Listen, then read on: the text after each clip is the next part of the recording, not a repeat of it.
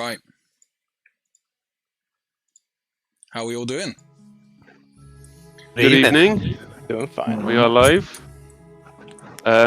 This is a one-shot within the Nerdz D&D. Welcome. So this is my first. So I've asked the team to go easy on me. And welcome. This is the one-shot of the Lost Beacon of Lighthaven.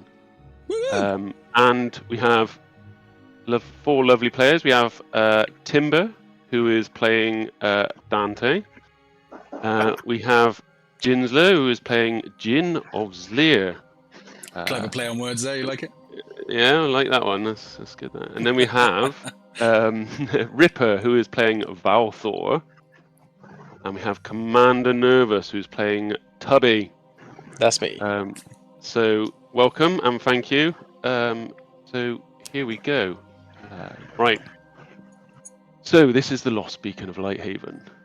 The world of Valinor is vast and untamed, its coasts battered by relentless waves, and its skies often veiled by storm and shadow. Among its many coastal villages, just south of the city of Luminaris, lies Lighthaven, a small fog-shrouded settlement perched on the cliffs of the Azure coast. Known for its lighthouse, an ancient beacon of magical light, said to guide travellers and ward off the sea's darkest terrors. Lighthaven has always stood as a fragile bastion against the unprecedented forces of the deep. Here we have Lighthaven. So, the sound of waves crashes against the splintered wood, rouses you guys from your unconsciousness.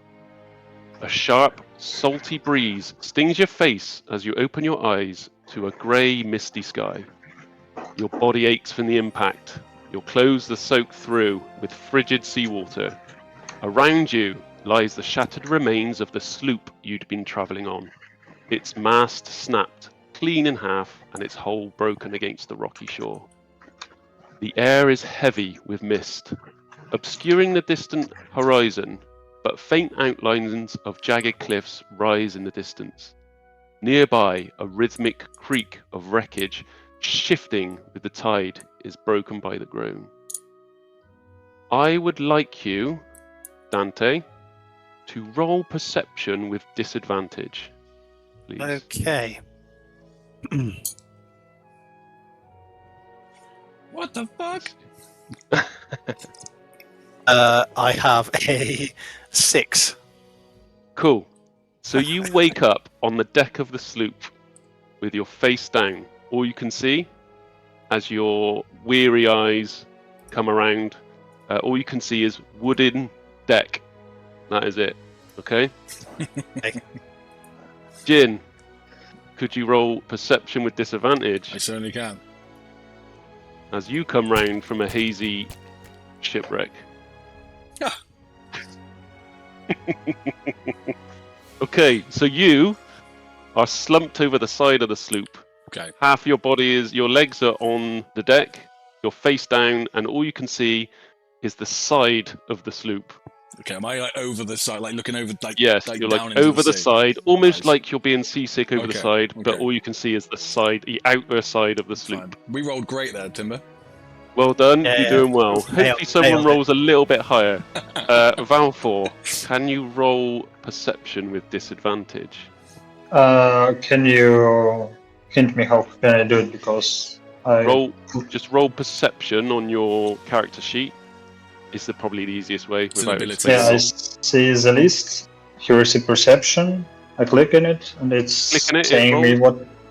No, No, click the doesn't. actual number of the perception. You're just gonna have a okay, plus I or see. plus something. With Yeah. disadvantage. Okay. Yeah, so roll it yes, twice. I did. And then here we go. Oh, So is that with Ooh. disadvantage? 18? Is Yeah. with disadvantage. Fair is. play. Okay, sorry, I can't see. Brilliant. Okay, so you're sat against the side about a foot from the front of the sloop. You're sat against, with your back against the side, looking back down the sloop, and you can see someone who is led on their front, face down, Mhm. and you can a human, and you can see a half orc leaning over the side. Half orc, But you half orc. Jinn, you can see I Jinn see. leaning over the side. Okay. And you can see another figure, another two figures, in fact. You can see another two figures. One looks to be a halfling. The other looks to be another human. And he is near the helm. Looks like he was steering the sloop. But he's kind of half unconscious, half groaning, but not fully awake. He doesn't notice you, doesn't notice anyone else at the moment. Okay. Tubby, can you roll perception with disadvantage? Sure, let's go for it. So known as 7. Okay. Fucking hell. And you have, you are also face down. You hear some groaning, but you don't see anything yet. The mist is quite a lot for you to take in, so you can't see too much at the moment. So I'm going to pass the ball to Valthor, as he rolled the highest. So over to you, Valthor. What would you like to do?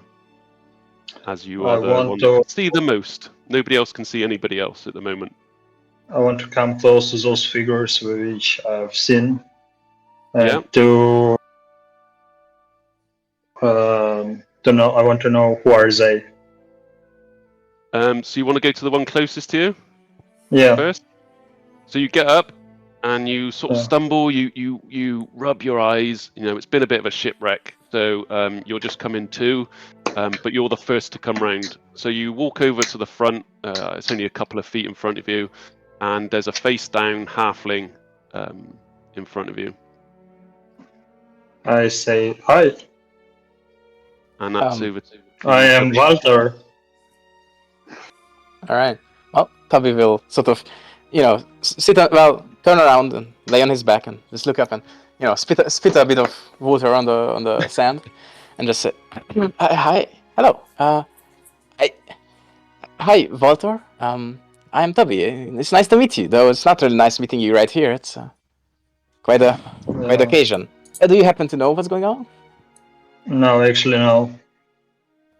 So when you roll over, Tubby, you can see another 3 figures. One leaning over the side, one face down, and another chap at the back by the helm. Of course. I'll get up. I reach under my, I don't know, some kind of shirt, and pull out some, I don't know, let's say a stick of rations, and just munch on it for a bit.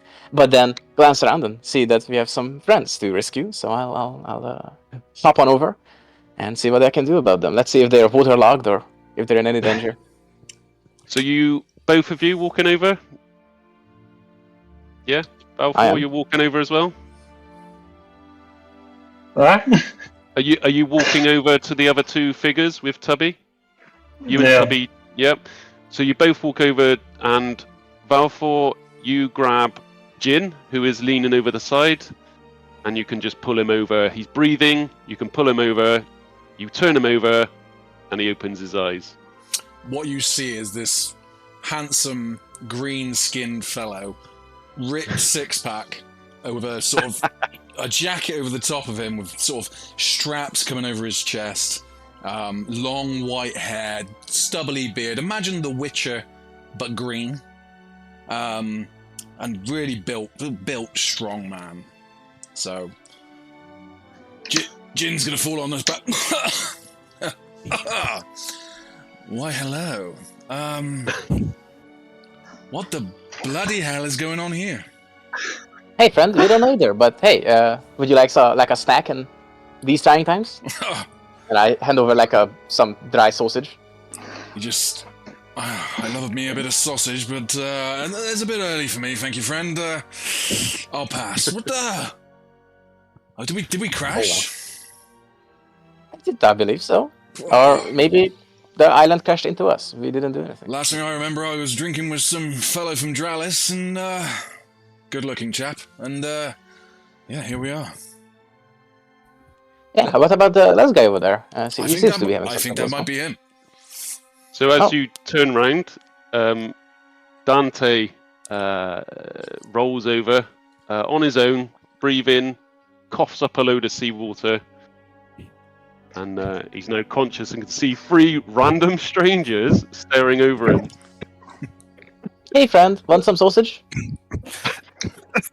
Just coughs all the seawater up, and just holding his throbbing brow, and then just kind of looks across at Jinn of Zleer and said, "We alive? Did you actually start steering the ship like you told me you were going to? Because Darling, if you did, I do not know what you put in that beer, but I am shit-faced and I got a banging headache. And this young man just offered me a sausage. A day's perking It's good up. for your health. A Oh. good snack always helps. Okay.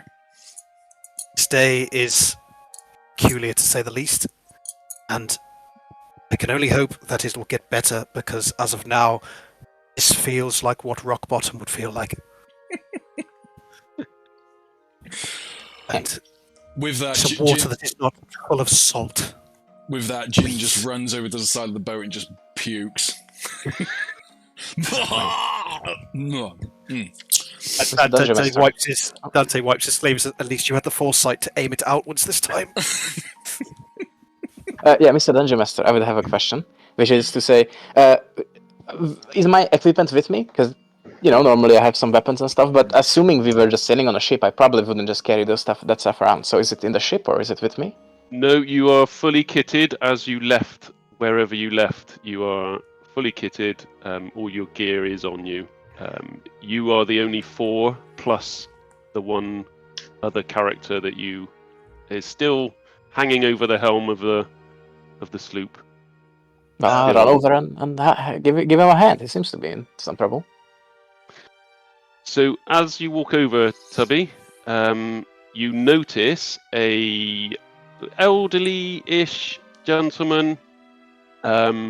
He's got like leathery skin. He's got a grey, scraggly beard, a bit like mine, but greyer. He's got a woolen, like a woolly sort of beanie hat on, with grey, scraggly hair coming from underneath. His clothes are pretty threadbare, so he's got like a brownish Hessian-looking robe, some standard trousers, some standard sandals, and a shirt that looks to be like an old sailor's shirt underneath. And he's probably, you notice, he's a human, and he's around the age of about, I would say, 70. Oh boy then. Okay. Old boy. He's an old boy. Leathery, weathered skin. DM, did you say he was the one that was looking like he was steering the Yeah. ship? Yeah. So as you go up to him, you can grab him and you sort of pull him to his feet. And he turns around to you, he opens his eyes, he's got piercing blue eyes as well. Piercing blue eyes that you notice. And he looks Ooh. up and goes, "Oh, bloody hell. What in the hell happened there? What's going on?" I think we had a bit too much to drink, perhaps, or perhaps our only captain. But Well, yeah, I did have a bit of rum, but I didn't think I had that much. Hey, Bloody gorgeous, hell! you were slapping the rum back last night, darling. You were out drinking me pace for pace. I could have stared into those blue eyes all day long. Back in my day, but not so much anymore. Has anyone seen my staff? They had a walking cane. It's quite prized possession for me. I do a perception check to see around it, see if I can see it. Go for it. Please roll high. 11. No, that's good enough. I was going to say just a 10 or above would do it. So yes, you find a staff, and it's a cane that you use to walk with, and you see it's carved with various sea creatures, sea object, old ships and things like that. So the whole cane is carved, and it's got a leather-bound sort of wanged handle. He's a wizard. Have I Kill been him. introduced? No, I'm joking. Have I been introduced to this person? Have I met him during the voyage at all, or would I be able to recall his name at all? Or...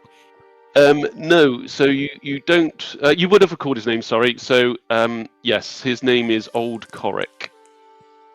You just know him by Old Coric. So just flicking it up into hand here and just giving it a quick examine to have a look It's at the detail. captain name, right? Say again, Coric. sorry. It's captain name, right? Yeah, he's just known as Old Coric. Yeah, he was the captain of this sloop. Yeah. Coric, old boy, I think this is your staff, and I'll just kind of, from only a short distance, just kind of gently throw it in his direction.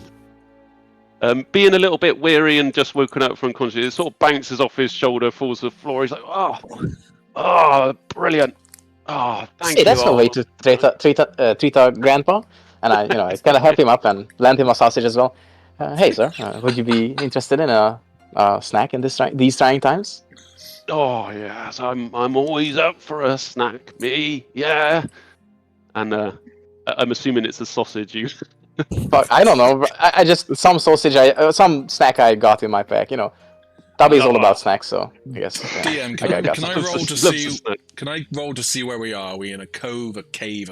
You can roll a big perception for me, please. May I as I well? also like to.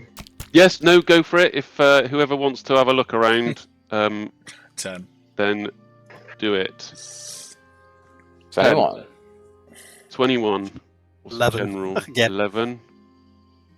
So average of 9. 15, 9. Okay, average about 14 then, I guess. So as you guys are looking around, Coric is sort of dusting himself off. He's getting his cane out. And as you look up, you're on the beach. The sloop is half on a beach. Obviously, the sloop is wrecked. There's some debris around, so you see some old crates, and the old crates look like they've spilled out, and they've got sort of various cottons and fabrics and things in. Nothing too pricey, nothing too crazy that you see. But you're at the bottom of a large cliff, and it's extremely foggy.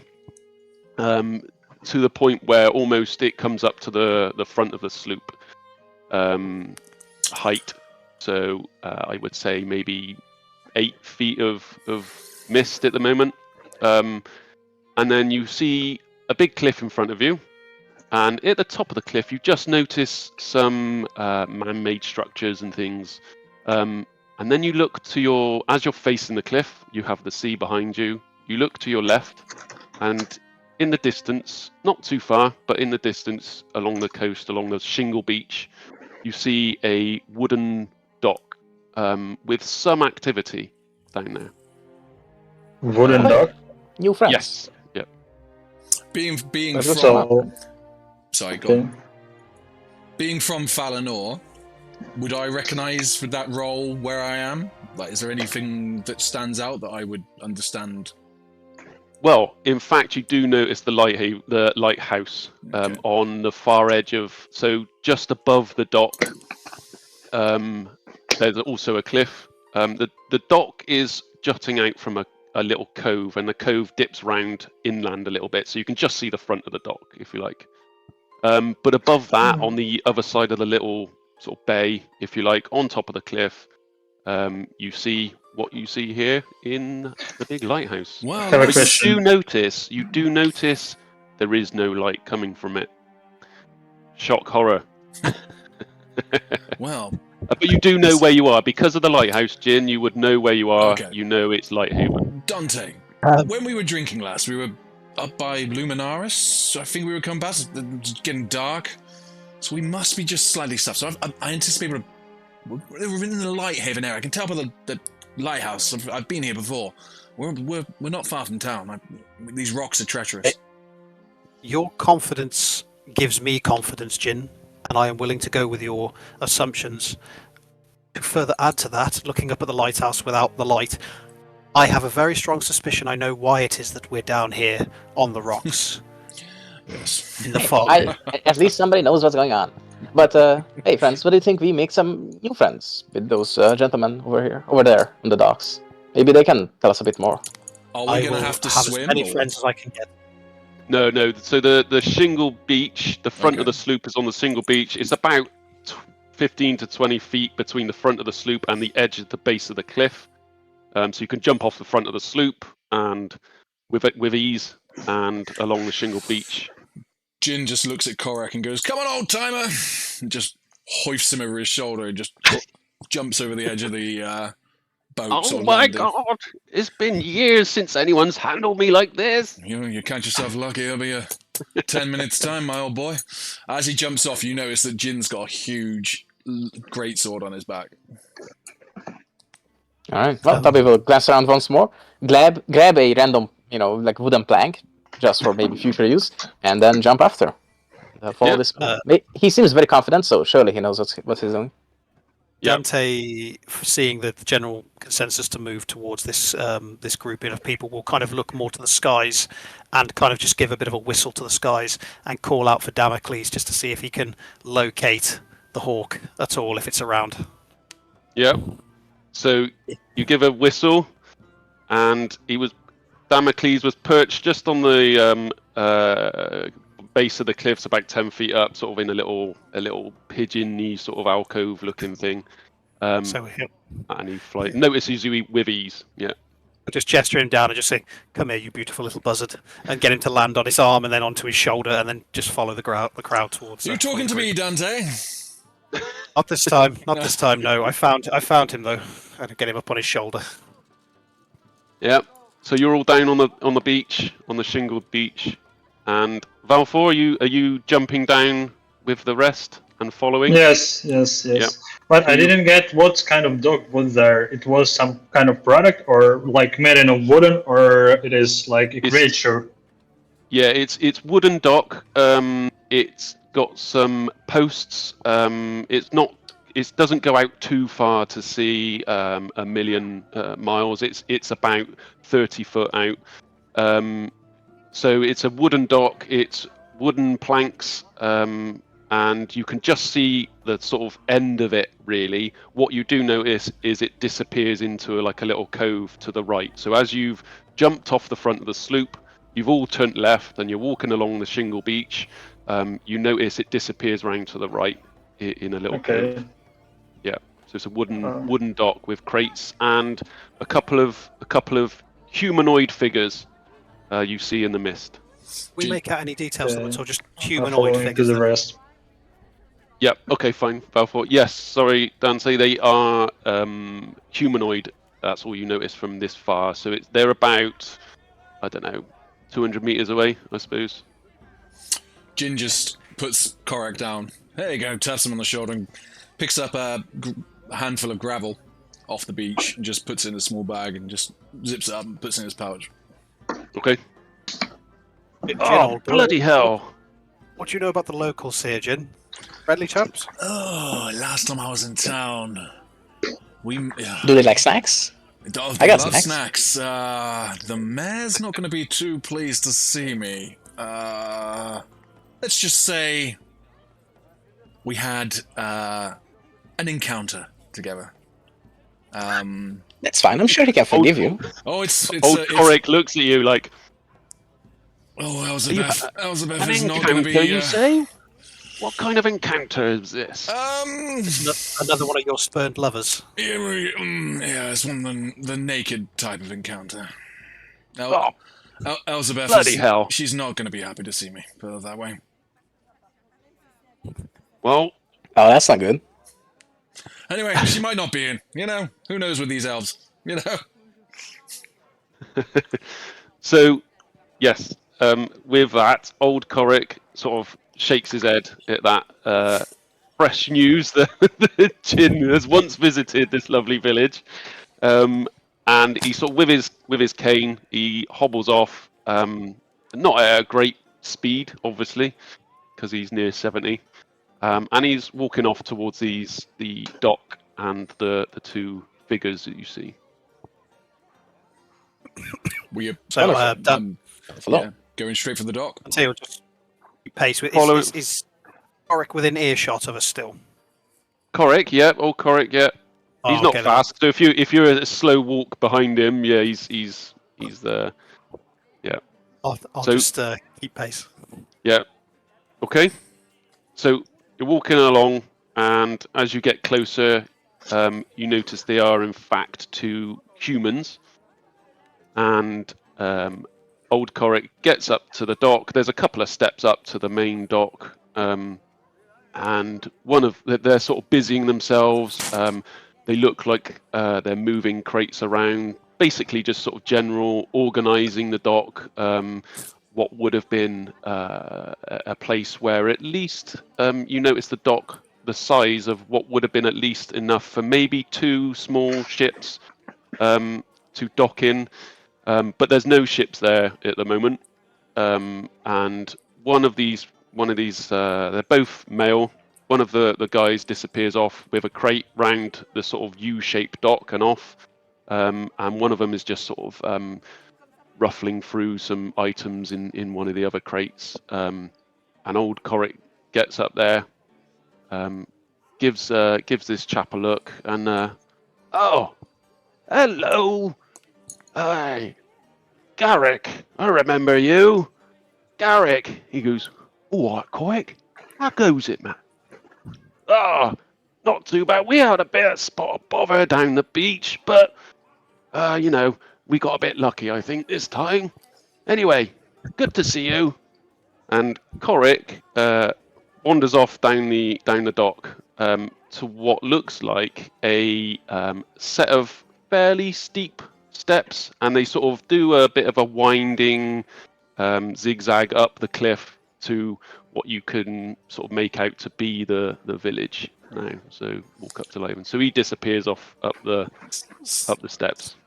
Dante will just kind of get Jinn's attention by eye and then say, This time he got lucky, which means this has happened before. That drunk old bastard. We are not getting any more boats with him. In fact, maybe not even boats at all. I'm on land now, and I plan to stay this way. Oh, darling, I'm heading in town. I'm heading straight inland from here. I'll go after the old dude. He seems to know what's up. So what's the weather like, Ben? Is it stormy still, So- or is it just foggy? It's not stormy. It's quite, in fact, it's quite serene at the moment. It's not too choppy. You Morning. notice the waves are lapping, but getting a little bit worse, but not too crazy. It's still foggy and misty, and it's fairly, I would say, fresh. Quite a fresh temperature. Obviously, you get that smell of salt and seaweed, and quite a fishy smell. So very, very coastal smell. But it's morning. You know it's morning, and fairly early morning, I would say. Maybe we're talking around, I don't know, 7 to 8 in the morning. Jinn just takes We're a pretty sod. deep breath and just goes. Reminds me of the last time I was here. We're sodden still. We're completely drowned from So almost you're drowning. still soaked in seawater. Yeah. May I propose that we find the closest inn or establishment with a warm hearth and a cold drink, and at least dry off. Sounds Great good idea, to me. friend. Sounds Let's do good to me. Tubby, serve food. you got any of that sausage? Yes, sir. Ready to serve as always. Jinn just grabs Aye. me of that sausage and got my appetite back now. Yeah. Okay. I mean, good to have me around, right? Anyways, let's You're good, let's find little the friend. You're good. Little snack guy.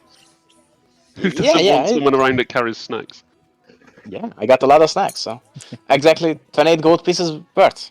Anyways, let's head to an inn. I'm gonna head down. May or may not be running low on snacks. We have to top up on snacks. Exactly. It's been. So you're on the dock. Do you want to do anything around the dock? Are you heading straight up after old Coric? Well, I guess I'll I would like to throw just one glance around, just in case there's anything obvious that we might want to take note of. Anything that sticks out of the ordinary, like a kraken or something like that. It's a crackhead. Like a crackhead. That's brilliant. A crackhead? No, you don't see a crackhead or a kraken in the water. Timber. Dante's still got a bit of seawater in his ear. He's like, sorry, what? No, there's nothing untoward on the docks. There's just the other chap busying himself, and there's what you now know his name is Garrick, who is searching through the crates. Yeah, he's like a dock worker. Yeah, cool. He is giving you some weird glances, as if to say, you know, I'm not too sure about these guys. Fine, But then I'll go convince him. I would like to walk up to this motherfucker. I'm sorry, Garrick, and I would like to, Do you it. know, Do it. give him a handful of raisins and say, "Hey there, friend. We haven't met yet, but I'm sure we'll be perfectly fine friends. I'm starting we've to been, realise why Tubby's called Tubby. Yeah. yeah, exactly. He's not the thinnest halfling ever. Anyways, yeah, he will just say, so we have suffered an unfortunate event here. Perhaps you could say that we crashed the ship, or I guess somebody crashed the ship. It wasn't me, but either way, would you be so kind to tell us a bit about this lovely town here? If so, I will be willing to give you one more handful of raisins. Oh, fucking hell! I've never had raisins. These are bloody lovely. So you see, eating them. All right. So you come with old Coric, did you? Yeah, something like that. Oh yeah. I mean, he's known for wrecking a few sloops, but yeah, he hasn't been around here for a little bit. But yeah. So this is Lighthaven, all right. Lighthaven is a fairly small village. There ain't many people about, but yeah, I mean, we're known for our lighthouse, obviously, but we've had a last couple of days. We've come into a bit of misfortune about the old gemstone that powers the lighthouse. But yeah, I don't know. What do you want to know? The gemstone that powers the lighthouse, eh? Could you tell us a bit more about that? That sounds very interesting. Oh, the gemstone. It was here long before any of us. I mean, it's an ancient gemstone. Some say it comes from the material of a star itself. But yeah, wow. it's kind of I don't know how to describe it really. It's a very valuable gemstone, and it's kind of a purpley, hazy gemstone. But by God, does it give off some light! But ever since that's gone, this mist has been getting awful terrible. This mist, this ain't natural. This mist, it gets right to your bones. Do you know why it has gone dark? Well, I wouldn't know too much about that if I'm honest. I just work down here on the docks. Right, Is of course, everybody of course. within earshot of this? Are we all effectively I within have a earshot? question. Yeah. Yeah, Jinn's sort of 10 foot behind, just sort of listening. Could Dante do a quick history check to see if he can recall any instances of this type of gem being used in a lighthouse, or anything that he might recall of this? Yes, you can do what are you after? You're after some history or arcana check or something, history check? It's I'll go for an arcana check, see if I can recall or contemplate what kind of magic might be used for something for this purpose. Okay. So, might be clutching at straws, especially with a 2 plus 9, so 11 I've got. No, that's not bad. That's not bad. So you know of gemstones powering or being the source of enormous light. Maybe not necessarily in lighthouses, but certainly for extreme magical uses, I would say. But that's about it. Okay. Cool. Yeah, with an 11. Okay. Dante, how about me, you, Tubby here, and Valthor go up to the inn, get ourselves a glass of wine, relax, get to know each other a little bit better. How's that sound? Wine, ale, food, heat, all of these things I am more than contented with. Please, lead the way, Jinn. Lead the way. Yeah, sure, but no wine for me. Give me like apple juice. Sure thing, little man. Sure thing. All right. Go after him. Eric looks over and goes, ain't much apples around here. Just as you're about to leave, Garrick, just to all four of you, just be a bit careful, all right? There's been some rumblings on in town. You know, people aren't happy, so just tread carefully, all right? Of course, of course. Do you think these happenings are because of the mist, or is that just Oh, something else? for sure, yeah. People are getting awfully nervous, and they're not sure what's going on. So best if you head up and see old Mayor Elizabeth. She's the one you want to talk to if you're going to talk to anyone. All right. Give Jinn a little nudge in the ribs as they mention Mayor Elizabeth. A little nudge. Well, Question, I can't go anywhere near Is her.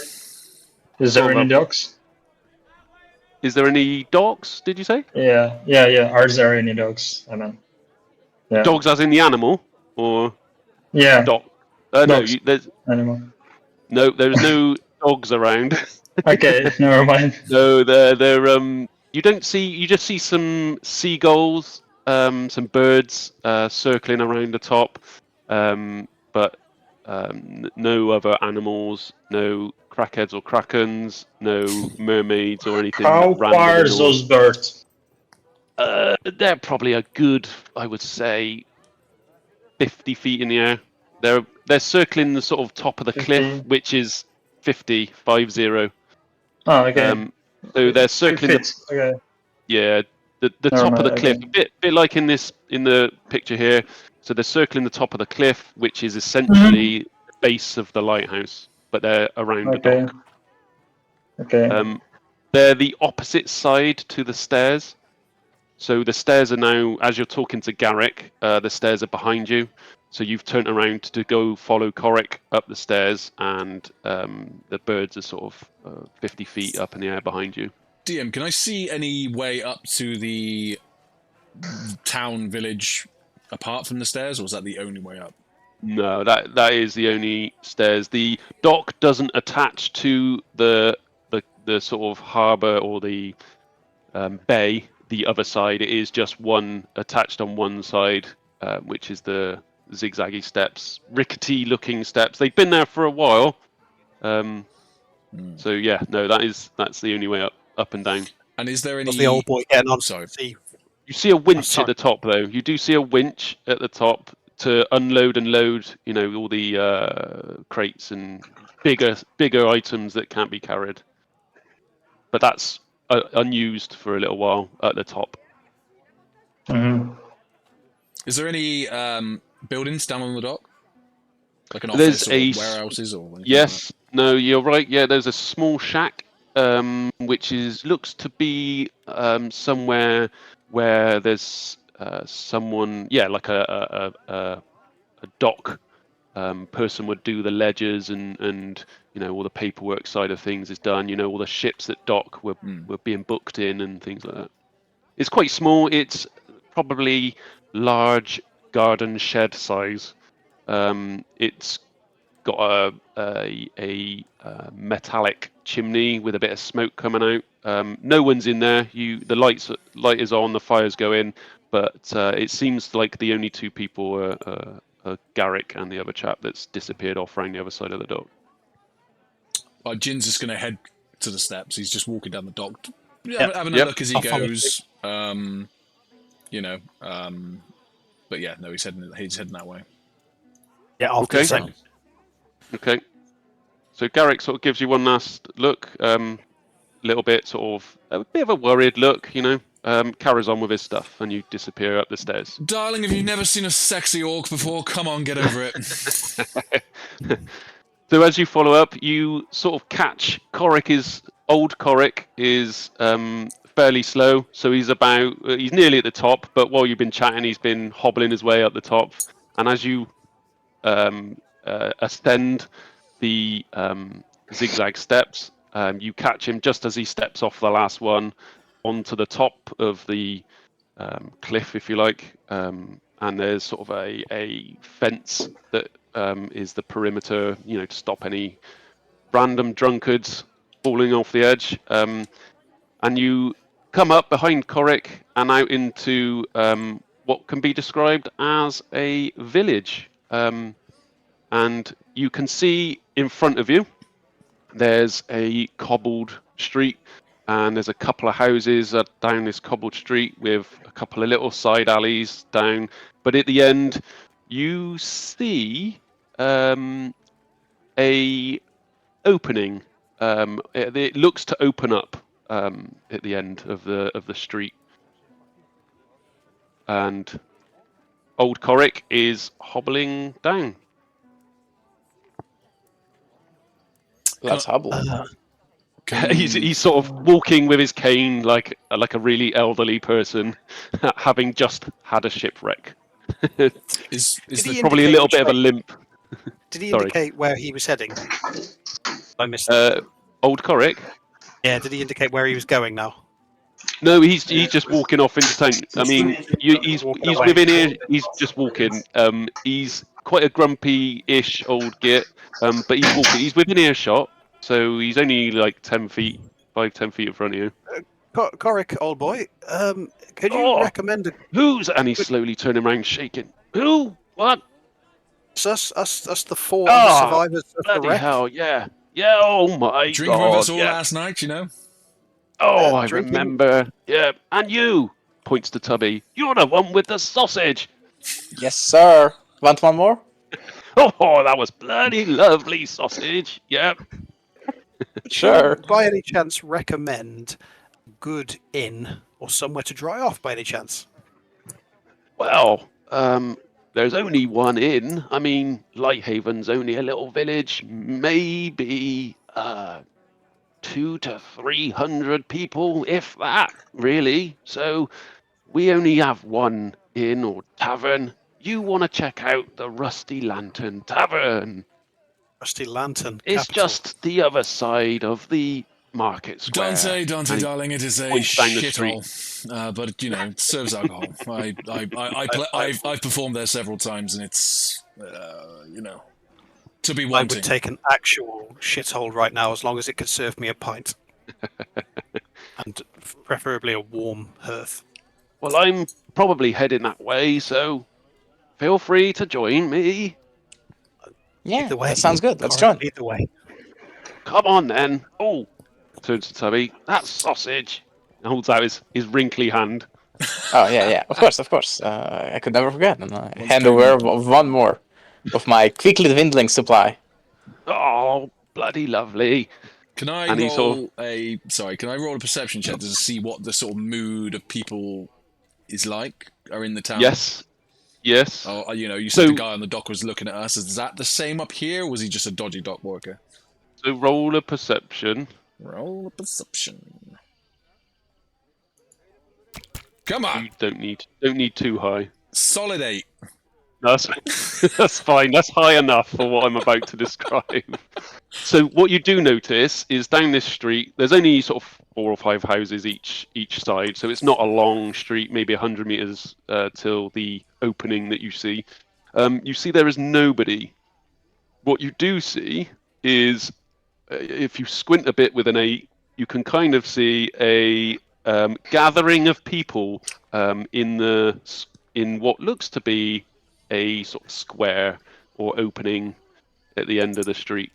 So there's nobody in your immediate vicinity. There's nobody next to you or you in the houses or wandering the streets. There's nobody around, but you do notice a semi-big crowd gathering at the end of the street. 10, 20, what kind of numbers are we saying? What people? Yeah, can we see like a... You can see probably a good amount of people sort of almost covering the end of the street, so you can't see anything beyond that. So there looks to be a lot of people. It's quite a crowd. Quite a crowd gathering at the Yeah. end, yeah. And Coric's kind of hobbling off, chomping on his sausage. Oh, he's holds his back a little bit as he's hobbling down. So as we're walking, I'm just going to turn to Dante. So, darling, you said that you were from Dralis. I did indeed. You remembered that in between all the rounds of drinks. I've never been there myself, but you know, I've heard it's quite a place. It has its good places and bad places, as every place does. Yes, it's reasonable. I have not been there for some time, but yes. Oh, Have very you not been nice. yourself then? No, it's not my cup of tea. You know, I'm a man of Valinor. You know, the women, the gentlemen. You know, I like it all. Play a bit of music here, eat a bit of food there. Got a young man like Tubby here offering me a sausage. You know, what more can a grown orc want? You are certainly a man of refinement. Very, very different. Some to the other raisins, orcs perhaps? I've met. Could you want some raisins? I'm good. I Thanks, will Tubby. actually take some raisins. I will take a couple of raisins if he's offering them. Hell yeah. How much is this halfling carrying? Okay, so I have a 19 strength score, and I spent all my starting gold. Well, I guess I left a lot for justice, so I would imagine a lot. Although snacks are good, nobody's going to say no to raisins. All I right. am most obliged. Most obliged. What does the town? Is it look like a poor town? Is it is it Yeah. cobbled streets? Is it mud on the floor? What are we walking on? So you're walking on cobbled stones. Okay. You're walking on cobblestones. The houses are very much like depicted here in the picture. So they're kind of stacked houses. Most of them are one story, but you can see couple of 2 stories, thatched roofs, things like that. Some roof tiles, some hanging off. It looks to be a fairly poor town. It's not of any noteworthy castle, big stone structure. The only big stone structure you see was the lighthouse, which is huge behind you. So you're walking away from the lighthouse now. It was on the other side of the cove, so you've gone up the steps and you're walking away from the lighthouse. And yes, it's kind of a bit of hay on the floor where somebody was dragging a horse and cart along. But yes, it's very poor. It's not glamorous by any stretch of the imagination. Okay. So you still walking? Yep. Still continuing down the hobble path? Yes, sir. Yep. Okay, so as you get closer, you hear all of you hear the crowd, and there's sort of some angrily mumblings and some disconcerted, annoyed people. And they're all sort of like talking amongst each other like a rumbling crowd would. There's no firm shouting, there's no finger pointing and bottle throwing or anything like that. But it's a general mumbling of crowd that are not happy. And you notice, Jinn in fact would definitely know her. On top of, as you approach the end, it opens up into a market square with a fountain in the middle. And this high elf lady is stood on top of this side of the fountain, and she's addressing the people, and she's trying to calm them down. She's talking with an air of grace. She's very calm, very structured, very authoritarian presence about her. And you reach the edge of the crowd, and there's, as Dante would have said earlier, there is a very large, it looks to be pretty much all of the town, other than a couple of people, Garrick at the dock, a couple of other people darting around. But there looks to be pretty much most of the townsfolk here. And she's addressing them. And what you can hear is this high elf lady addressing the crowd going, "Do not worry, people. We will get it sorted. We will find out and we will sort it for you. I know this is not the ideal situation, but do not panic. Go about our normal lives. We will find a solution. We have found solutions before, and we will find solutions now. But please, do not fret." And you hear the crowd mumbling a bit more. Not gathering too much pace, but they're sort of still mumbling as they were. And you hear this one voice shout out, "But what about the fog? Do not worry about the fog. I know it seems like it's a little bit not what we want around here, but please do not panic. If you feel yourself panicking, please go and see the physician. Please go about your normal business as you were. I will find the solution. If need be, I will call for aid from Luminaris. Do not fear. and you hear some more rumblings, and the crowd starts to sort of calm a little bit, where she seems to have settled them in, and she continues the onslaught of calmness, and they start to dissipate. So the crowd looks like they're not, again, not rich by any stretch. They look farmer, fisher folk type people, very working class people. They all disappear, and as they disperse and go about their normal business, if you like, you notice you are in fact in a market square. So you see some stalls around, maybe 5 or 6 different stands, and manned by various people, races, all shapes and sizes. And the elf lady looks like she's a little bit calmer now, like she's dispersed the crowd. Her job is done for now, but she knows this has been an ongoing thing. And as you 4 are stood there, old Coric has disappeared into the crowd. He's gone. Jinn has put his hood up and he's sort of turned around and he's like, "Fuck this shit!" And he's just sort of walking back. He's like looking at a stool, just like looking at an apple or whatever, just like, "Oh, Hey, friend, where are you going? We are supposed to speak to her, aren't we? I'm just I'm staring at her, trying to almost look like I'm trying to get her attention while smiling at the corner of my eye, like just making sure I'm looking directly at her. So, Jinn is sort of, rubbing the bottom of his top, like a shy somebody that shouldn't Back be turn. where they should be. Yeah, back turn, sort of looking at his feet, kicking a stone across the cobbles, and sort of rubbing the bottom of his jacket. And this elf lady notices you, Dante, as you're staring at her, and glides down off of the fountain, and almost glides her dress. A long dress, and it's a emerald green color, and she loves a bit of green. Say again. She loves a bit of green. Loves the green. Once you've had green, you don't go back.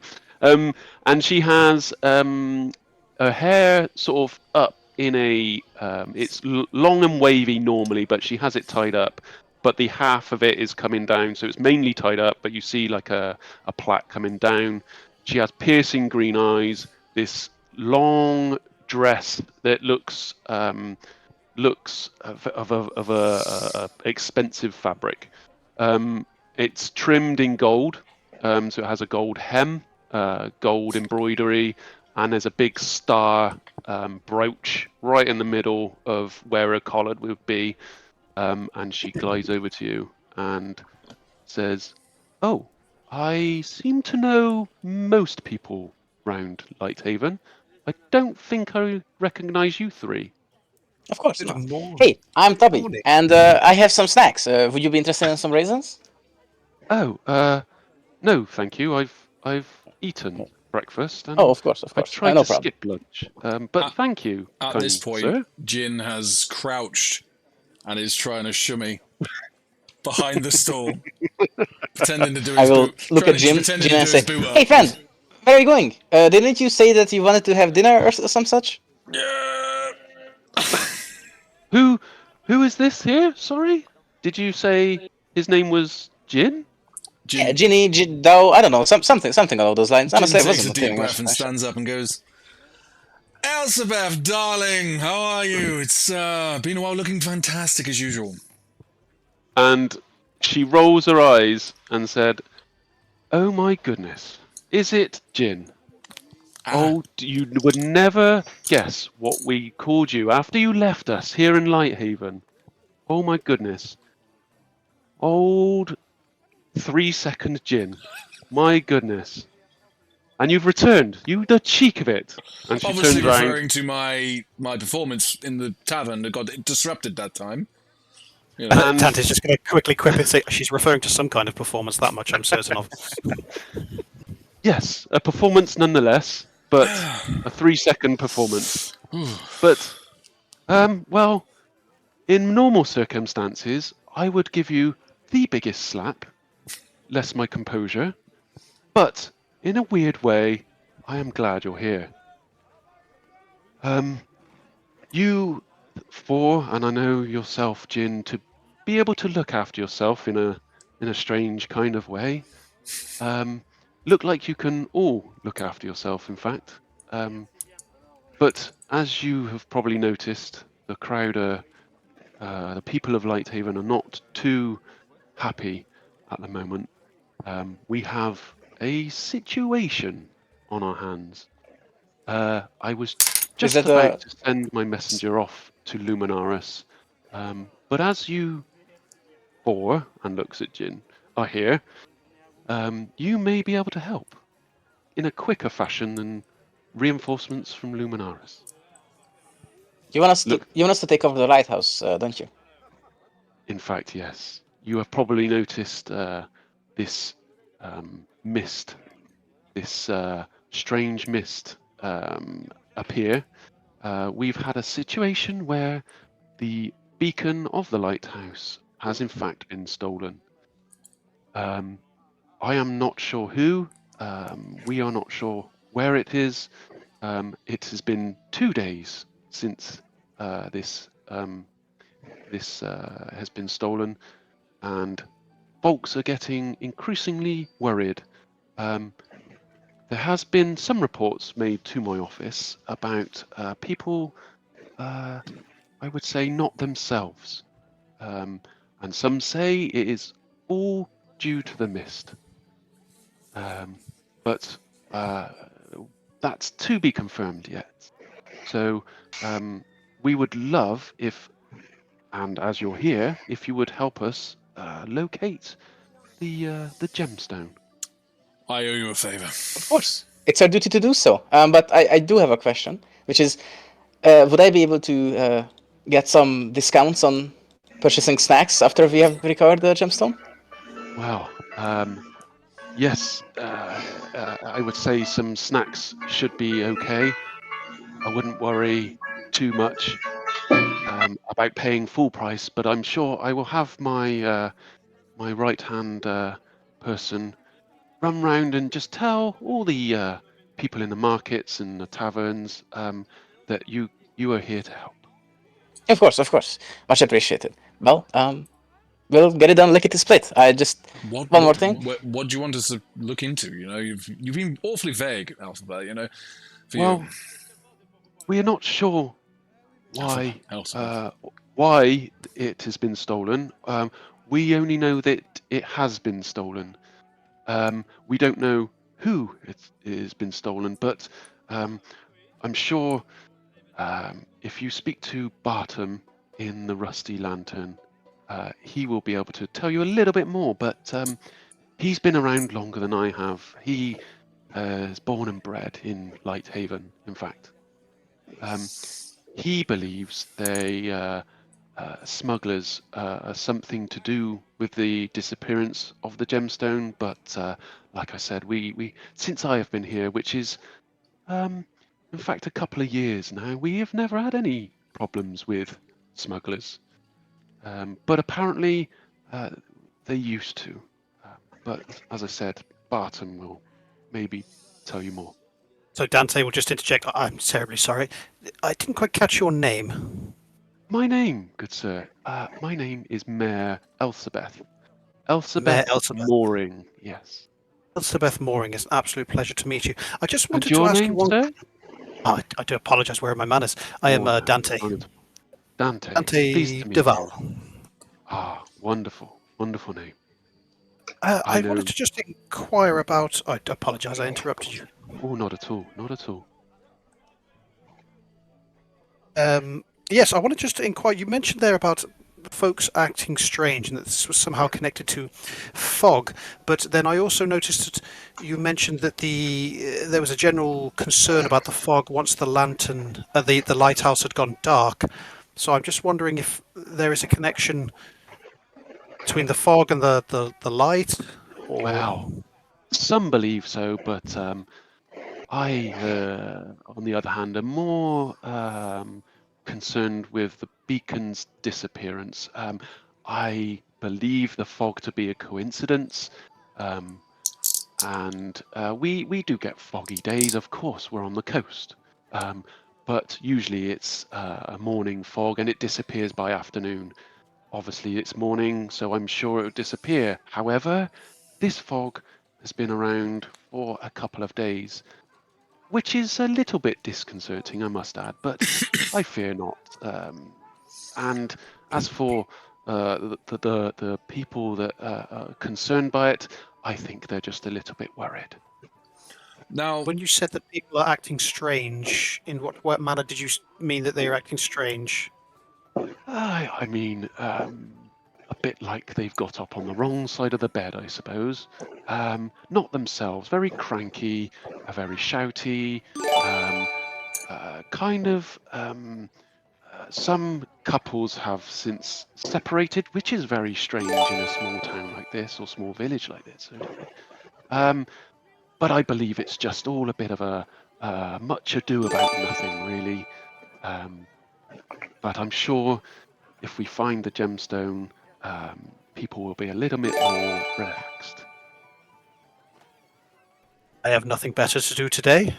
So, Wonderful. by all means, I'm willing to investigate alongside my companions here, my new friends. Yes, sir. We'll get it down, lick it to split. Okay, now sir. I'm already the asshole in the room. So, how much are we going to get paid for this? Well, we don't have much, and as you said, you do owe us, Jinn. So, Elizabeth, my services to you are for free. You know, if I was to disappoint in my previous, I like to give refunds. I can't do that. So, but these fine gentlemen, they don't even know you from Adam, you know? this is true, in fact. But I can, what I can offer you is a small amount of gold and maybe the key to Lighthaven. In fact, you would be forever welcome, and you would never pay for any of your needs around town, whatever those needs. Looking at Jinn, needs might be.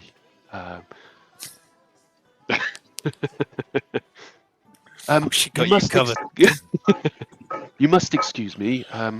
I do obviously have a lot to do. I am, if you don't mind, still going to write to Luminaris Capital and ask for aid. Should you get into any trouble, then we may need more backup. So unless there is any other questions, I'm sorry I couldn't help more, but I do have to get back to business. Is there anything else? Jinn just turns on his heels and he's booking it to the Rusty Tavern.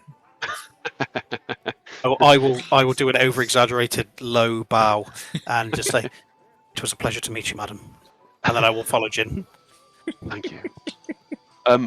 She looks at yourself, Valthor, looking like the more composed one, or as well as Dante and Tubby's chucking snacks around. Looks at Valthor and says, "Just please don't tell Jinn, but I do have a slight soft spot, but don't tell him, okay? And look after him. And thank you. I will be on my way." And she sort of little curtsies and floats away.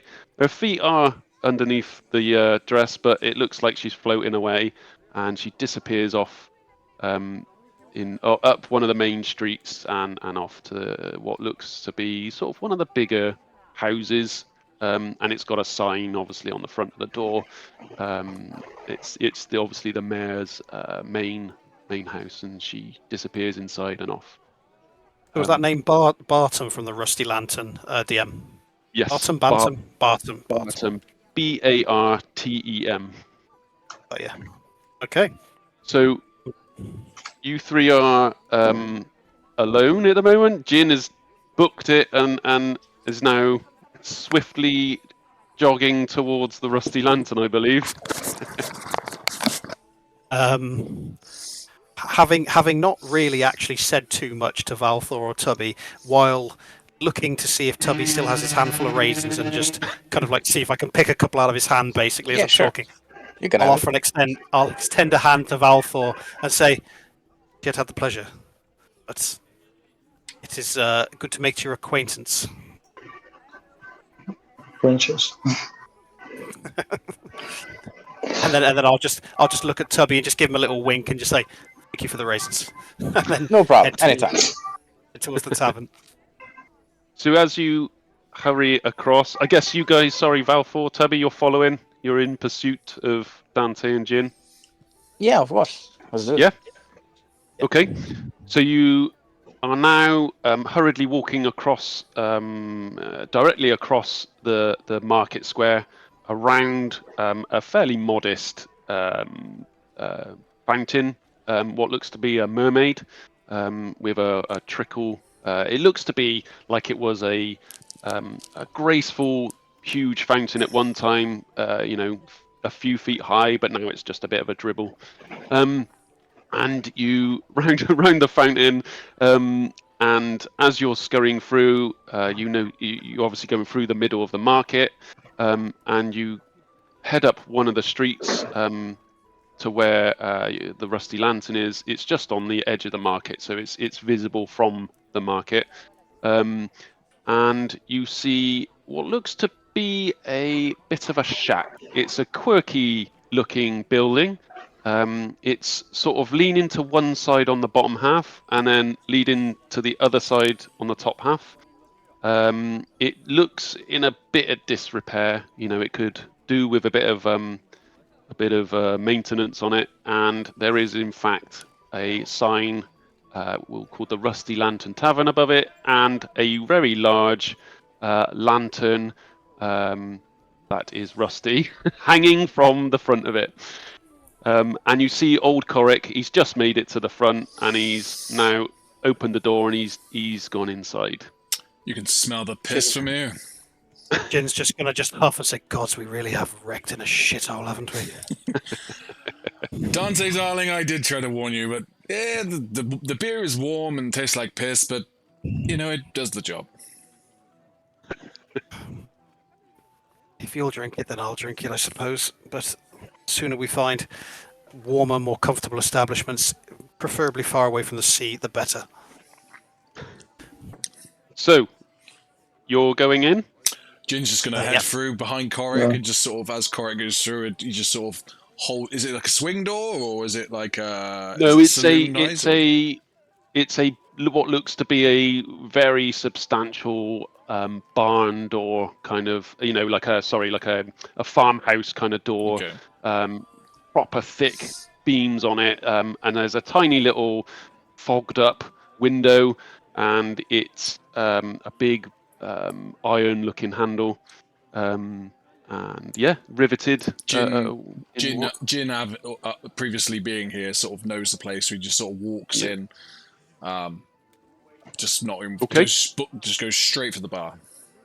I'll follow suit relatively close, just kind of keeping up, in the shadow, so to speak. Yep. So you swing the following Korik. Korik is making his way to the bar, and as you enter the Rusty Tavern, you see it's almost like it looks twice as big on the inside as it did on the outside. So this place is kind of like a bit of an Aladdin's cave, where it looks fairly rickety and small inside, outside, and as you go in, it opens up, and it's huge. Supernaturally so, or just no, not supernatural. Just perception-y. So it's not. It's not in sense of a magical thing. But it looks deceptively large inside. There's a roaring fire in the corner. There's lanterns hanging from the ceiling. There's a big wheel, as in a ship's helm's wheel, above the fireplace. There's a big bar, and it's quite hustle and bustly. It's very busy, and you notice a group of varying species in one corner. Look to be a little bit rowdy. A couple of sort of couples, if you like, and some old dock workers and fisher folk having a drink at the bar. And you see a lady in the corner with her lute, just picking at her lute very gently. A lot of conversation going on, and a barman at the door, at the bar. Sorry, and the barman is a stocky looking dwarf, quite almost as wide as he is tall, at the bar, and he's serving drinks, and he's beckoning some of the behind the scenes, what looks to be like the kitchen. And Corric's made his way up to the bar, and you can see Corric embraces this stocky dwarf barman, and they pat each other on the back, and they're obvious friends. And yeah, so you're now stood in the middle of the Rusty Lantern. Barkeep, can we get a five jugs of fire toad ales, please? My bloody God, it's Corric! And you! Oh, I know you! You're Jinn! it's been a while. You're the one that was back here years ago! My stumpy little friend. Bloody It has hell. been a while, hasn't it? Oh, this first round's on the house! And he starts pouring some beer. And he's slopping them down on the bar. And of course, Corric, you're always welcome. And he slaps a big tankard, and it sort of splashes out and goes over Corric a little bit, and he's like, "Oh, thank you, Bartum." And he starts sipping his big ale. What can I do you for? Well,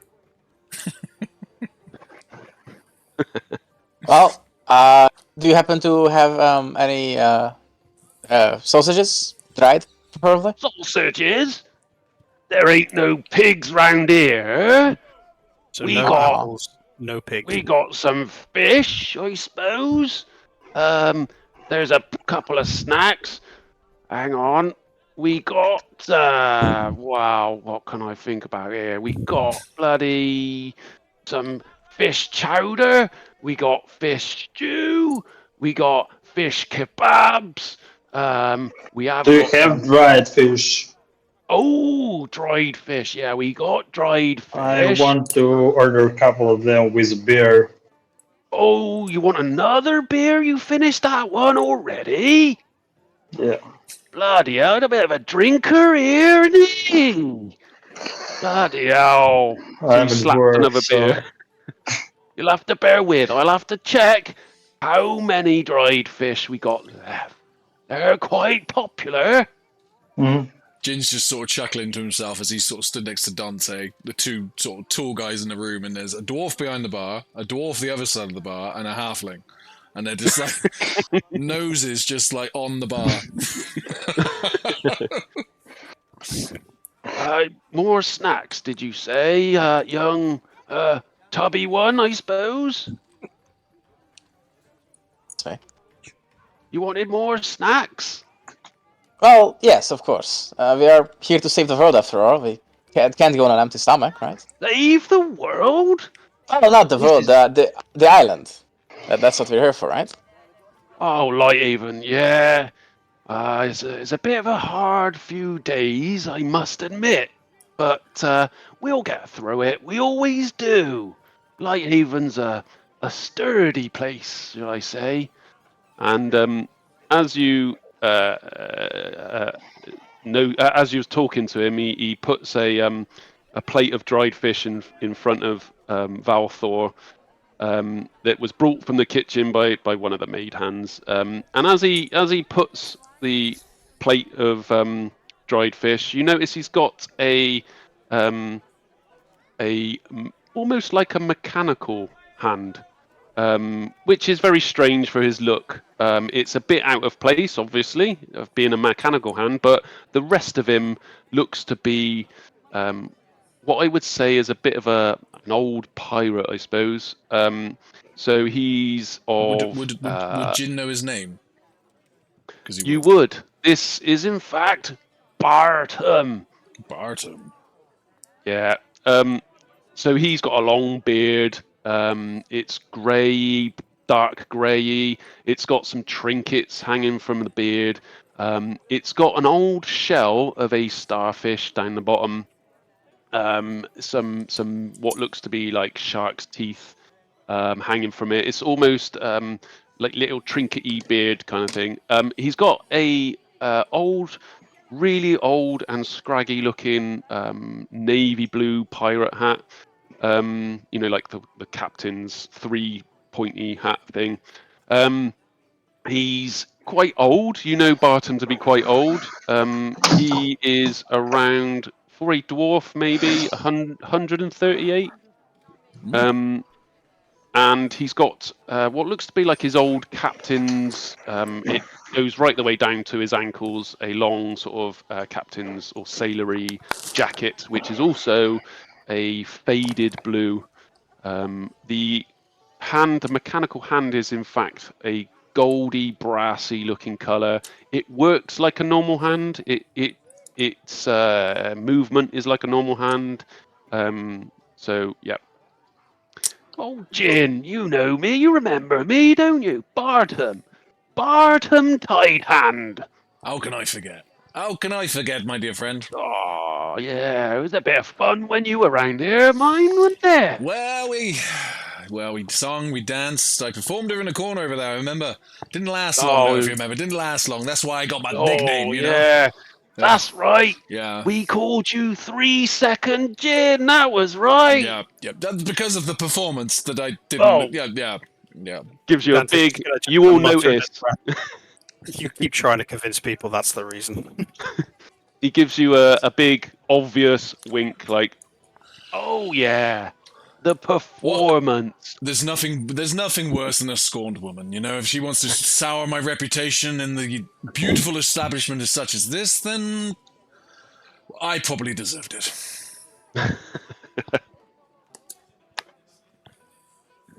Jinz, can I, looking around, you said there was a group of people in the corner. Anything suspicious? Are we getting stared at? Am I recognised? Or are we nothing too obvious. You're not getting stared at as such. But what you're getting just a few sort of glances. Obviously, a few people may know you. There's a lot of new people that you wouldn't recognise. It's been a little while since you've been back. But yeah, the group aren't being overly aggressive. Just a bit rowdy. It doesn't look to be fighting as such. More boisterous than anything. Okay. If you want to roll perception, you could try to find out a bit more about what they're doing. So to focus on the group in the corner, the sort of different race group, just having a look to see what they're doing. Okay. I'll assist with that. Do you want to do a double roll, or do you want us both to roll, or? No, you can either or. You can roll both if you want. Jinn, do you both want to roll? What's your? I'm in mine's perception. +2. Mine's +1, so I'll just help you, and you can get advantage. Okay. Roll advantage, Dante. So the first one came up with a 16. Second one came up with a 9. So 16. 16, that's okay. That's all right. So what you do notice is they all look to be friends with each other, almost a bit like a stag do. They're out for a bit of a giggle and a bit of a laugh. Nice. They're all fairly drunk, and they've been there what looks to be a little while.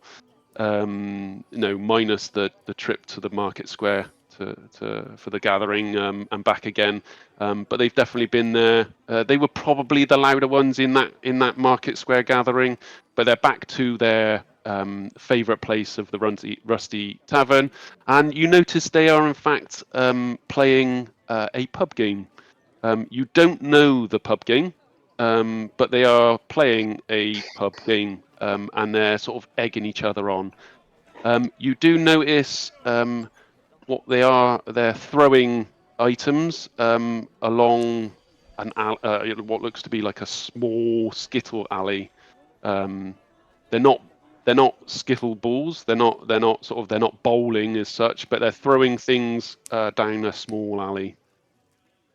So I'll relay that to the group then, and then I'll just point and direct and say, if we wanted to find out perhaps a little more about what is potentially happening here from a source other than your girlfriend, which I'll let linger for a moment, I'll say, Jinn just let's shivers. talk to the drunkards. Perhaps it might be worth talking to the drunkards. They seem to be well-oiled and quite willing to vocalize, shall we say. Right. We have been told that the disappearance of the gemstone is causing all the issues, and it might have been taken by smugglers, right? So Potentially, yeah. yes. So that's one of the alternatives. But seeing how the dock doesn't have any ships, I have to assume that the smuggling has been done inland. So yeah, I guess. I guess, or maybe the gem has been already taken, in which case we don't have much to do here. But it makes sense to try to talk to this fine fellow. Do you want me to befriend them, or do any Go of on, you have some Tubby. better methods? You've got a friendly face. I go over there, they're just yeah, going to yeah. call me 3-second Jinn. By all means, throw some sausage at him. Yes, sir. All right. Well, I get my snacks ready, and I saunter over to these fine fellows that have been selected for the interrogation. Jinz is going to walk up behind as well. Okay, so you two are going over. Dante, you joining? I'm going to keep a reasonable amount of distance, but close enough to be able to observe and possibly even hear. Yeah. So to be fair, it's not too far from the bar. It's 15 foot over in the corner. You could probably just about hear what's going on if you stay at the bar. But if you wanted to saunter over later to get a bit of a closer listen, same with you, Valthor. If you want to stay at the bar or join the Jinn and Tubby in the game. I want to join Tubby. Okay. Jinn. Yeah. Yep. Okay, so 3 of you walk over, and you see a group of 4 individuals. One is a male elf, one is a male human, one is a male half-orc, and one is a male halfling, which looks to be the youngest of the bunch. The others look, I don't know, within their sort of middle-aged, I would say, and they're all look to be ex-dock workers or current dock workers, sort of a ragged bunch.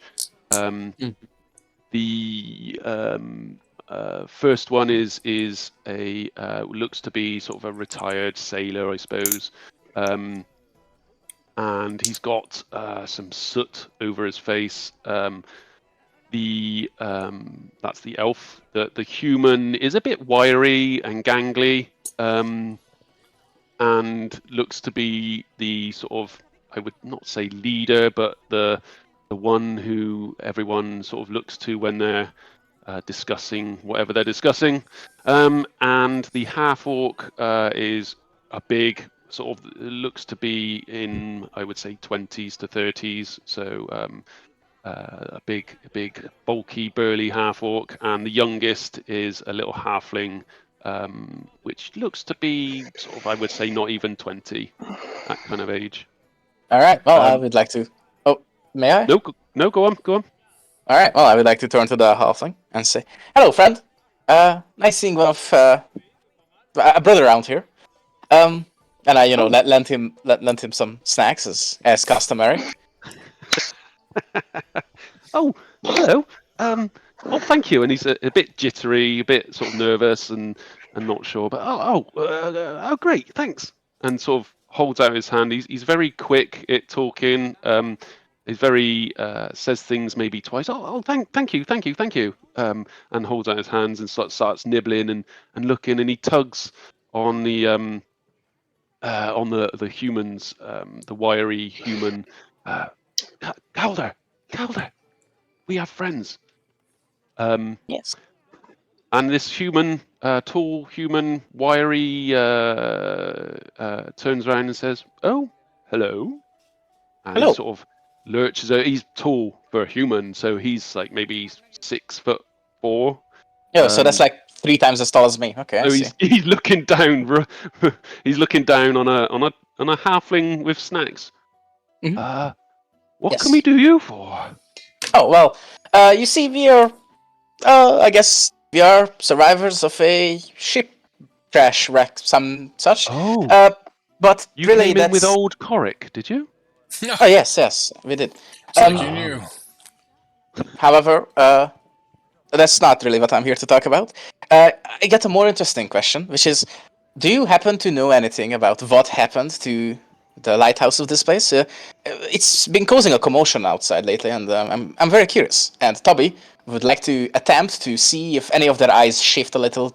Maybe they are like trying to hide any involvement. But Okay. basically, I'm trying to inside check inside them. And I was going to hope say, the rest roll an insight. Roll an All right. insight check. Certainly. Would my allies be willing to provide me with some help in this, or do I just... Yeah, absolutely. Jinn just sort All of right. steps up next to Tubby and just takes a little peek as well. Well, Yeah. I guess more than 0 at 12. 12? Is that with... Were you helping then, or was it... Yeah, that was with advantage. Oh, that's the 12. Okay. So, yeah, it's not too hard to notice that they're a little bit coy about what they're expressing. You do see a shift in the eye when you mention about the gemstone or the lighthouse having gone offline, if you like. Yeah, so there is a slight shift, but a very quick shift, and then they're back to their sort of boisterousy kind of selves. And the tall, wiry human that you now know is his name is Calder. So he offers out a hand, and it's kind of a gangly hand, and he leans it down to Tubby and goes to shake. Hi, I'm Calder. Calder Varn, they call me. Yeah. Well, glad to meet you. I am Tubby. So he shakes your hand. And he said, "If you would like to know more, you must beat one of us at our game. We like to call tankard toss. If you win, we will tell you more. If not, I'm afraid our mouths or lips are sealed." Of course. Tubby, when he hears the first part of the sentence, which is, I have to beat them, he kind of, cracks his knuckles because I have 19 strength, he's very confident. But then he's like, oh, okay, yes, of course. I tell you what, gentlemen. I tell you what. We'll play you a tankard toss. If you play our game, you have to arm wrestle Tubby. And he looks at Tubby's arms, and the arms are just huge, and he's like, fair's fair. Calder looks down at he's a gangly guy, obviously. He looks down at his arms and goes, well, we'll see. You're playing your game? How surely as we should play our game as well. Well, let's see how we get on at tankard toss, and maybe we partake. If not, then I'm afraid you're on your way. And he looks at the half orc as if to say, you'll help me out if we got arm wrestle, right? Hey, I'll arm wrestle anyone. I'll arm wrestle all 4 of you at once. The big, burly half orc just sort of grunts and looks down at Tubby like... He's a man of few words. But yeah, so... well, step right up. Be my guest. All right. How many of you are partaking in tankard toss? Well, what's the game? What do you do? What do we do?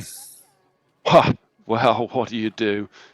The name of the game is of course tossing a tankard.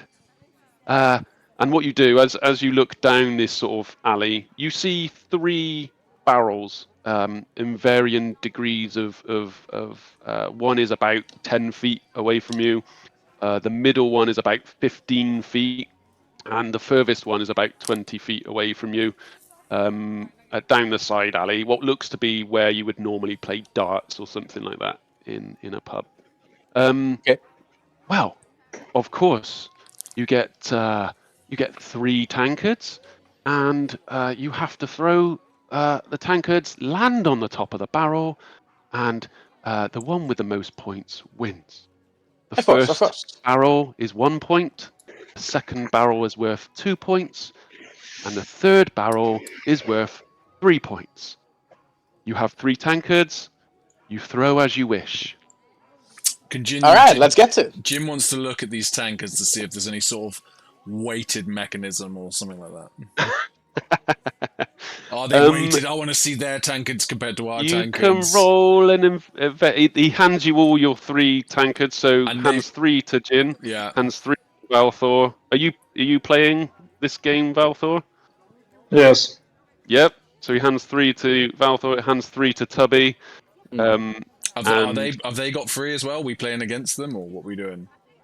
No, so yes, they'll play after you. So you'll Okay. take your 3 turns first, and then 3 of them will have their go after. With the same Dante's kind of keeping has moved a little bit closer in order to watch the game, but it's still kind of maintaining just a bit of a watch around at everybody. Okay. Jinn just Okay, looks hang around on. and does like eyes, like to Dante, like just keep an eye Just on gives this. Okay. Did you want me to roll an investigation? So yeah, roll investigation for the tankard. Yeah. Oh, I've been rolling trash today. So to get them all out of the way. 8. 8. Yeah. 4. You don't notice anything shifty about the tankards. They are plain Jane tankards. Fine. Nothing fancy Well, about them. Let's do a bit of tossing then, eh, boys? Yes, sir. Okay. So, who and Calder looks at who would like to go first? Me, of course. I'll toss the barrel at a distance. So you see a line on the floor, and he ushers you to the line, and he says, "Here's your 3 tankards. There are your 3 markers. Land on the marker, get your points." Yes. So be my guest. Before you throw, if you would like to roll an investigation as well, it will determine success or not. So do I not? Or, toss sorry, with that investigation or perception. It's up to you. And what you're doing is you're studying these tankards as well. Okay. Okay. What I was betting on is that I could just be so strong that I could just chuck the barrels and it will land anyways. But okay, let's see the perception first. 15. I got. Okay. No, that's a success. So what you do is you look at these tankards, you sort of shake them in the hand, and you're gauging the weight of these tankards. Again, you don't notice anything funny about them. They are standard tankards, but you're just gauging the weight of them. What this does is because you've studied them a little bit before you throw in your first one. You have advantage on your first throw. Sure. So, would this be an athletics check or? So yeah. So what I need you to do if you're throwing your first one is make a dexterity or sleight of hand check. Sleight of hand, huh? Yep. You sure it's not strength? Okay. Well, okay, Definitely sure. not strength. Calder looks at you. He looks down at, obviously noticing you're a burly halfling, and says, "Not all about strength, my friend. Not all about strength." Well. All right. Well, if I have advantage, then let's give it a shot. So, sleight of hand. Which one are you aiming for, dear? Oh, the highest point one. The furthest one. So 3 Yes, points. yes. Okay. Off you go. Sleight of hand, please. I got a 23. Not sure 20. Shit. Yeah. That, as you throw it, you throw an underarm tankard toss, and this thing glides through the air with grace. And as it's spinning, it comes down on the third 20 feet barrel away, lands directly in the middle, has a little rock, settles. 3 points to Tubby. Easy. Okay. Alright. Certainly. Second throw. Oh, okay. Is it still And me? Calder sort of looks at you like a bit, "Oh my god." We have a bit of a... And he leans over and goes, "Excuse me, have you played this game before?" No. Oh, no, Are I'm you sure? Yeah, I'm quite sure. I don't play such games. But hey, Looking a bit nervous is Calder. So yeah. Oh, right. okay. And he sort of ushers you. Where are you aiming on your next throw? May I ask? oh, of course, the 2-point one. The middle. Okay. Yep. All right. Well, may I attempt to size up the thing again? You know, you only get advantage on your first throw, so you know the weight of them now. So you're Okay. in full swing. Just a one straight sleight of hand check. Oh well, that's still not great. But hey, let's give it a try. Oh, never mind. It's another natural 20. Smashed it. Absolutely Jesus. smashed it. Okay, so this one again flies through the air with absolute grace, and rolls, bounces on its top end, and then flips gracefully like you were meant to do it. Lands directly in the middle of the middle barrel, so that's another 2 points. This boy can toss. Yeah. Oh my! Eh, Calder He's is a natural tosser. Calder's looking a bit nervous now, and he's sort of going off, scurrying to his companions, thinking, "Oh my god." Yep. Okay. Alrighty. Well then, I suppose I'll give it a try. Third time. Hopefully May nothing I will go ask wrong. you, which one you're aiming for now? Oh, there's only one left, right? We only need to hit the first one. No, you can go Or- for any barrel. Oh, really? I completely Yeah. forgot. Okay. Well, No.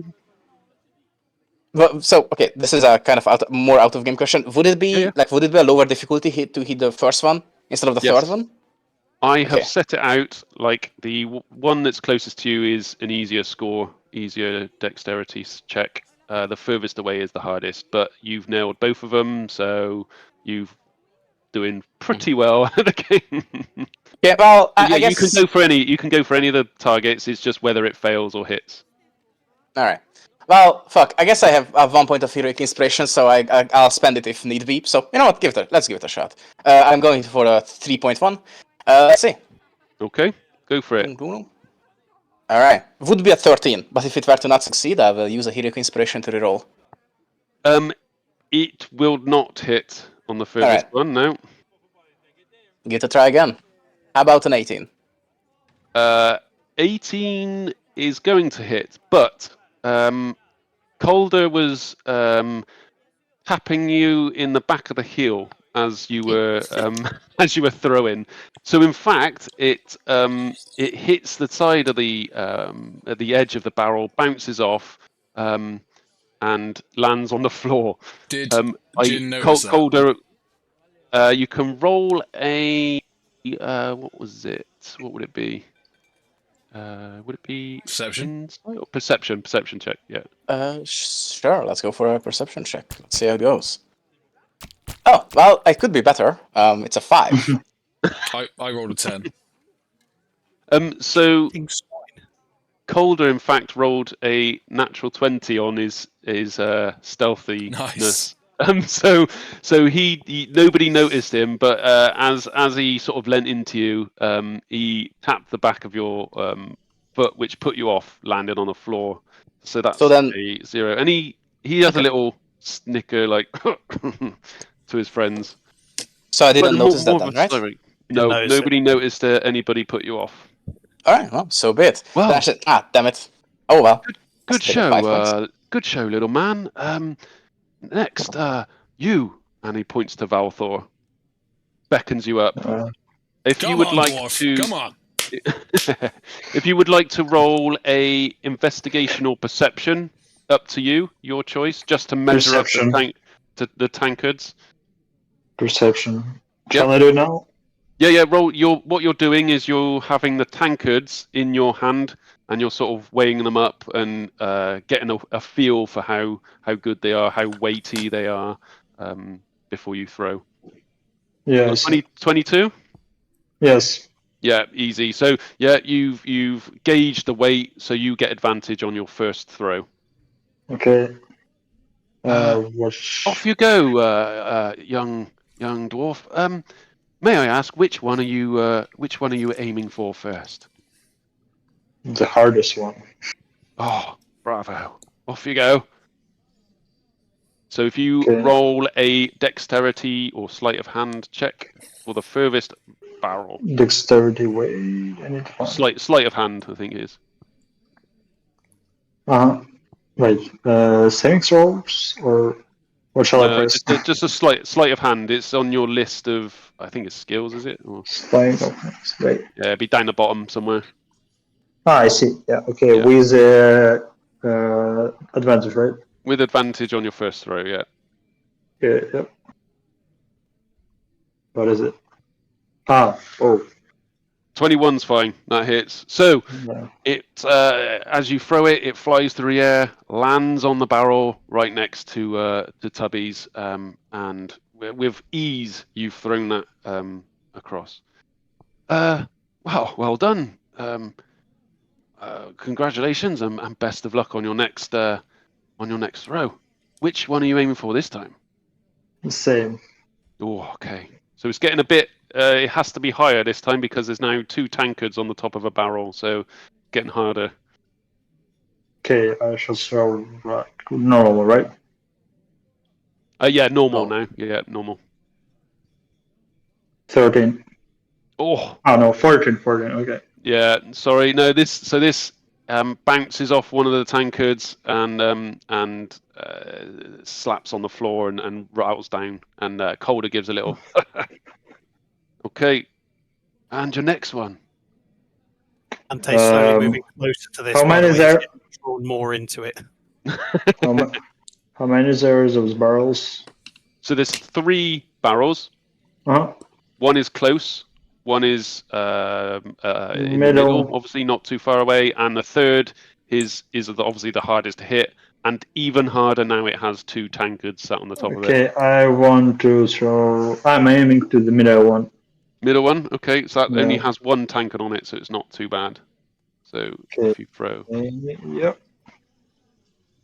Oh, smashed easy. it. Dirty 20.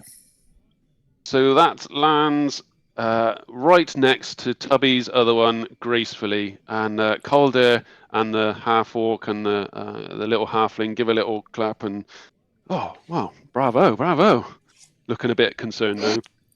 So now points to Jinn.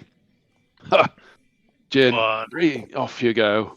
Jinn steps up, just chins his beer, slams it on the table, and takes his top off, and he's just muscly green abs and muscly back, and he's like, right then! Let's get right into this. What bloody hell do we have to do here? Well, and he hands you, obviously you've got the 3 tankards, so you know the score. Jinn, toss away. Well, so there's if one you thing want I'm to good in this life. Roll an investigation or perception, your choice, before you throw. I'm trying to see which one's better. I roll an investigation. So you're weighing up the tankards. Ooh, 9. Oh, yeah. You have never picked up a tankard in your life. No, I'm joking. You sort of can't gauge. You sort of get in your grip a little bit, and you don't know whether to hold it around the mug or on the handle. So, no advantage. Right. Off you go. Which one are you going for? Well, sir, I'm gonna go. Well, my 2 buddies, they went for the end one, so I'm gonna try and land my tankard on top of theirs. Oh, really? Damn. Athletics? Sleight of hand, sorry. Dexterity or sleight of hand, I think it is. Dexterity. Yeah. Oh, okay. Okay.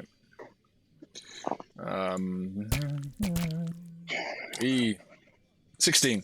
16. Oh, because he's got 2 tankards on the top of a barrel. It's bouncing off and landing on the floor and tinkling away down the alley. Well, what can I say? I've got a height disadvantage compared to these 2.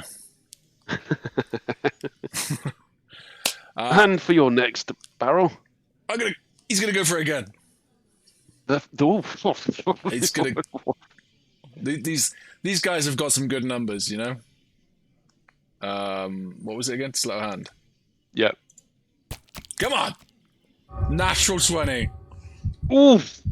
Yeah, that'll do it. So it's gonna bounce off the edge of the end barrel, flip, and land directly on top of the 2. So now you've got a triangle of 3 tankards on top of each other. And, fair play. Perfect. He just turns around and gives a big bow.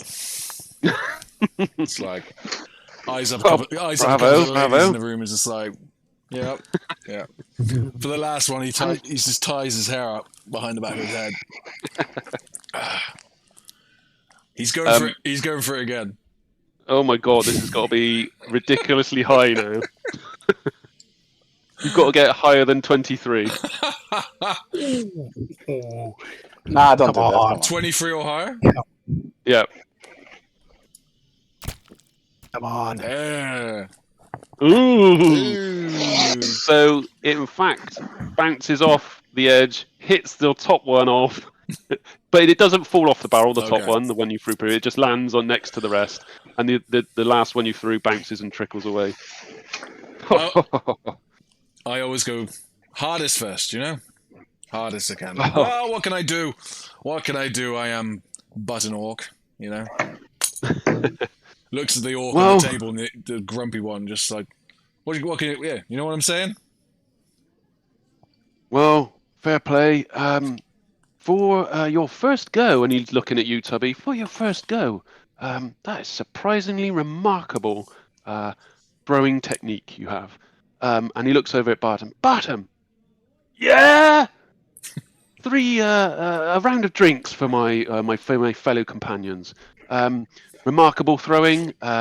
We will tell you what you wish to know. And you sit down. It's quite a large round table in the corner next to this alley with the tankards all over the floor now. And he sits down, and the skittish little halfling sort of scurries off and chatting to someone else. The bard in the corner, the young lady bard. And there's a half orc. Calder is the human.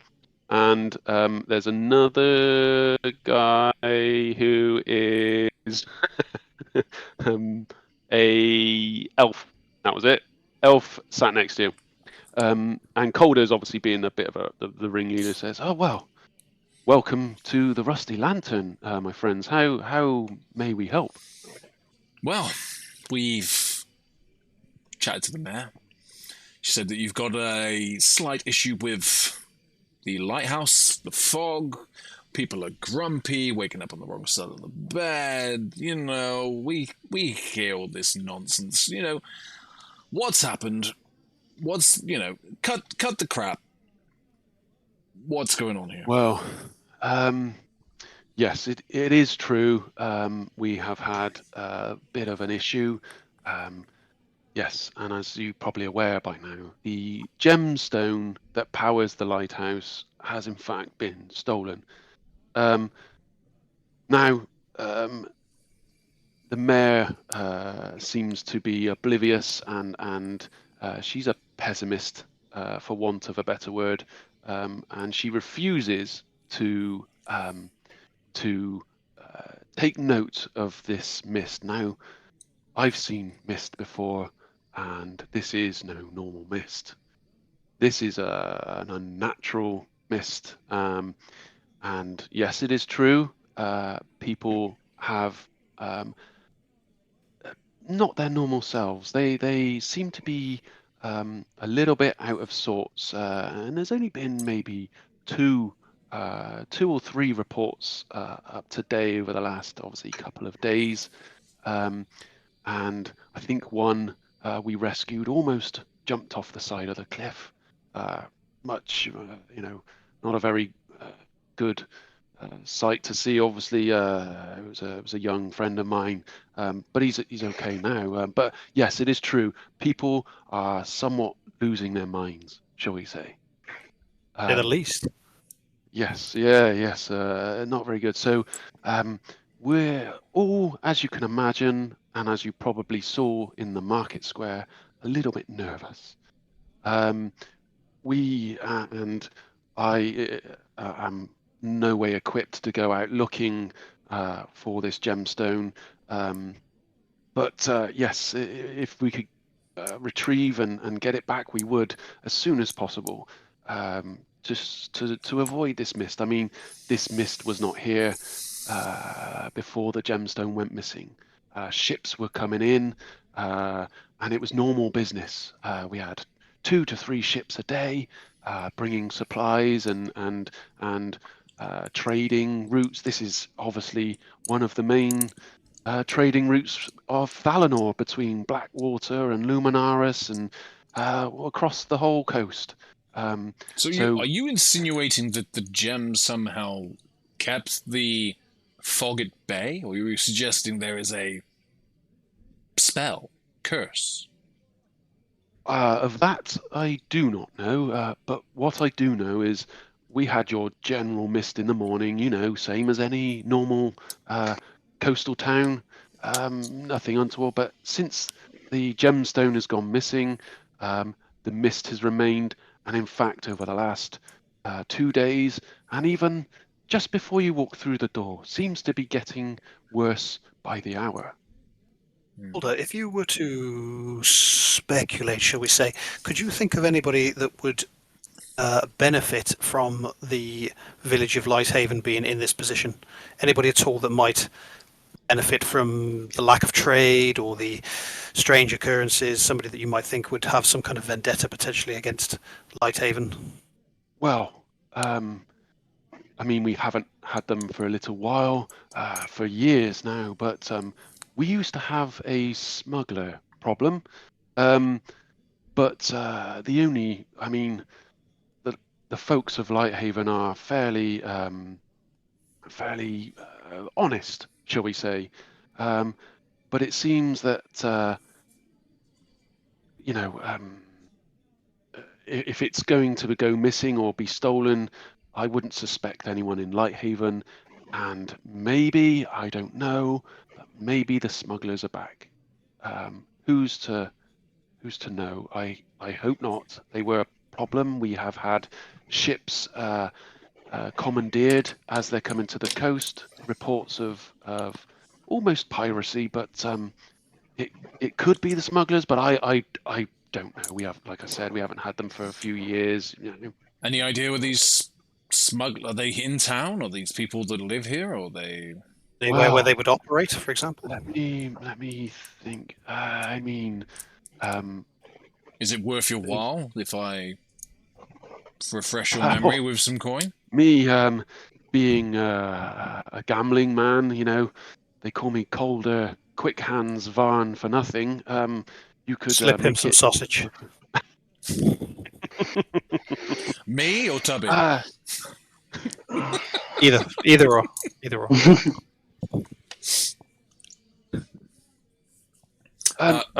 Yes, you could make it worth. Any of you could make it worth my mark. Jinz is going to put 5 gold across the table.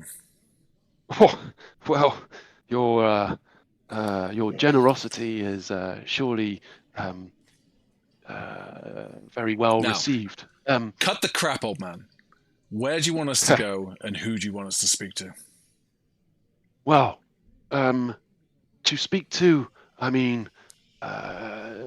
Bartum is probably the longest serving person here.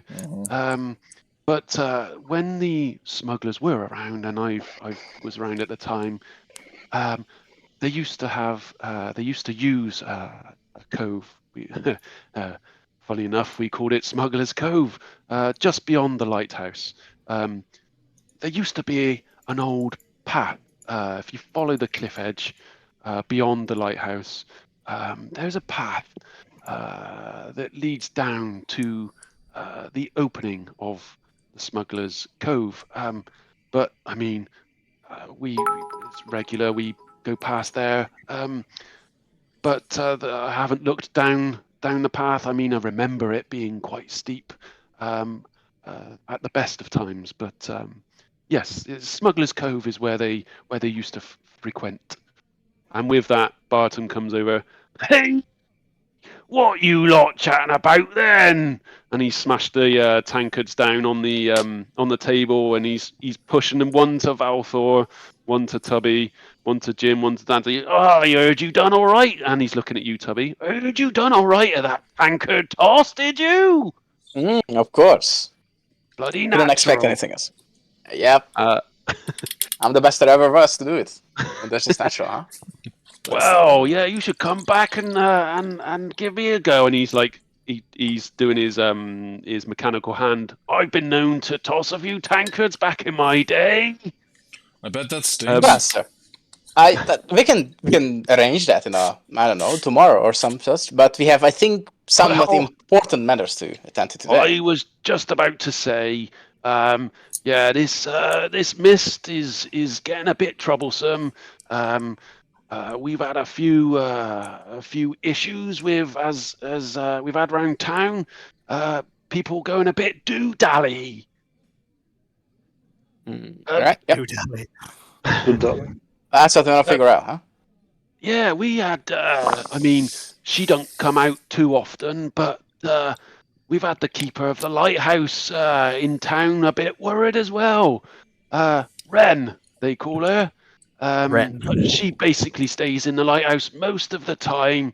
But she even got a bit worried and left the lighthouse. Yeah. But And if you're where is gonna, this Wren now? wow, you're gonna find her in the lighthouse. Like I said, she don't leave that lighthouse too often, and if she does, there's something wrong.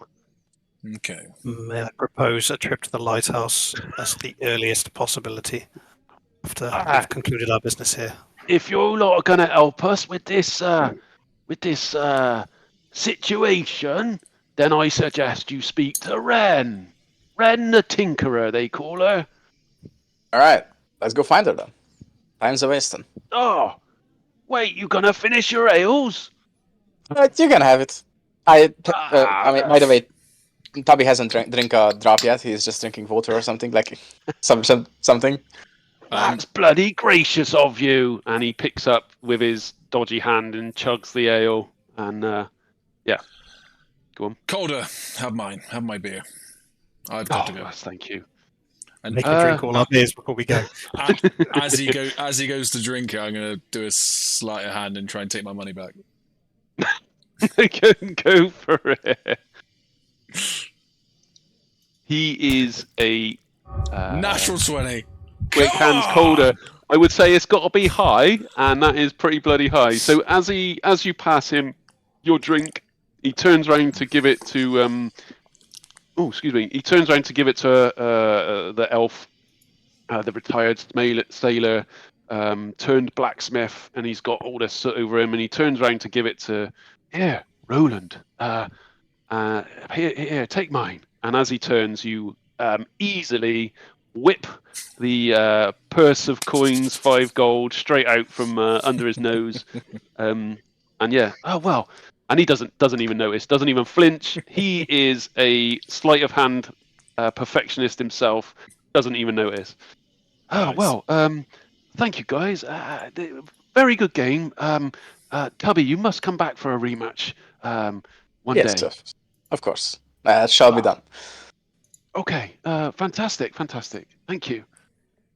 And he turns and starts talking to Roland.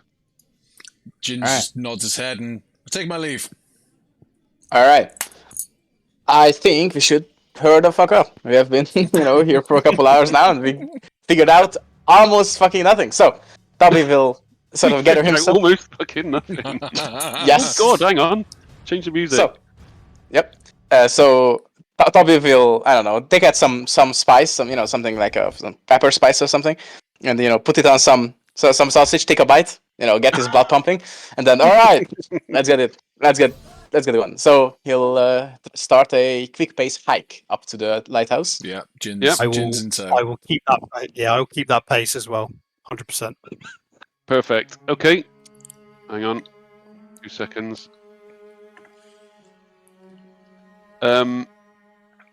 Right. So as you guys are hurrying, you turn out of the rusty lantern. You turn left back to the market square.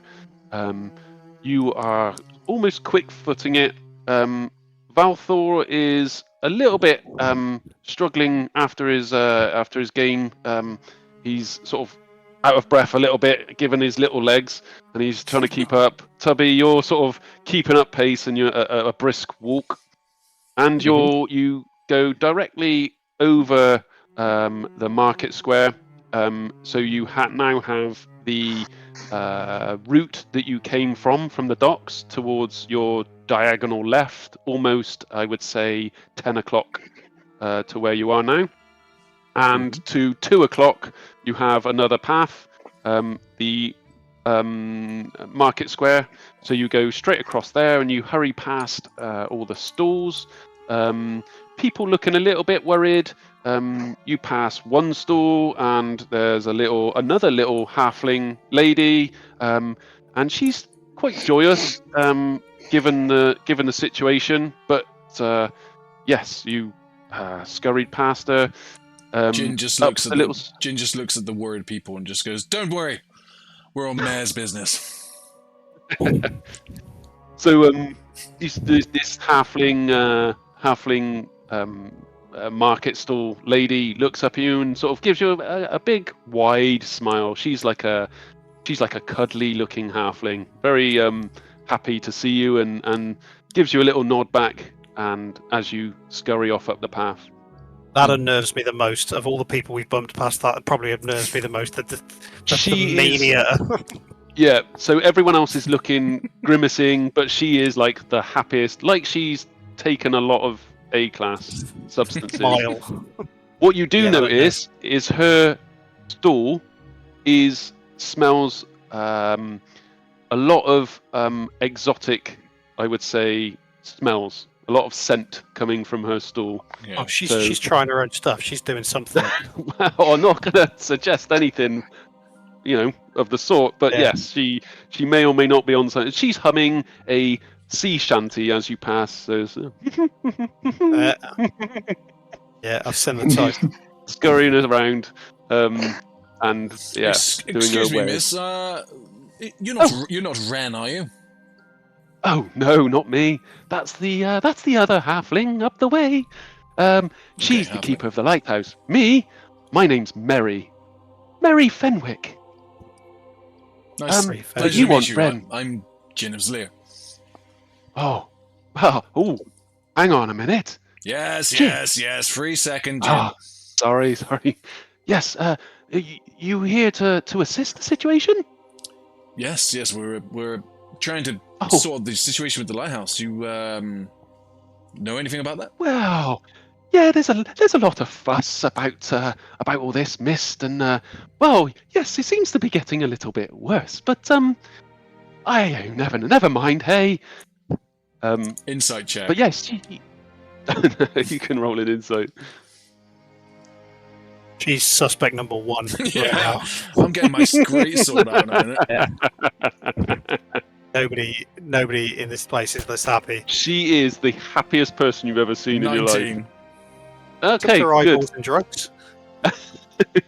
You don't notice anything overly suspicious in the sense of she's the one who's stolen the gemstone. She's sincere with what she's saying. Right? She is very sincere, yeah. She's exactly just a happy, joyous, there is nothing mischievous. She's just happy to be alive kind of gal. Well, miss, I don't want to waste any more of your time. We're on the important mayor business. Oh, of course, yes. I mean, head up to the lighthouse. You will find Ren. Bit of an odd, quirky halfling, but a guardian of the lighthouse nonetheless. Thank you, miss.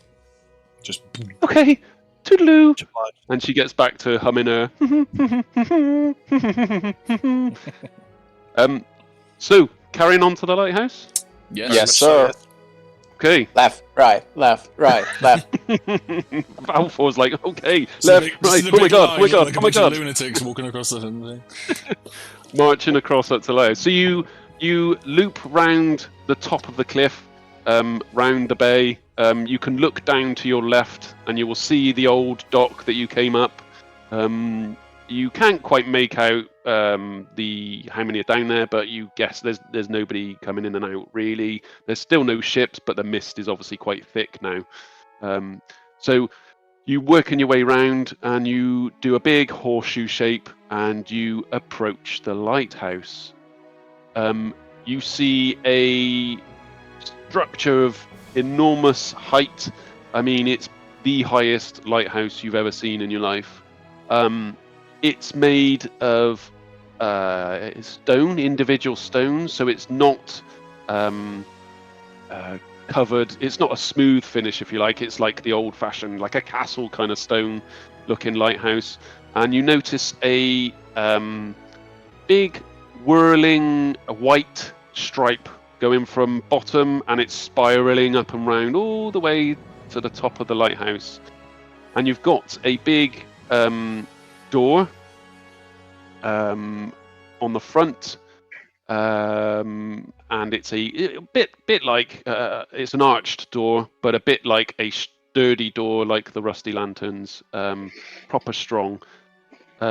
Yes, it's a door. A door, huh? A All door, right. Yeah. This is what I've been preparing for. I'm gonna Woohoo! gonna open the door.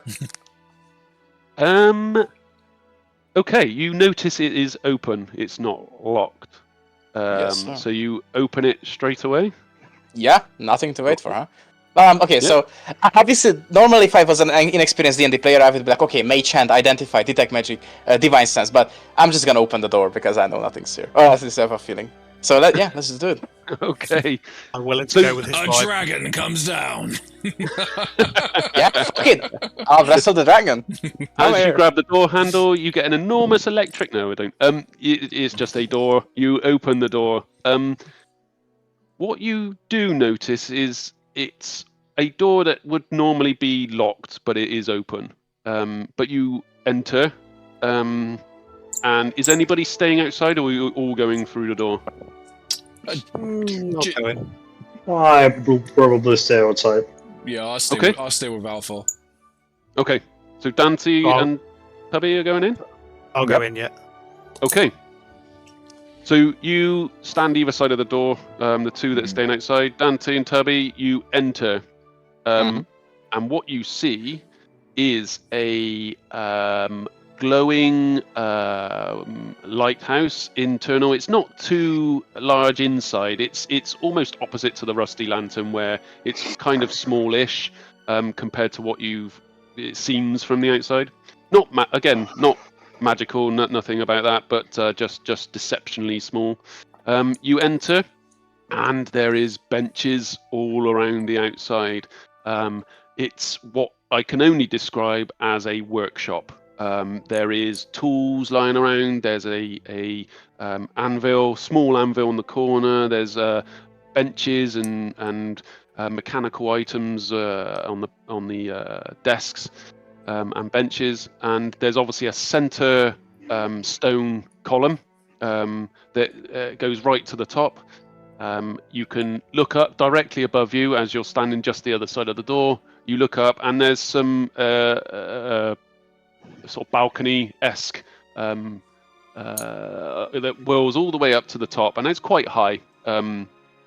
And yeah, what you hear is a bit of clattering and some what can only be described as somebody busying themselves in a workshop with small tools, a small bit of hammering, a little bit of sawing here, and yeah.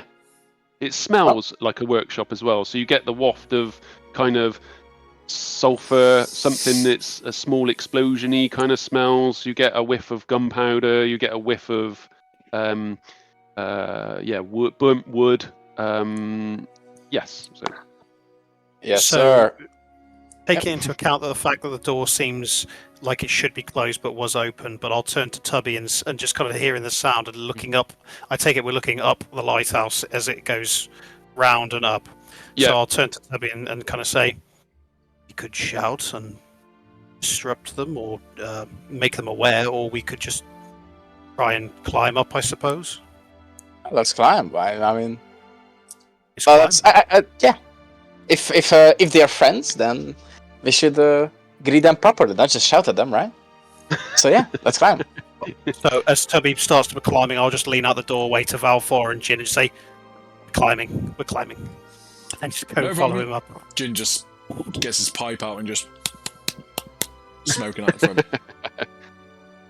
So you're climbing the stairs. Yes, sir. Yeah. Okay.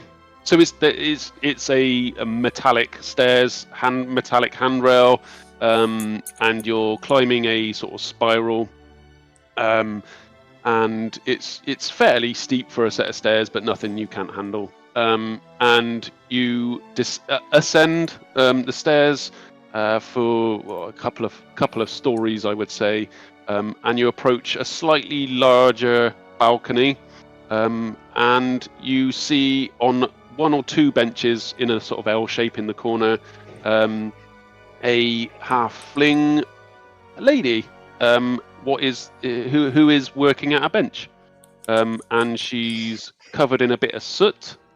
She's got what you can see from the back, a pair of like leather overalls, and the rest is sort of your standard clothing. There's nothing special, but you notice the leather overalls. You notice some pockets on the side with some tools hanging out, and yeah, she's busying herself at a bench.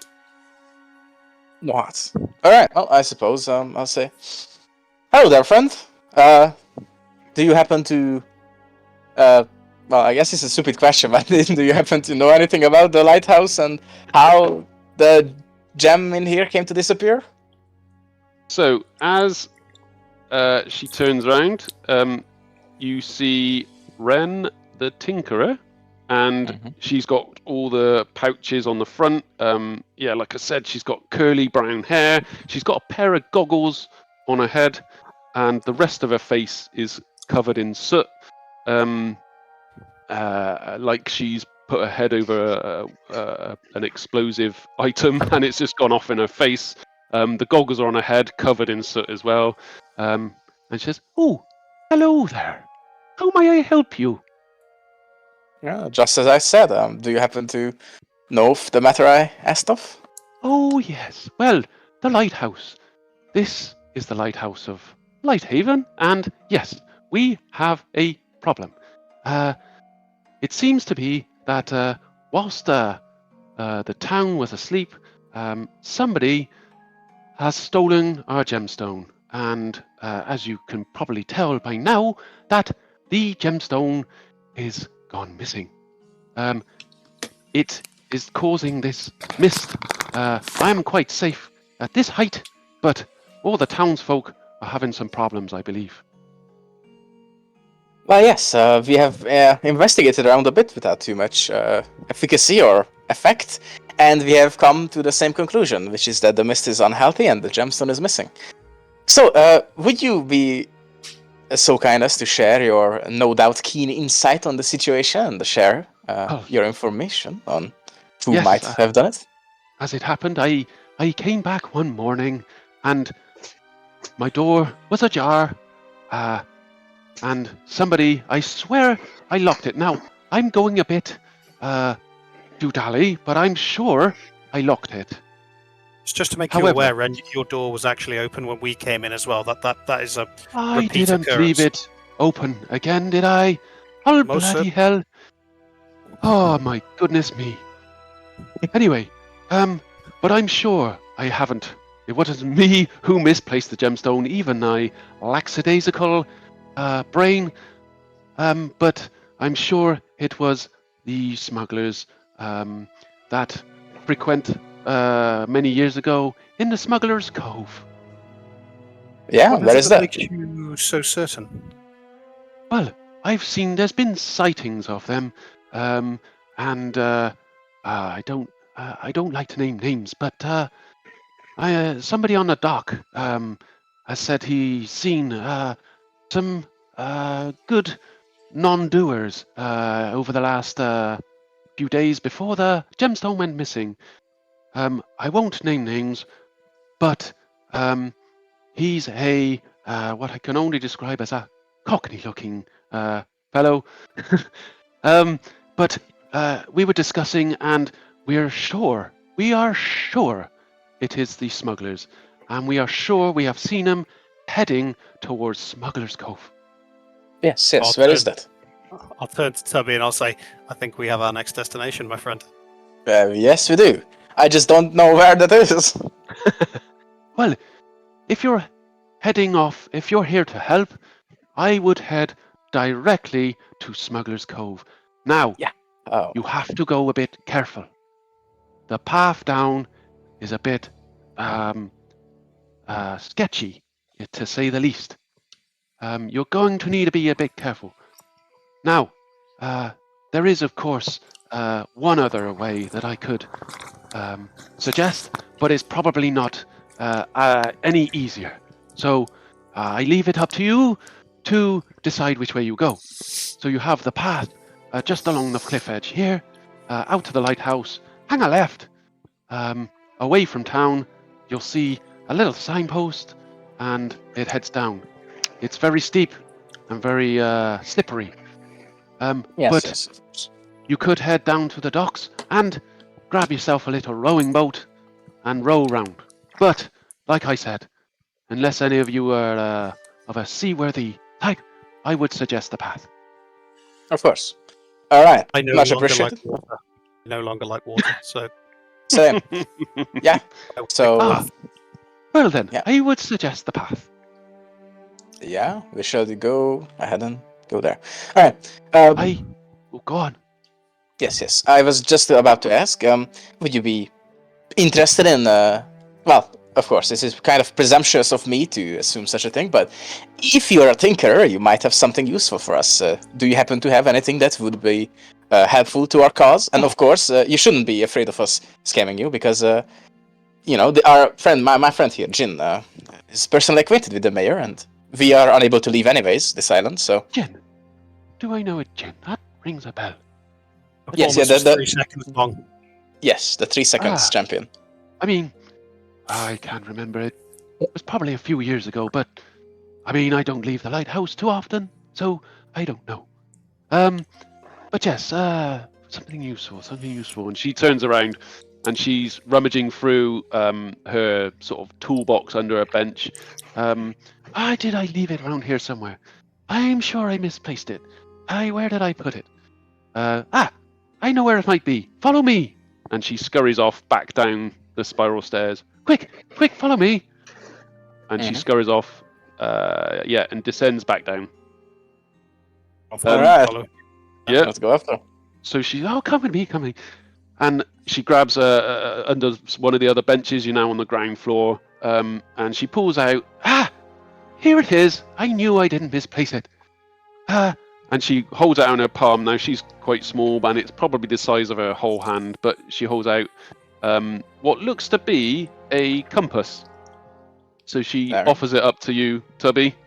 Yes, sir. And Nice. this is what I call the Fog Piercer Compass.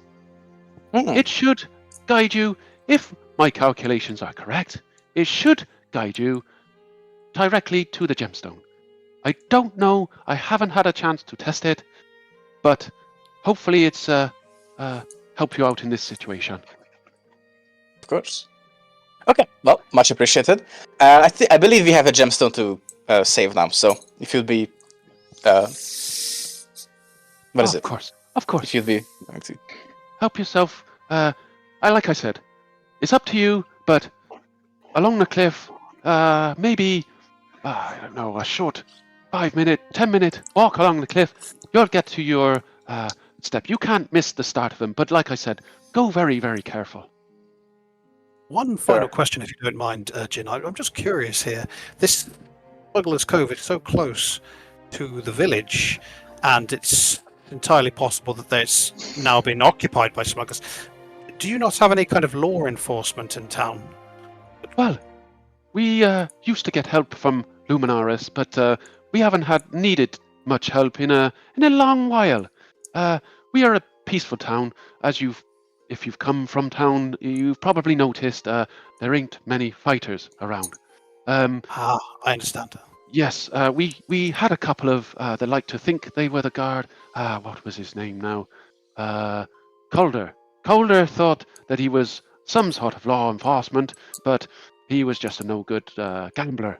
But no, we have no law and never needed up to now. So it's a bloody good job you're here. Very well. We'll do what we can. Let's go. Perfect. All right. Good luck. Good luck. Obliged. So Okay. we march to the drums of the east. We hurry down, and I figure. Okay, so this is just spitballing. Could we use our pythons and rope from our starting adventuring kits to, There's a question that I may have thought would come up. Yes, so you're heading straight out the lighthouse, and you're heading directly to the path, and you're completely bypassing the chance to row a boat in some choppy seas. As you, Yeah. I would Exactly. have said to Tubby on the way down the stairs, as far as the other two are aware, there is only one way to get to the I was going to say, Smuggler's like, Cove. so how did Never we mentioned. how do we get on? Anything in there? So as we come out, we say, so we've met Ren. She's lovely. She's given us a compass, which apparently points towards the gem. So Well, that's that's a good starting fucking point. convenient, isn't it? Let's fucking go. Let's Very go. useful. Yeah. She has So- also highly encouraged us to use a very, very safe path to the cove. Where they suspect the gem? Maybe. Jin just Just looks cove. at Dante like, uh-huh. Just a path. That is it. That's all she said. Okay. Tubby? Is that not all she said? Yeah. Give us the compass. Let's go say. This is the Smuggler's Cove, full of smugglers. Who we are supposed to re-educate and reintegrate into the fucking soil. So let's get going. does she suspect that they have taken it? Is that what she's saying? Yes. She is certain that it was taken by smugglers. Absolutely certain, beyond a shadow of a doubt. Okay.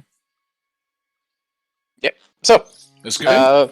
as I said, we go. Just follow does the compass point in that direction? It would appear so, yeah. Yep, okay. Do you Alright. look at the compass? Oh, Yeah. So Tubby, you hold out your hand. It is Yep. spinning wildly. There is no direction whatsoever. It's spinning quite fast in a clockwise direction. It stops and then it spins in an anti-clockwise direction very, very fast. In the words of, I don't know if it was Barbosa or Calypso, you don't really know what you really want, do you? Exactly. I look at it and I say, I want a snack. And I eat a sausage, and I'm like, all right. And the more sausages I eat, the more powerful I become, or something. So now I'm fired up. Let's go beat some pirate's He ass. is full of sausage and raring to go. Well, it as they seems say. like you guys know where you're going. I'll just follow you. The sooner we get this mess sorted, the sooner I can go back to Maiden Shield. Yep. All right. So I as concur. you leave the lighthouse, you hear a behind you through in the lighthouse. Did I say warehouse? No. Anyway, Lighthouse. as you leave the lighthouse, you hear a small explosion, and Ren go, "Oh my Gideon!" And obviously she's tinkering away, and it's all gone wrong. So yes, you head along the coast. It's like I said, maybe a 10-minute brisk jaunt across the edge of the cliff. Like I said, crashing waves and a cliff edge on your left. The coastal path is winding along the coast, not too close, but close enough to be a little bit cautious. You're maybe 5 foot from the edge, I would say, and it is a sheer drop the other side.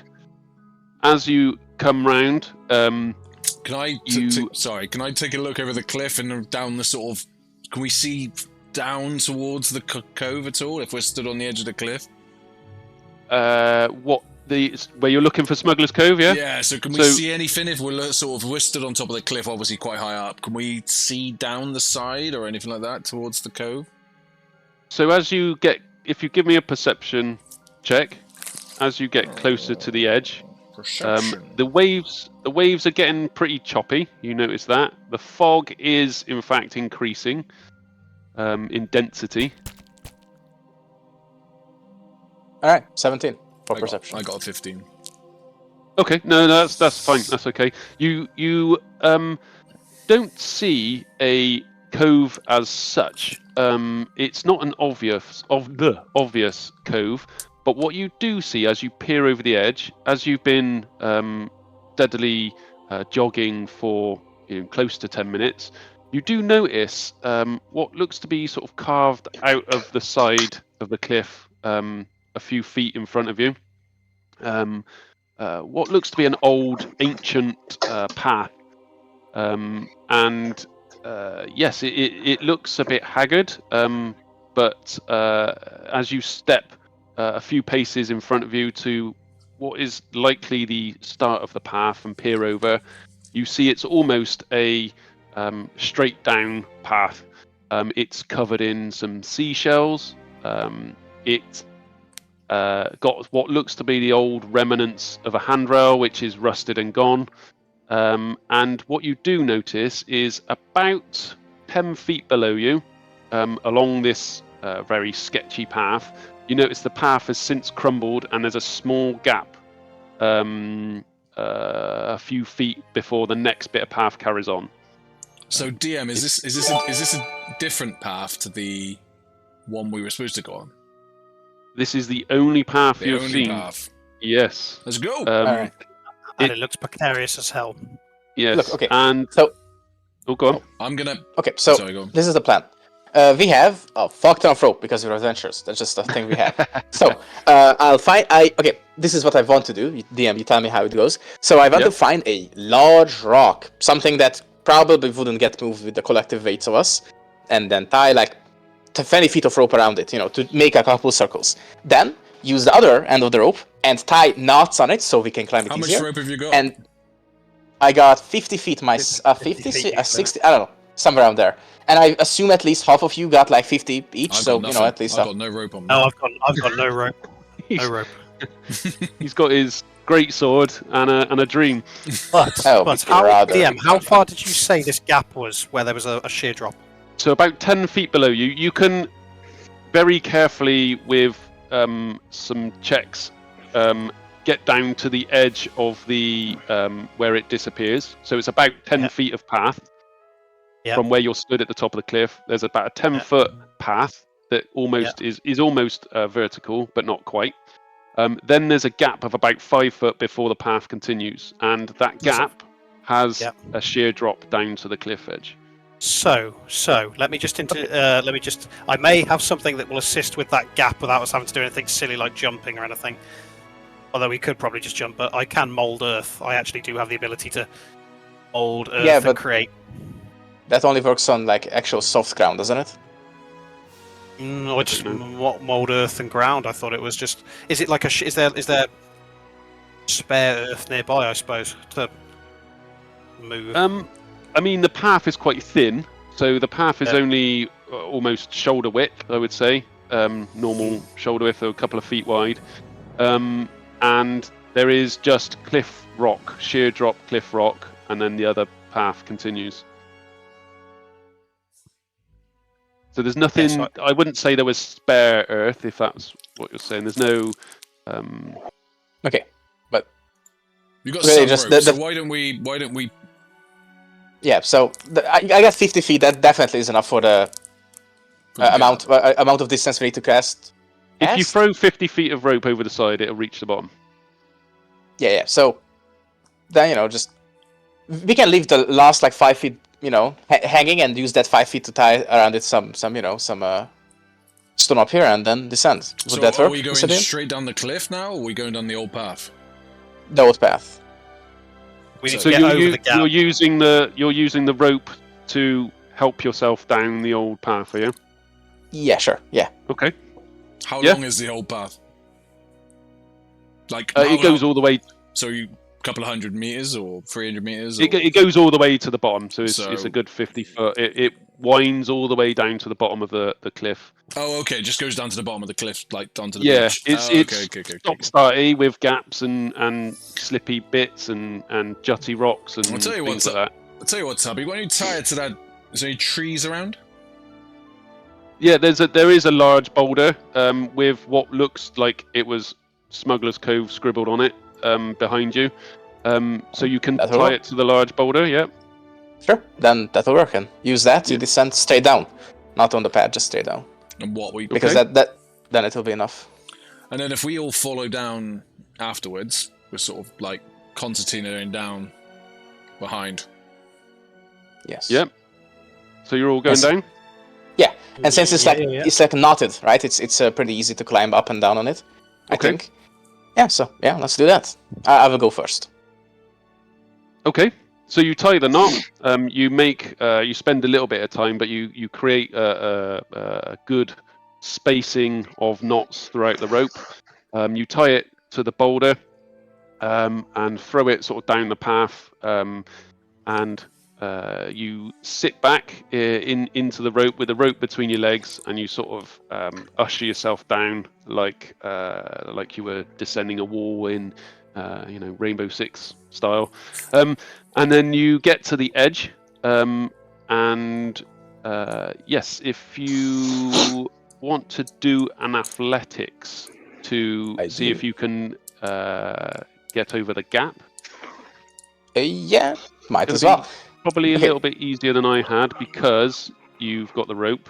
But yeah, nevertheless, go on, roll All right. athletic. So what I want to do is I want to use my first rage of the day, because I have so many, I haven't used any of them. And in the new editions of rules, the rage lasts for 10 minutes, and I can keep it up as a bonus action each round. So, Tubby just kind of like, sort of has a constipated look for a moment, but then his expression sort of relaxes, but his brows remain furrowed, as he seems to have slightly more anger. And He's got the look like he's eaten too many raisins then. Yes, sure, yeah. The sausage And then has got to him. And then he's going to, since rage gives advantage on strength checks, I'm going to make an athletics check at advantage. And I got... Alright, well... Okay. Better have an well, advantage, did you say? That is with advantage. yeah. 10 That is was with advantage. Yeah. Yeah, I rolled a 4 and a natural 1. Actually, since I'm a halfling, couldn't I just reroll the natural 1? If you roll... Is a halfling, if you roll a 1, you roll again? Yeah, that's the thing. But It's done that, hasn't it? Because it knows you're a halfling. No. So it's done a 4, it's done a 1, then it's done a 4, then it's done a 6. Oh, no. Sorry, no. No. Alright, so could I roll again since halfling? Or Yeah, could if it you've work? got... I think if you're a halfling, yeah, you can roll Where again. does it say you had a natural 1? Oh, Well, sorry. in the roll. Yeah. Okay, well, let's try again. This time, I don't think it has advantage, because it's just an additional. Alright, It's just... this time... thank God for that. You're about Slightly to go better. down the cliff, if I'm honest. But no, you, with your rage, you do a little angry shudder, like you've raged, and you go, yeah, too many sausages, and you hold the rope, and you sort of jump from one edge of the path, and let the rope go between your hands, but holding it loosely, and you sort of ascend over the gap fairly easily. Yeah, and you can continue descending with the rope with no ease. Who is behind or in front? Above? I will. Tubby. I'll go next. I'll attempt. Jinna go Okay. last. Jinna go last. So you're grabbing the rope and descending as well? Yeah, I'll have a go. Yeah. Okay. So as you do the same, and you start descending, and your foot goes a little bit on the, because it's a bit shells on the little path, so you go, oh my god, a little bit of a slip, and then you get to the gap. And are you attempting to jump, descend as well? I will give. We're all rope, but we're attached to each other, aren't we? Or we're holding on to. Well, at the moment, unless you tell me otherwise, you're just holding the rope between your legs and you're backwards down there. Yeah, that was the plan, I think. Yeah. I will attempt this then. This could go horribly wrong, but let's see what happens. Okay. Yeah. How far down is it? It's about a 5 foot gap, so it's not huge, but it's descending down. What's the drop? The drop. Oh, it's about. I mean, you're about 10 feet down, so it's a 40-foot drop below you. Oh, okay. All right then. Just calculating in my head the potential damage that could come off of that. Yeah. All right. Well, what you see is mainly it's a sheer cliff. You mainly see water, but it's going to hurt if you slap the water. Yeah. All right then. I will. Yeah. Go on then. Let's give it a go. I'll follow. Depending on what you roll, let's see how it goes. Okay. So athletics was it? Yeah. Oh, this is not going to go well. A wizard descending a cliff. Can I try to catch him if he falls? So I was just you're jumping ahead of me there, Tubby. So yes, as Dante looks down behind him, and he's thinking, Jesus Christ. He takes a nervous glance, and then he does a little jump. As he's gone to the other side of the gap, his feet have gone from below him, and he starts sliding towards you. Alrighty. Dante, if you can give me a dexterity saving throw. Oh. And then, sorry, Tubby, what are you doing? Yeah, well, I wanted to catch him, but... You want to try and catch him? Go on then. Sure. So you give me a... Natural 20! Oh, okay. Come on! Easy, okay. And Then you give me a strength check? Yeah, Or sure. strength saving throw, sorry. Oh, strength saving throw. I'm sorry. Hold on, let me reroll that then. So Yeah. saving throw. All right. This has got consequence behind it, so I'm going to save him. All right. Well, 21 then. Okay, if it's fine. safe. You're all right. Yeah. So as you slip, you're sort of sliding towards, and you're trying to grab the rope, and you're trying to grab the edge of the cliff and the thing, and you're sliding. You seem to slow yourself with a natural 20. You would have stopped anyway, but just Tubby, with a bit of brute strength, just grabs your collar, the back of your neck collar, and sort of hoists you up in front of him, and puts you back on the rope. I'll just give him a bit of a tap on the shoulder and just a little nod and say, "Much appreciated, Tubby. Much appreciated." As I kind of dust myself off, still with no Damocles hanging off my shoulder, just kind of like furs the wings a little bit, and I just settle her. And Damocles is still on my shoulder. I was going to say Damocles been on your shoulder the whole time. Pretty much. Yeah. Pretty much. Bit of flappy for a bird, but Yeah, bit nervous flap. Little of that moment. Yeah. Yeah. Okay, Valthor, you go in next. Yeah. Okay, so you start descending, get to the edge, and if you roll a athletics check for me. Athletic weight. Athletics. Yep. Nice. Uh-oh. What is? It's 7. So that's No, 1. Let me catch him as well. Fuck. Well, you're at the front. God. Catching me! You still raging, aren't you, obviously, Tubby? Okay. Yeah, of so course. I thought this was a Finn You pub. jump. It's going horribly wrong down the cliff edge. You should have rowed the boat. As you jump, you do a similar style, but you're now on your arse, and you're facing up, looking at the sky, sliding down, and you're trying to get some grip, and you're sliding towards Dante and Tubby. Luckily, you have 2 people to catch you, so if you if you roll a dexterity saving throw for me, Valthor, and Dante and Tubby roll a strength check with advantage, or both of you roll one, whichever you... Let him do it with advantage. Strength save or strength check? Oh, sorry, save. Sorry, you're right. Yeah, saving throw. Alright. Tubby, roll with advantage. Mine is 15. 15 for Valthor, okay. Fuck. Alright. Pick a new character, brother. It's not happening, man. So with It's a a 12, yeah, okay, so, and that's with advantage, is it? Yeah, it's a 6 and a Yeah, 6. yeah. That's what I But I think Valthor got a 15 for clinging on to the side of what he could. So luckily, he slides towards Dante, goes through Dante's legs, bounces off of Tubby. You kind of try and grab him, but don't. But with a 15 for dexterity, Valthor managed to grab the rope, and you're holding it. You're sort of clutching it like you would a little teddy bear, and you're sort of holding onto it for dear life, lead on your back, looking up at Dante's arse.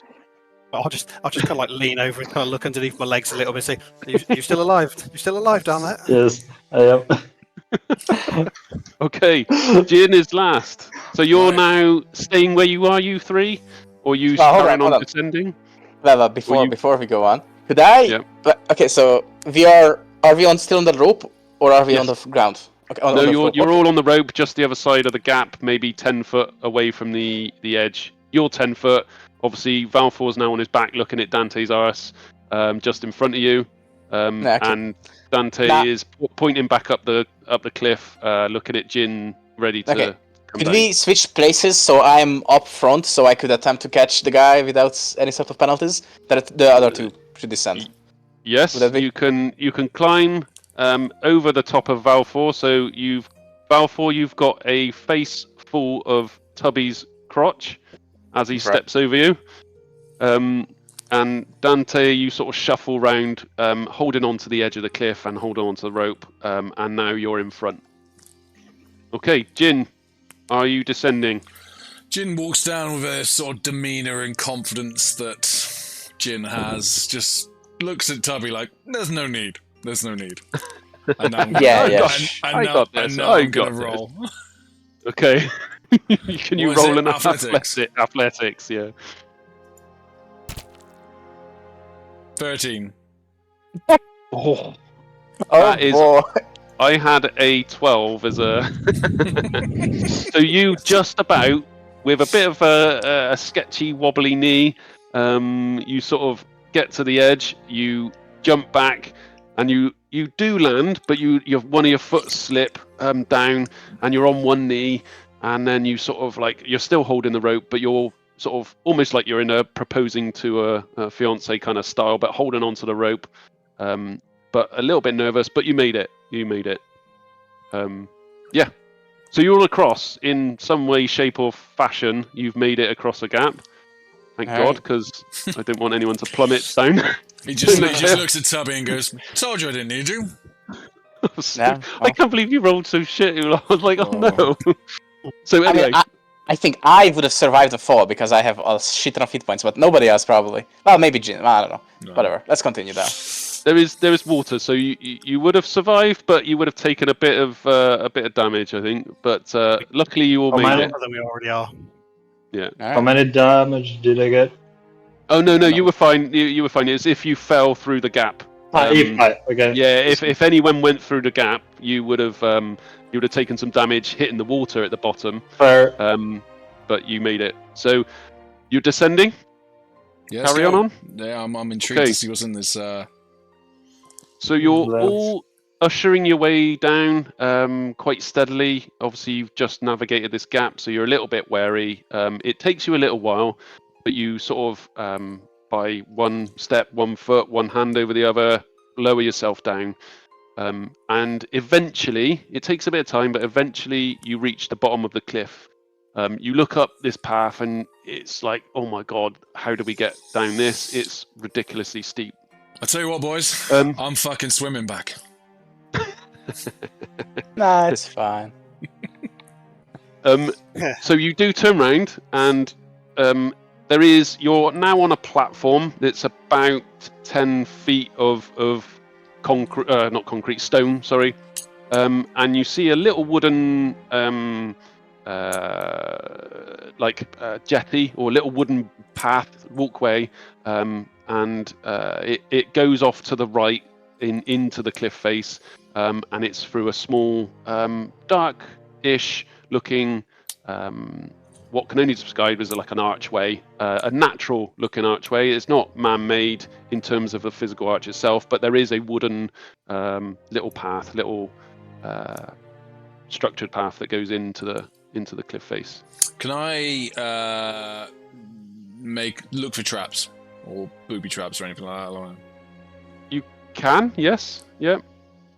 So yeah, roll me an investigation or perception check. Perception? Yeah, perception check. Okay. Everybody or only him? 14. 14. No, you don't see any traps here. You're looking around. There's no sketchy looking stone or anything that you notice on the opening of this cove. Well, gentlemen, it looks like they're not expecting us. Yeah, let's stop pussyfooting around and I'll say, and I'll just walk in. Because I walk in like I own the place, because soon I will. So yeah, He's strutting in there with his one second. I would looking sausage, and he's off he goes. This time I will put away the sausage like a sword, put it in a sheath, and I will draw my actual sword and my shield. And he's got a specific sheath for his sausage that he puts on his belt. Love that. Yeah. It's like a 3 foot long sausage, but it has been parts have been taken off as he has been distributing. You can see it only has like 2 feet left now or something. So that's on his back in the sheet. Anyways, I got something similar to that, but I don't use it for sausage. So Alright. Tubby is kind of pressing forward towards like the entrance to the cove, then basically. So it's a small opening. I would say similar size to what I would say an actual barn door. I presume there's no one around. We can't see anyone. So you don't. No, you don't see anyone yet. There's no signs of life. There's just the big opening. It's dark. It's almost like a cave-ish looking entrance, and there's that small wooden pathway that takes you round a corner off of the little natural stone platform that you're on. Mm-hmm. Mm. No illumination from anything inside that can be seen. No. Okay. I will. do one of you have lights? Oh, I'm sorry. No, there's no lights at the moment. There's no No, lanterns lit. There's no. No, I mean the cantrip light. Oh, sorry. Go on. At the point that Tubby starts to press towards the entrance of the cave, I think Dante will turn and kind of glance to Jinn and say, I have a feeling we are about to have a little bit of trouble, my friend. Yeah. And- You can see Jinz is sort of doing his arm exercises, cracking his knuckles. And Ready to Dante will kind of glance to Damocles on his shoulder and kind of flicks his finger a little bit and just caresses the birds. And there's a slight illumination on the bird, which will be Dragon's Breath. Okay.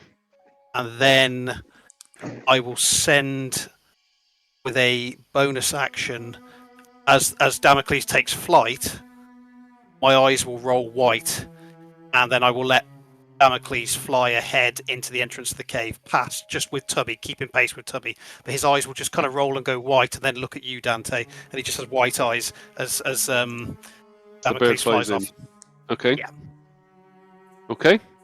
So Damocles flies off after Tubby as Tubby's strutting off into the cavern. Yeah. One more Okay. thing I would like to do is, if I could, I'd like to light a torch and sort of like put it on my shield. You know, so have it fixed to my shield. So you know, Okay. I just walk around with that because otherwise I can't see. So you've got your shield and your sword out, and you're almost holding, whilst you've got your arm in the back of your shield, you're holding the torch with the hand obviously behind your shield. Sure, I guess that works as well. I figured like I could like use a rope to tie it to the shield, right? So it doesn't fall off that easy. But sure, I guess that works. Yeah, it's fine. So you're off into the cove, and Dante's obviously set his Damocles off, and he's flying into the cove, into the cavern. Sorry. And Jinn and Valthor, you following suit behind Dante. I'll And go in yep. the back. Yeah. Okay. So you head into the cove, and hang on. If you would like, Mr. Jinz, to flick to the map. Okay. I will try and start the session. Does anybody need a quick toilet break? I may run to the loo rather quickly. Yeah. Have I Sure. got time to make a quick coffee? Yeah, a very quick. Should we say 5 minutes and then 5 and then minutes. back? Is that Yeah, all right? Cool. Yeah. And then 5 minutes. just come back with the beyond up, Jinz. If Yeah. that's all right. Yeah. No worries. And Okay. nobody switch their cameras off. No, Yeah, stay do as you are with the cameras, and we'll have 5 minutes, and then I'll back. All right. Okay, perfect.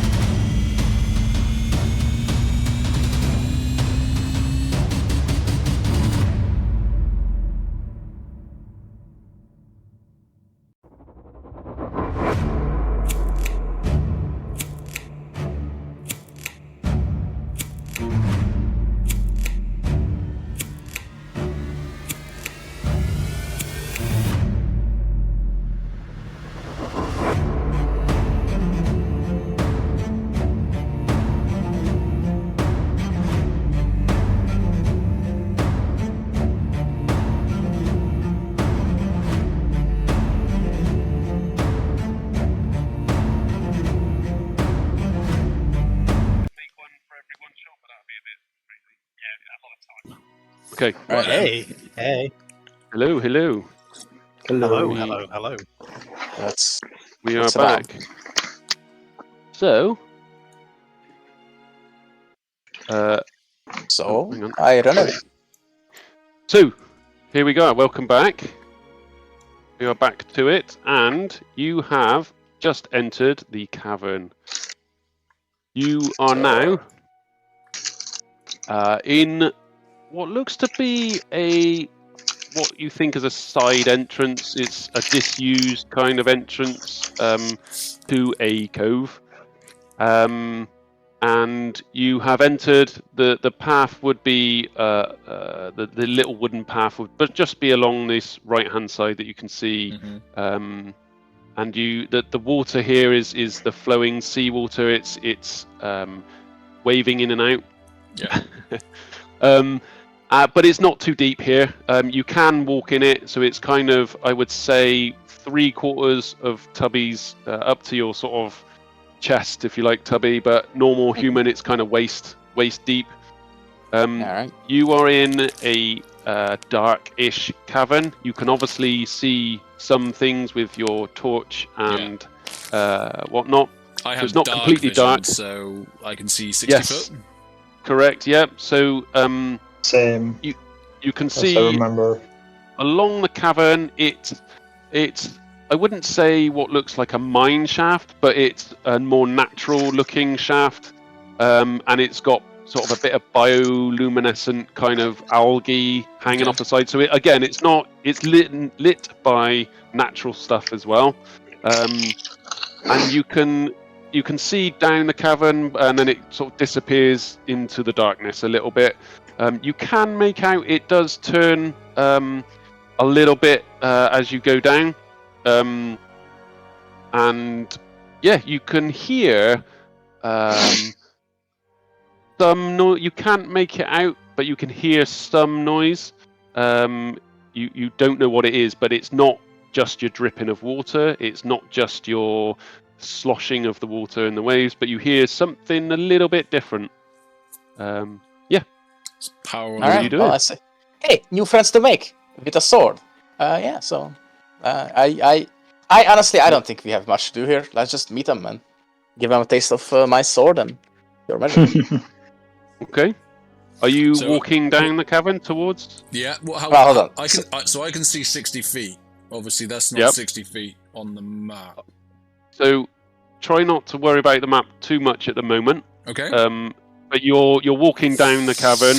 We're just trudging in. Can I make a perception check? See if we see any guards or anything along those lines.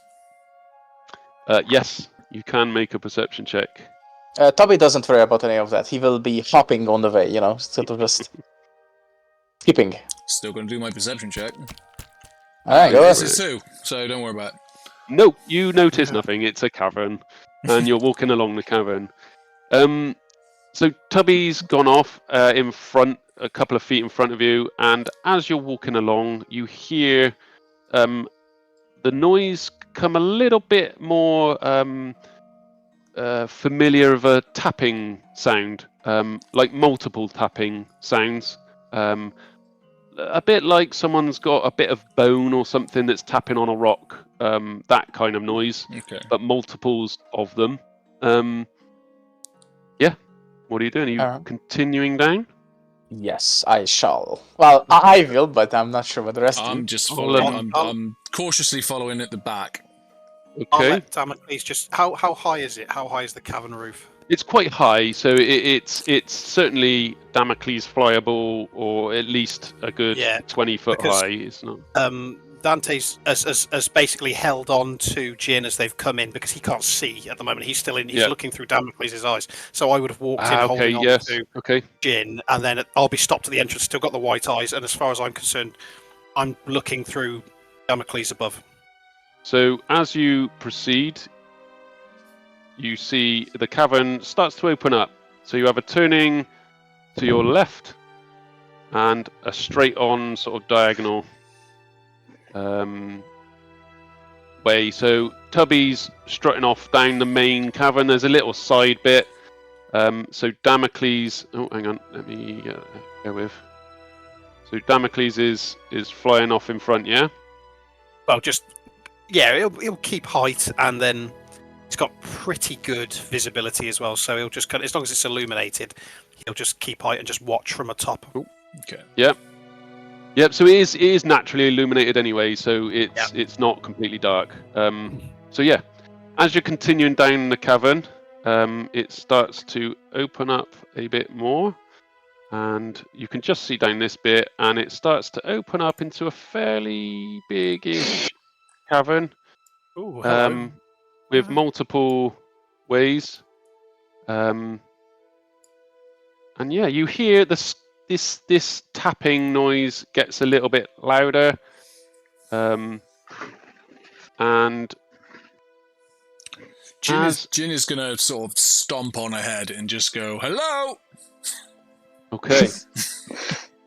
As you stomp on ahead, you three, so Damocles has gone off. Yep, Valthor is there. So as Damocles comes round one of the corners, is he? Do you get to? I'm assuming you get to direct him. I have, I have that control over him. Yeah, so just refresh. Sorry, Jinn. I think. Oh really? There you go. It was just Damocles going off in front. Do you want Damocles to just carry on, or is he going left or right? Any which way? Until such time as you come up to a point where there's a fork in the cavern, then or. So, oh god, wrong one. It opens up like this. You can see this kind of stuff. Kind of. So, Yeah, I'll take the right one. I'll head down you're there. flying this way. And I'm still holding on to Jinn basically as we're walking further in. You got to walk in, and this tapping is getting louder and louder. As you get round the corner, I can't hear what they say to me, but I can actually speak and just recount what I'm saying. So what I'm seeing, I'm the bird. I'm recounting my voice. Okay. So as you come round the corner, Damocles sees a cavern open up. Now, as that tapping has got louder and louder, what you see are, in fact, 5 chests of gold. what you see, in fact, is what can only describe, and it's pretty much the size of Tubby, is what can only be described as 3 giant crabs. Is the tapping of their pincers along the cavern floor. And if you would all like to roll advantage. Advantage? Initiative, sorry. Sure, I'll roll. You will roll advantage on this initiative. I'll bring my eyes out of it and just go, seafood, Jinn. We have seafood. Lovely jubbly. And here you have, as you've all come around the corner, Jinn, you guys, and Valthor slightly behind. So we have. I got a 4. You got a 4. I got a 9. Got a what? Sorry, a 9? 9. Okay. I got a 9 also. I've got to roll initiative for Damocles as well. Okay, 9, Jinn. Who goes? What does it go based on now with Just Jinn and rollies? So I'll roll again. Okay. I rolled 5. I got a 5. Okay. Who rolled the other 9? Tubby.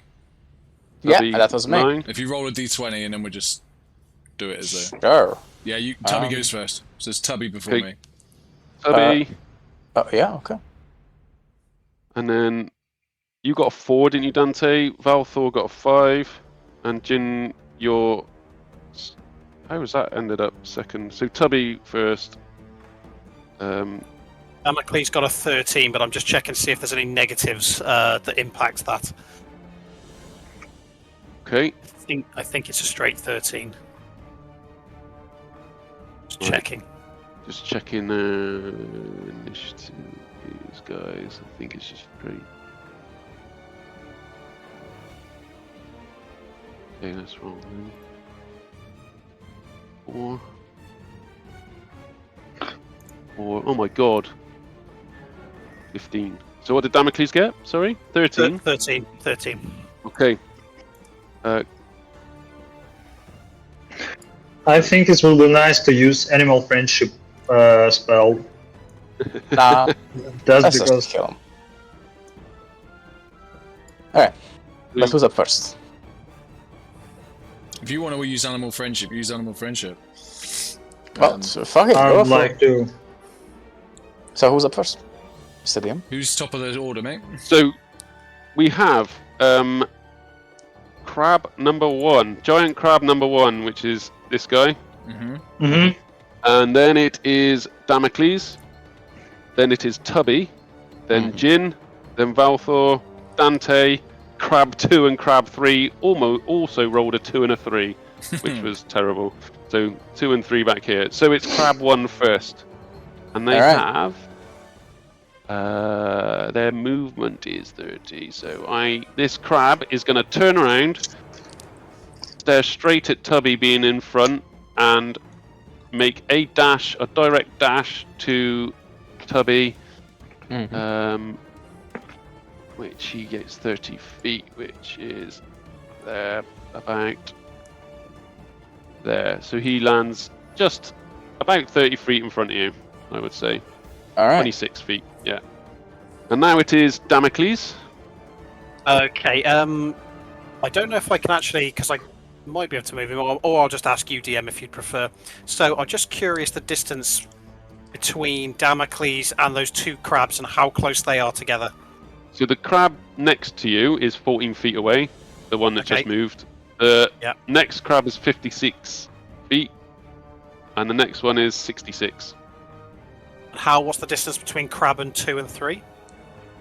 They are 12 feet apart. Okay. That might be a bit. And you say they're 56 feet away from me? From Damocles or from you? From Damocles to crab 1. Oh, sorry, Damocles to crab 2. Yeah, 56 to the first crab, Yeah, and then ooh. 67 to the next crab. Yeah, about. He's got. Okay, Damocles has got 60 feet of flying, so Nice. he'll come in till the point that he's hovering 15 feet above the ground. Yep. And I will put him, if I can, just to the slightly left and below crab number 1, so he's aiming and facing towards crab 2 and 3. That's it, perfect. Here. Yeah, it could be just as close to that as possible. Yeah, that's fine. Could you give me a 15-foot cone from Damocles going out to crab? See it hopefully to crab 2, 3 even to crab 3. Cone is. It should have a. Overlays. Yeah. That's it. Yeah, you got Does it. it reach? All right. I I don't pushed him think and gave him. it's but barely doesn't reach. I don't think. It's If about you're a that. bit So close, if you're a bit so closer, it should be if I fine. moved a bit closer, I think have I still got a little bit. Yeah, of you've got some left, or- movement left. Yeah, you've got some No, movement. if you might just nudge me forward to get 2 and Yeah. 3 in. Right. So I gave him Dragon's Breath just before we came in, and I marked it as a 2nd level spell. So he is going to. He's now a Firehawk, basically. He's going to come in and blast 2 and 3 with fire damage as he flies in. Nice. And So go on. which I can deliver off him if that's okay. Can I do that now? Crab tonight. Yeah. So far away. Am I making a saving? A Throw, or dexterity, a 15, a DC 15 dexterity saving throw. Take half He's damage. got. Yeah. So, oh shit, 11 plus 2, so that's a 13 on crab 1, yeah? Okay, yep. So he takes 9 points of damage for crab 1. 9 points, shit. Or crab 2 even, Yeah, yeah. first one. And then second one is a, oh god, cocked. 16 he's rolled. Oh, he takes half damage then, so 5 points of damage. 5 damage on, yep, so 9 and 5. Okay? Okay. Okay, so Damocles comes flying over, swoops round, and as as he reaches, obviously, the middle crab, he just lets out this burst of fire, and the crabs are getting singed. The first one gets it right in the face, and they're not used to a bit of fire, obviously, and he squeals a bit. And then the second crab, he's just taken off the top of his shell, bounce off, but he's taken a little bit. Okay, so now it's Tubby. See. Is there anything else with Damocles, or? No, that's it for Damocles. No, he'll maintain that position. So it's All Tubby with Jinn after. Tubby runs up. Reckless attack. I'm going to attack with advantage due to reckless attack. Okay. I'm going to get a 21 to hit. Does that hit? Yes. 21 hits. Alright, since I'm using reckless attack and I'm a Berserker Barbarian, I get to do 2d6 additional damage plus 2 from rage. So that's a total of 15 points of damage to the crab. 15? 15, yes sir. Yep. Okay. And it's also sapped, which means that it has disadvantage on its next singular attack roll before the start of my next turn. And that's all. And I guess I'll stand here, and that's all I do. So it's got disadvantage on the next one. Yep. The next attack. Okay. Yep. So Tubby runs round, rages from all the raisins and sausages he's been eating, smashes one of the crabs. He's taken a big chunk off the side of the crab shell. Mm-hmm. Okay. Now over to Jinn with Valthor on deck. Jinn is going to run to the sort of the north side of the, as far as he can go, 30 foot up to the north side of the cave, so on the other side of the river. Yep. Are you going to the peninsula bit or straight up in the little cove? So I'll put him about there. Yep. Okay. Yeah. Is that all right?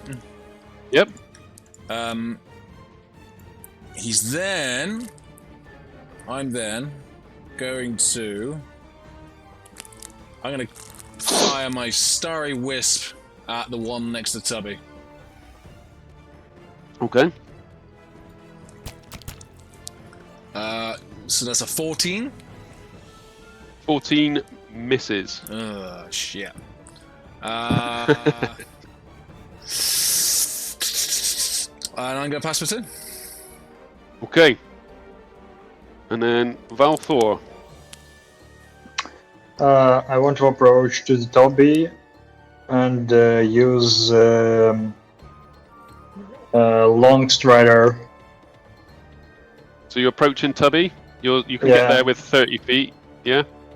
Yeah, and I want to use Long Strider. Okay. Probably shall select it.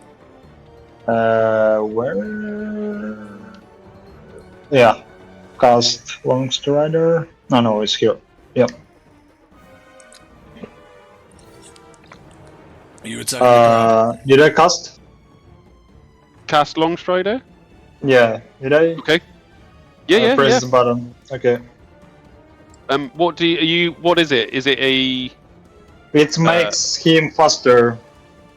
Oh, it makes you faster? Or Tubby? No. Tubby. Tubby faster, okay. Much appreciated. So, what does it give him? I guess, what does it say? Plus 10 feet of movement. Yes. Okay. Plus 10 feet, yeah. So you have plus 10 feet on your next... is that... How long is that for? Is that a length? 1 spell, or hour. is that... 1 hour, so okay, you've got Duration plus is 10 1 hour. feet for an hour, that's fine. Okay. Is it a concentration spell, or is it just... No. Wait. Nope. No, without concentration, but it's need some ears as a component, as material component. Oh, yeah. So I think we do have the ears everywhere, and it's probably can work. Yeah, it's fine if you got a component. Okay. Yep, okay. So Tubby, now, do you want to mark up, or are you happy just to remember you got an extra 10 feet? I think I Sorry? remember. No, it's fine. Okay, anything else on your turn? No. Okay. Over to Dante with Crab 2 next.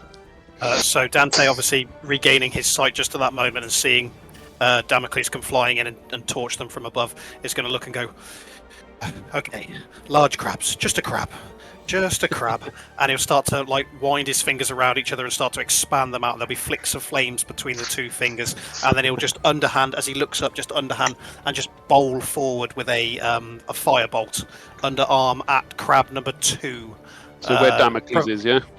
Yeah, is it 120 feet for me? Can I just check? That's the only proviso. Yeah, it will be. Yeah, you're 80 feet to the Damocles and crab 2. Yeah, so targeting crab number 2, please. Okay. So you fire underhanded, like softball throw, almost. It round. That's it. Yeah, just sends the fireball. So rolling to hit.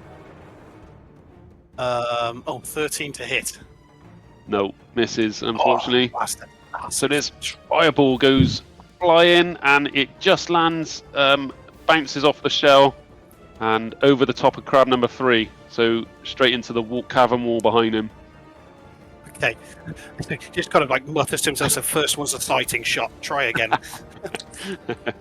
Okay, do you want any movement or bonus? I will move, if I could move equidistant between Jinn and Valthor, please. Just in the middle between those two there. Yeah, I'll move so it a you little want to do your further. full 30? Yeah, just enough. Just enough to, well, maybe even triangular, just to get a little bit in between them, but further back. So you can get sort of here? I'll go a little bit further back from that if I can. Just a bit further. Yeah, about there. That's it. Yep. Okay. Perfect. So, crab number 2, having had a face full of fire from Damocles, and Damocles is 15 foot in the air, right? 15 feet up in the air, yeah. Yeah. So he's going to charge directly across the way, and he's going to run up towards Jinn across the water, and look directly at Jinn as if he's making a beeline straight for Jinn. And then that is his turn, and then it's crab number 3 is going to do the same but charge underneath Damocles directly at the other pack. So he lands about there. Okay. I'll get rid of that ball cone. And now it's down to crab 1. So he has disadvantage. So he's going to swing, having had a chunk taken out of him. So just 1 second, I do want to mention it. I have recklessly attacked. That means he has advantage against me, but he also has disadvantage on his first attack, so it would cancel out against me. Fine. Yeah, but if he attacks anybody else, he would have disadvantage. But against me, he has no. Okay, so yeah, he's just swinging a big claw. So I have. Okay, so he is going to roll for an claw attack of. Oh my god, that's a 2. Well, so no, I don't think so. He swings around with a big claw, and he misjudges the height. He's used to fighting standard size individuals, and misjudged the fact that you're a little bit shorter than he's used to, being the fact that he is a giant crab, and he goes straight over the top of your head, taking a little wisp of hair with him. I think he only gets 1 attack. Oh, 1 attack, 3 attack, 1 attack. Okay, no, that's it. Yeah, so he's getting a claw attack. So, yep, he misses with a claw attack. So now it's Damocles with Tubby next. Okay, so seeing my prey scuttling away, Damocles will turn round, do a full 180 at the one that is closest to him, please, but he doesn't need to go the full distance, just about there will do. And he's going to give him another face of the same. I got 10 rounds of that, so I'm going to hit him. I'm going to hit him again. I got 10 rounds of it, so okay. He's going to hit him with another bout of it, please. So this is crab 3 out for a cone of fire attack. Cone of 15 feet. Yep. Yeah, I don't think you'll reach the other crab number 1. I don't think. So he needs a dex. He needs to pass a dex 15 saving. Yeah, so 15's there ish. Yeah, for full damage it'd be. Yeah, so dexterity he has +2. So... Oh, he's just got a nat 20. Oh, okay. Sorry, he's got a nat 20 on my fancy dice, So and half damage then for him. Which is the damage was what? 7 points of damage, so 4. 4. Okay. Let me just check. So. Okay. Well, he's taken a bit of fire damage. He was the one that took the most damage last time. So he's looking a bit worse for wear. But he's still hanging in there. He's got a couple of claws missing, maybe, or smoking. But he's on his way. Smells delicious in this cave right now. Cooking crab. Okay. Anything else for Crab at Damocles? the back. No, Damocles will. He'll hold his position there. Okay. Still hovering 15 feet, yeah? Yeah, he's just hovering 15 feet up. Yeah. Yeah. Okay. All right. Tubby Is it with Jinn next. All right. Reckless attack. And Okay. a third. Well, okay. So I rolled a natural one. Do I get to reroll that, or is it just 13? I think that's in. Well, 13 won't hit. But Yes. if you get as a halfling any It's roll plus- one, It's any ones, isn't it? I believe. Yep. yeah. All right. Well, let's try again. How about? Okay. Never mind. Okay. Well, I swing my sword and I miss horribly. Okay. Then what I want to do is I'm gonna sort of mosey on over here. Well, actually, no, that's stupid. Okay. Well, I'm gonna just chill here then. Did you move? Because it could have. Yeah, well, I didn't move out of its range. I just moved it a bit up so, you could hit it or something. Yeah, but that's all I do. Yeah, he doesn't move out of his Okay, 5 okay. foot. The crab's 5 foot. Yeah, Fine. yeah. He just sort of circles round the bottom a bit. Okay, Jinn with Valthor next. Right, Jinn is going to cast Bardic Inspiration on himself. Nice. Well, on yourself. Yeah, on myself. Oh. Can you do that? All right, well. I He I is think now. that's- He's highlighted yellow. No, it's another creature. Sorry, I do apologize. Oh. I'm going to cast Bardic Inspiration on Dante. Do you whisper over to Dante? Dante just, Go. Jin just looks at Dante and just blows a kiss at him, and this sort of magical wisp just goes all over Catches him. it. Just catches it in the air. Okay. He looks at old Snappy coming at him. He's going to run straight up to him. The one in front of you? Yeah, the one that's coming up to him. Yeah. He's going to draw his greatsword, which you notice at this point actually has a harp built into the hilt of the handle. I'll send the picture later on. And I'm going to take a swing. Yep. Go for it. 12. 12 misses, Oh, unfortunately. fuck. So, I'm as you rolling like run shit up, today. I don't know what's going on. But as you rush up, you obviously step in the shallow little stream that's running through it. Yeah, Take a little wobble, and as you swing, he bounces off and swings past. fine. Okay, Valthor with Dante after. Yeah, giant crab that's nearby Tubby is still alive, right? Yep, just about.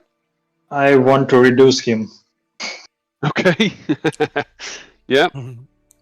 So, you're gonna- yeah, I need to press the button. Pop. Spells. Reduce. Where is it? Yes, I did. Oh, nice sound. I like it. From Dark Souls. Yeah, I added this one Jinz yesterday. is- Okay, so does the crab need to roll anything? Saving throw or? Wait, yes, sorry. it's. I've got it as well. Con 13. Constitution 13. Constitution 13, okay. Okay. Oh, he's rolled a bang on 13 with +0. So yes, 13 is a save, I believe. Yeah, the spell has no Meet. effect. Meets it, beats it. Hmm. Is that the? So, does it work or no? No. No, so he saves. The crab saves. So you throw some aggressive words the crab's way, but unfortunately, he is still the same size. He's still hurt. He's still looking a bit rough, but he is soldiering on. Is that Okay. your turn? Do you want to? You've got movement, I think. got a bonus May I action. attack him? Was the reduce a bonus? I believe. Sorry? It's an action. in action. So I think you can attack unless you have a bonus action that specifically says. Sorry, you glitched. May I attack or no? So your action was to cast reduce, yeah? Yes.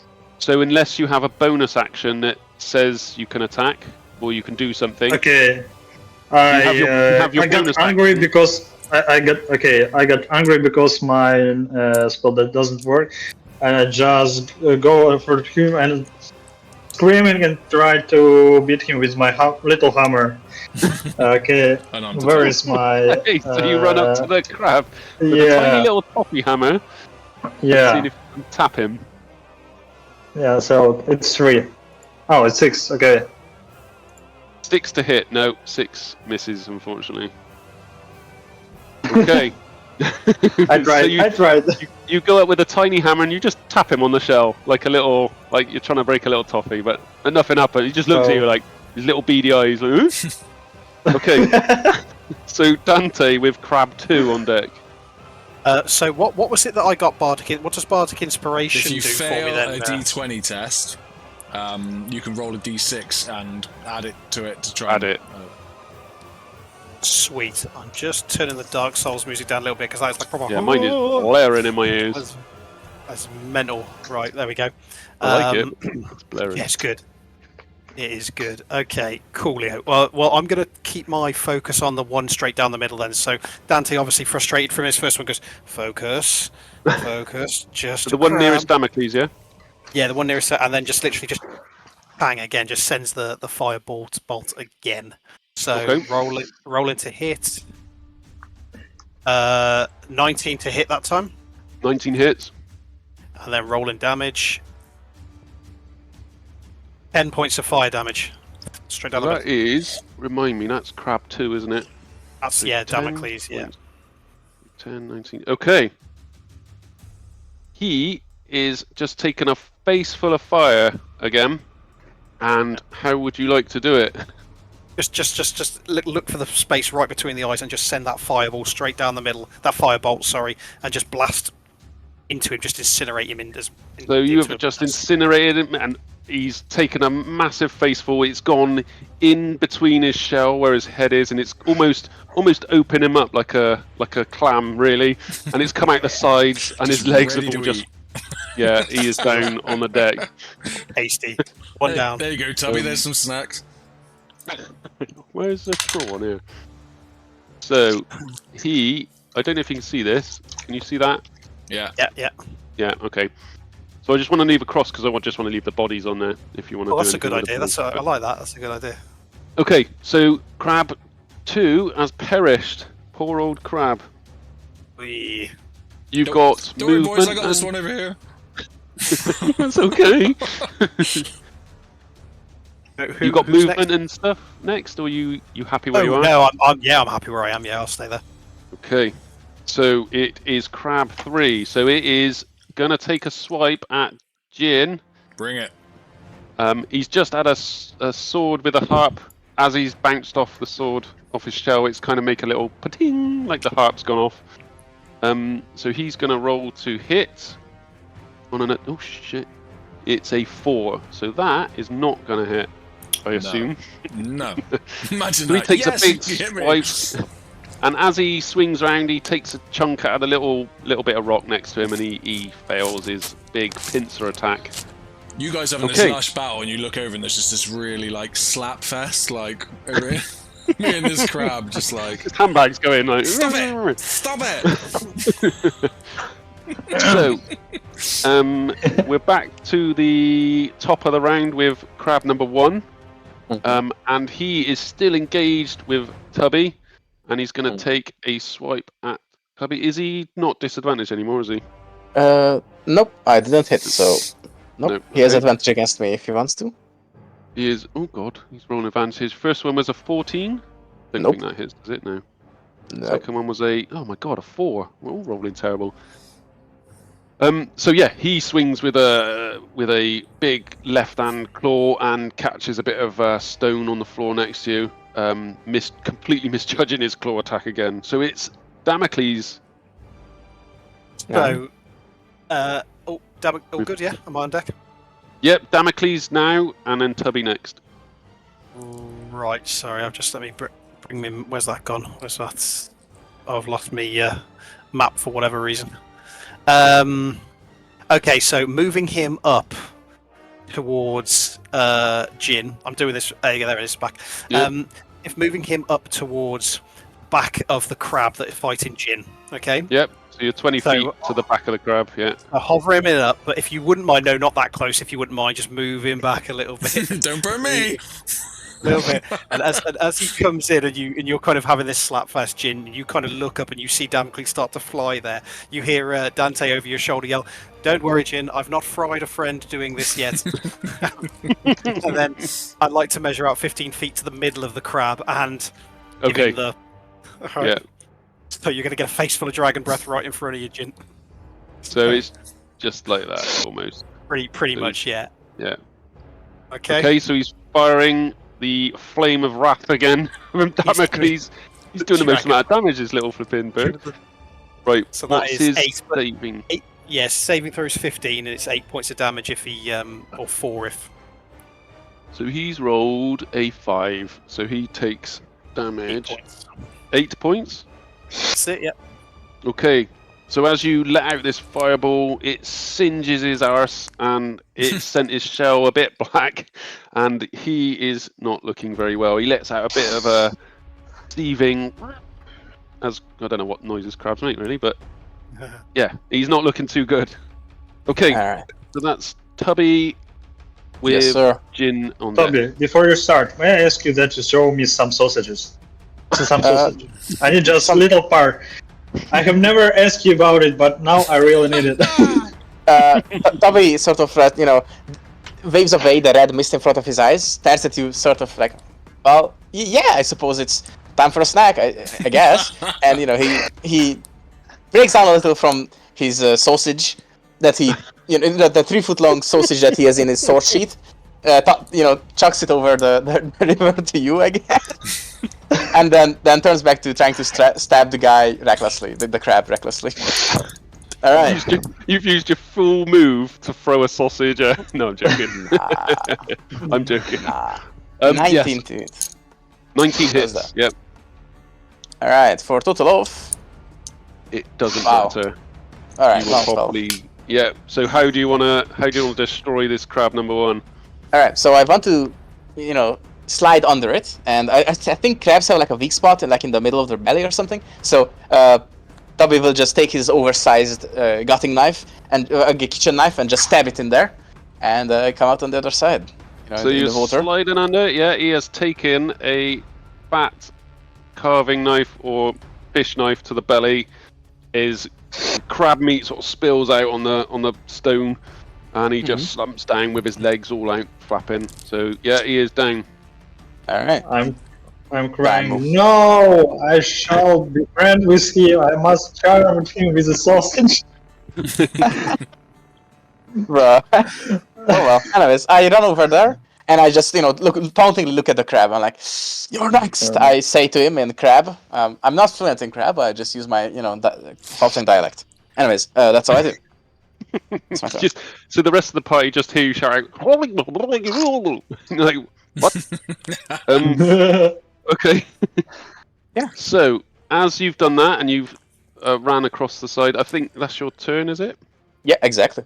We have So I do. Jinn on with Valthor after Jinn. Jinn is going to take another slap with his greatsword. Yep. Oh Smash my it. god. What have you rolled? Oh my Jesus. Nope. And past turn.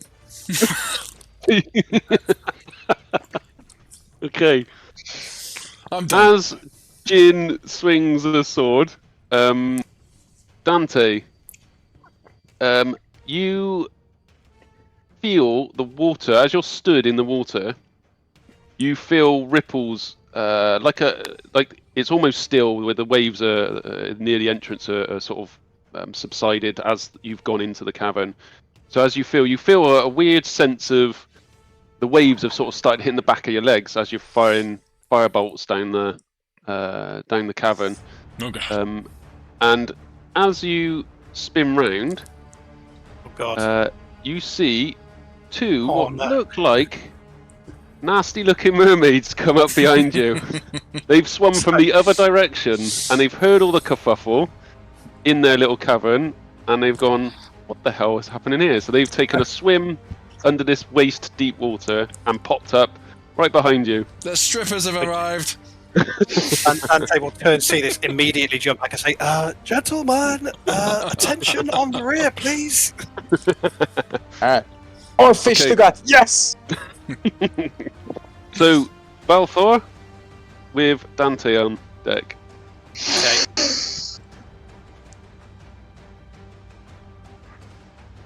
Okay. Go for it, Valthor. What are we going? Hmm? It's your turn. You have a crab that's dismembered in front of you. You have Yeah, two merfolk that have just surfaced behind Dante, I see. and you have a crab in front of you that's a little bit singed, but Okay, dodging swords. let me decide. Okay, I just get calm because I wanted to be friends with him. And I disappeared. So I just, with Stuart, I just taken my short knife and start cutting him and looting him. Okay. So you're gutting the crab, taking Yeah. what meat you can out. Okay, Yeah. poor crab. You what would it be? Would it be a survival or investigation? Investigation check. Okay, wait a second. Investigation. Investigation. Here, yep. 11. 11. So there's not a lot. There's 11. some, as the guts are across the floor, you notice some small bits of fish bone. You notice some dodgy leather, sort of clothing, bits of scrabby old leather that have been digesting in his gut, and an awful lot of crab meat. So there's not a lot on him, but just the main thing is the crab meat, I guess. Okay, I got it. So how many? Oh, I say 2 rations of crab meat. 2 crab meat. Okay. Okay, That's it. you move in? Yeah, I want to go to the Dante You to head be in closer towards- with him. Okay. You're using your full... So Dante's 16, 17 feet away. You just want to come up what? next? I want to Dante be just near to Dante. Okay. Yeah. So you that's come right. up next to Dante and you're facing 2 merfolk that have resurfaced and sort of bobbing there waiting. And it is Dante's turn with Crab 3 next. I'm just making a decision. I was almost sure I was going to do something, but given the fact I've now got some backup from a druid to my left, I think I might do something different now. So seeing these, being surprised by these guys, he's literally just going to start doing some different signals with his hand. Slap his hands together and just pull them apart to the side, Wolverine style. And they just explode into fireballs on his hand. And he's just going to like lean down and then say, try this. And he's going to send 3 scorching rays towards the 2 on one on the other. Okay. Okay.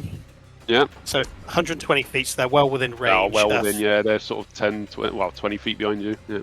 So first one to hit, Hang on, let me 11 find to the hit. old- Yep, meets it, beats it. Okay, so that will be 2d6 on him. Okay. 6 points of damage. 6 on the first one. I'll Okay. throw another ray on him as well. Okay. Oh, Jesus Christ, 9 to hit, so that'll... 9 misses. Okay, so that one missed. And then on the third, the other one, I'll do the third one. Mm-hmm. Oh, God, a 14 to hit. 14 hits. So that is for another 2d6. That's 5 points of damage. So 1 takes 5, 1 takes 6. Okay. Okay. Yep. Hoping for more damage on those, but never mind. Ha! So as they resurface, you spin round, you light your flames, and then fire these fireballs. And one hits one directly in the shoulder, looks down and lets out a bit of a harpish kind of squeal, and then the other one takes one in the sort of side of the ear, and the other one lets out a bit of a in the bathtub. Okay, back to Crab 3, which is that one's dead. So Crab 3 is fighting Jinz. He is Come going on. to roll for a claw attack of 16. Hits. Okay. So as he rolls, he does 1d6 plus 1. So he does 6 points of damage. Okay. Bludgeoning damage. And if you would like to roll a what is it for grapple, to escape a grapple? If you would like to roll a strength check, I believe. So Yeah. he's gone in, he's hit you with a claw, and he's tried to grab you. So if you roll a strength check, and 10, 11. 11. So it is a DC of 11. So he's tried to grab you, but you've managed to duck underneath and slide out of his Popped grapple. my abs and just got out of the way. Okay, so that's Crab 3. Merfolk number 1. So he or she, I don't know if they're she's They. actually, swims straight directly at Dante. God, I should And- have put mage armor on. And they've got spears, so he's wielding a spear, so he's going to make a melee spear attack. Okay. And it is 7 plus 2, 9. 9 to hit. Yeah, I take it Oh. it doesn't. No, it doesn't. No. So it wails a spear straight past you, misses. Merfolk.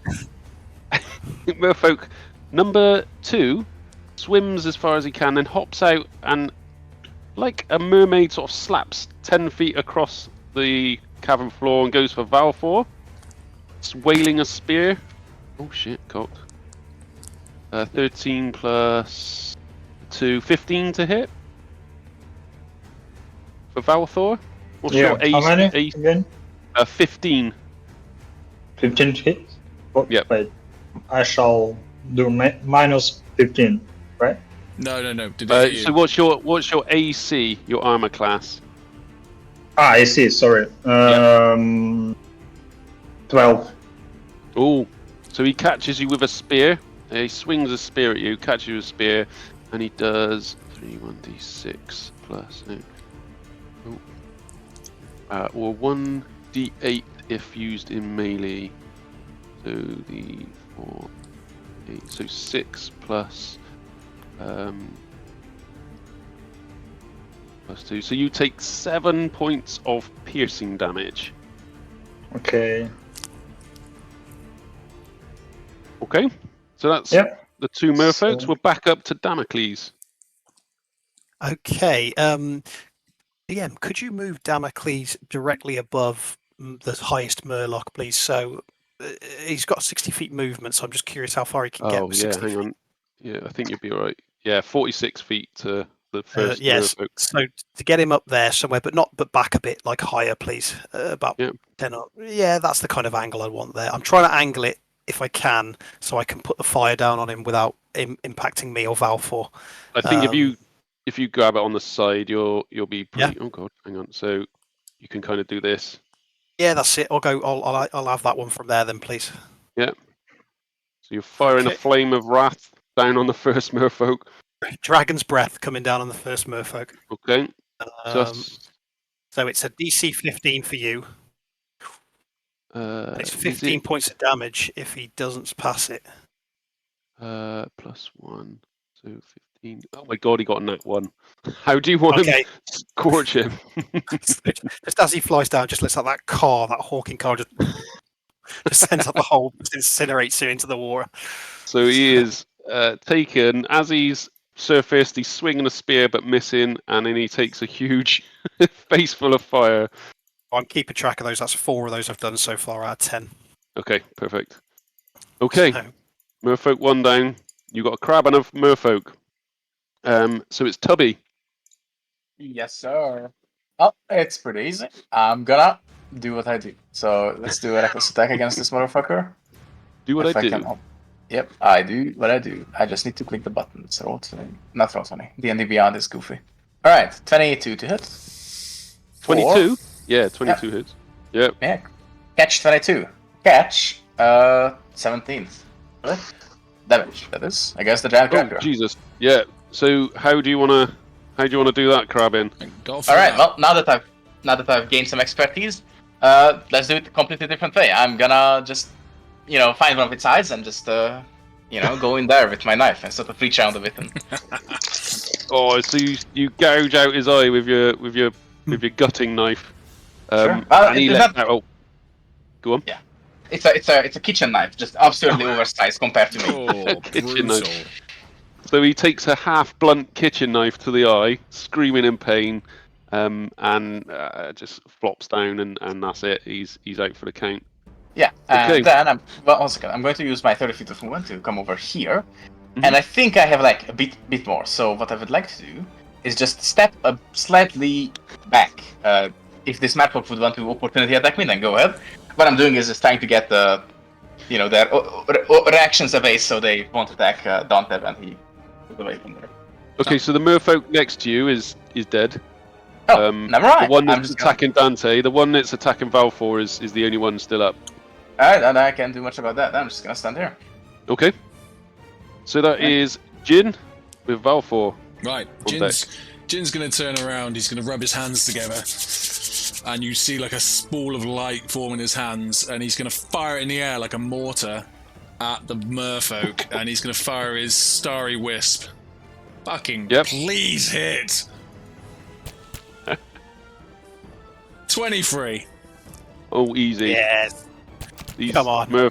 Yeah. Oh, free damage. Okay. So he takes. Where's his health? Yeah. Okay.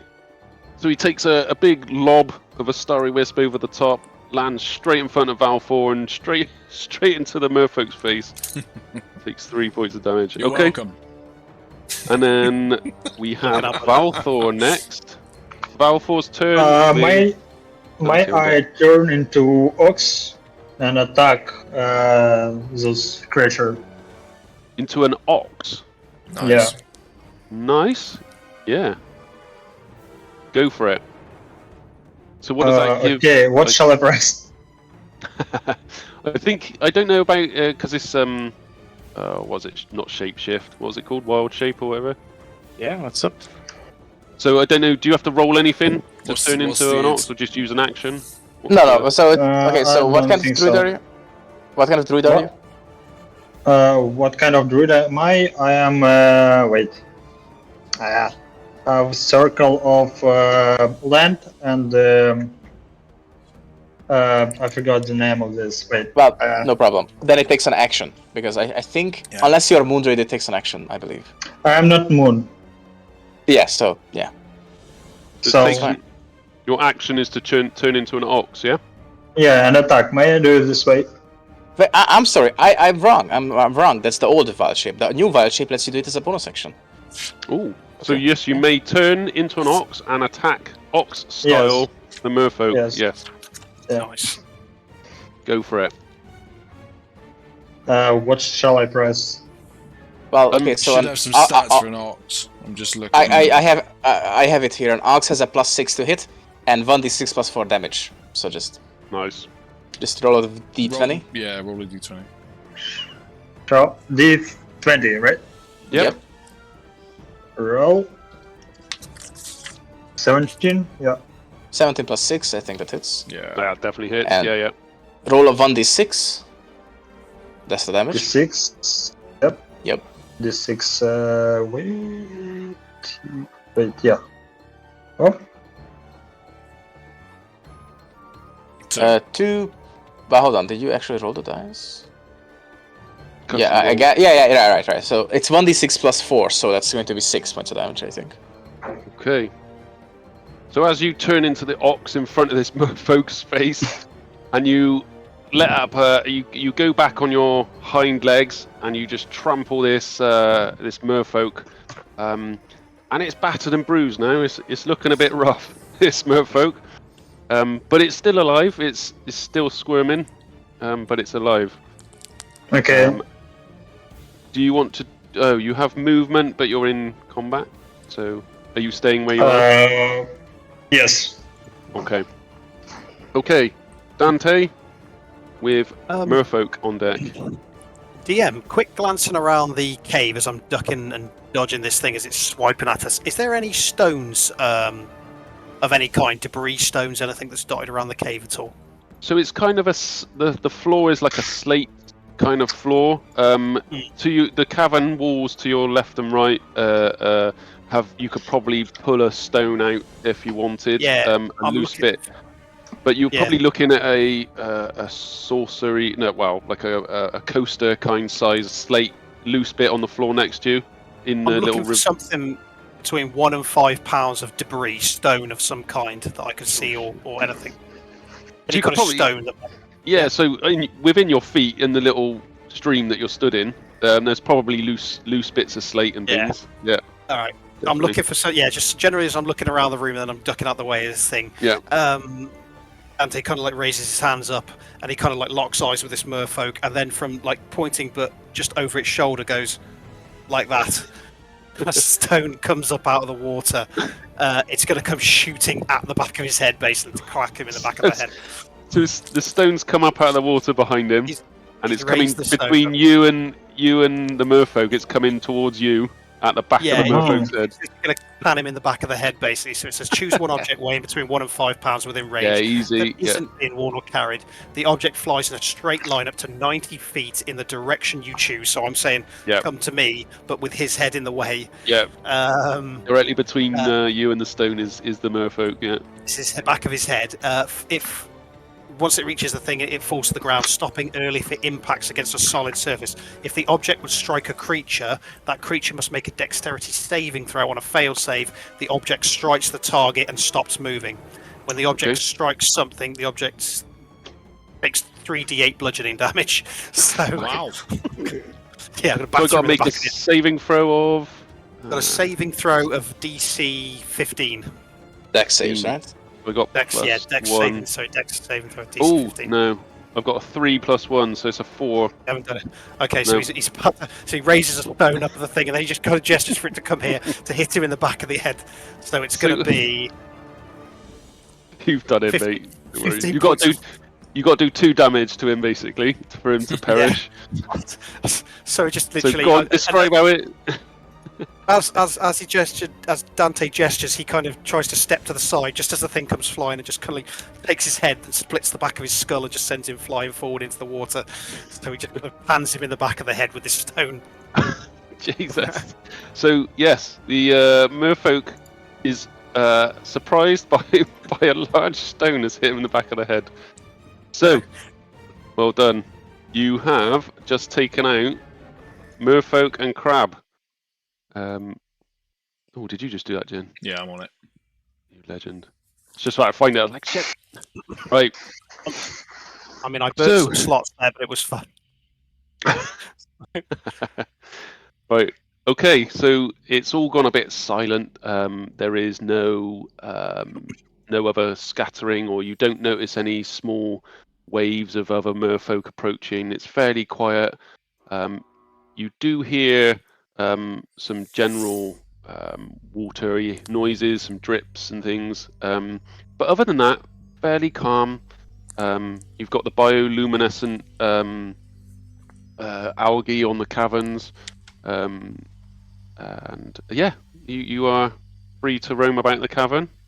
To break the silence after combat, I think Dante just looking around would say, do you think they stole the gem? Yeah, probably. I more realistically, these are probably like either the pets or they just live in the same house, but they share a rent or something, whatever. Jinn's gonna go straight over to the cooked crab and just take as much crab as he can. Just scoop it up. Yeah, so you could probably gather 4 rations of 4 rations big of cooked crab. Crab, lush. be fair, I haven't got any rations in my inventory, so I would call out to Jinn and say, "Do you mind carving some of that off for me, friend?" Got 2 for you over here, mate. Beautiful. All right. Well, I would vote as being pretty well fed based on the earlier events of the one shot. So I don't think I need to eat. Okay. I personally, so I will wait for the rest, obviously, but then I'm just gonna head down Main Street. Yeah, I'm gonna. Once I got my crab, I'm gonna cast Cruel Wounds on myself. Okay. Go for it.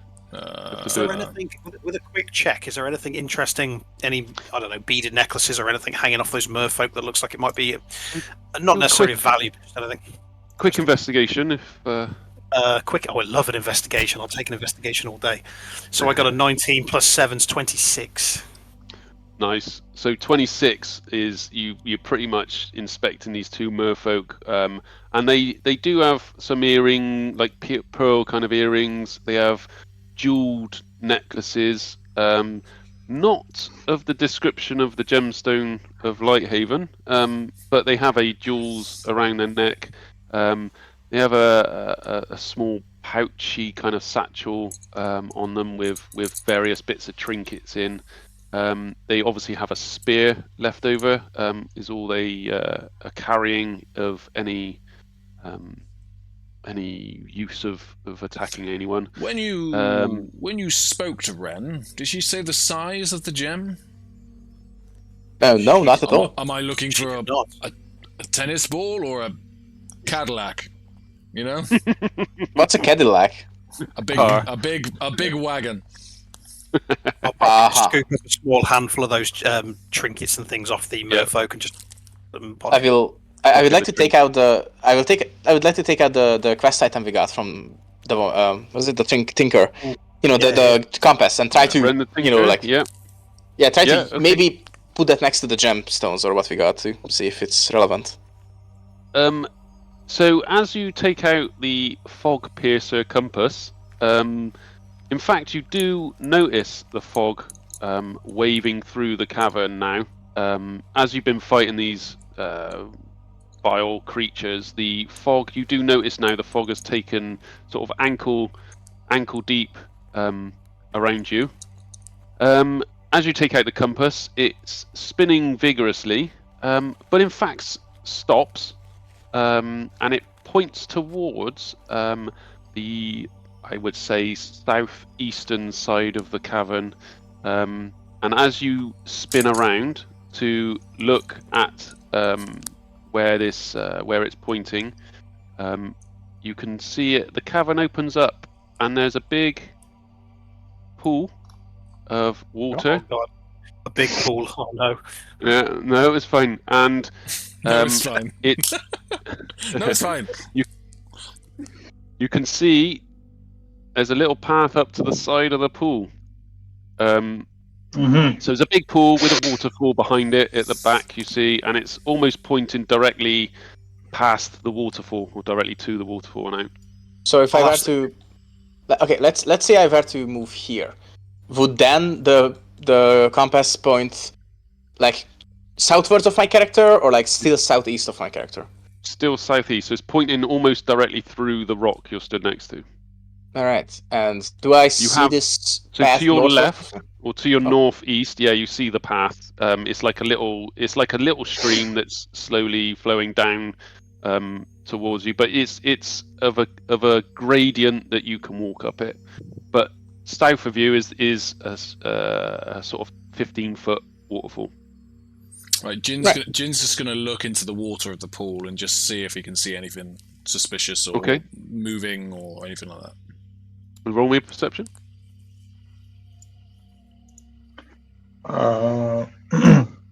According to the picture, I would say that it's going there. We're going from the right to the left, right?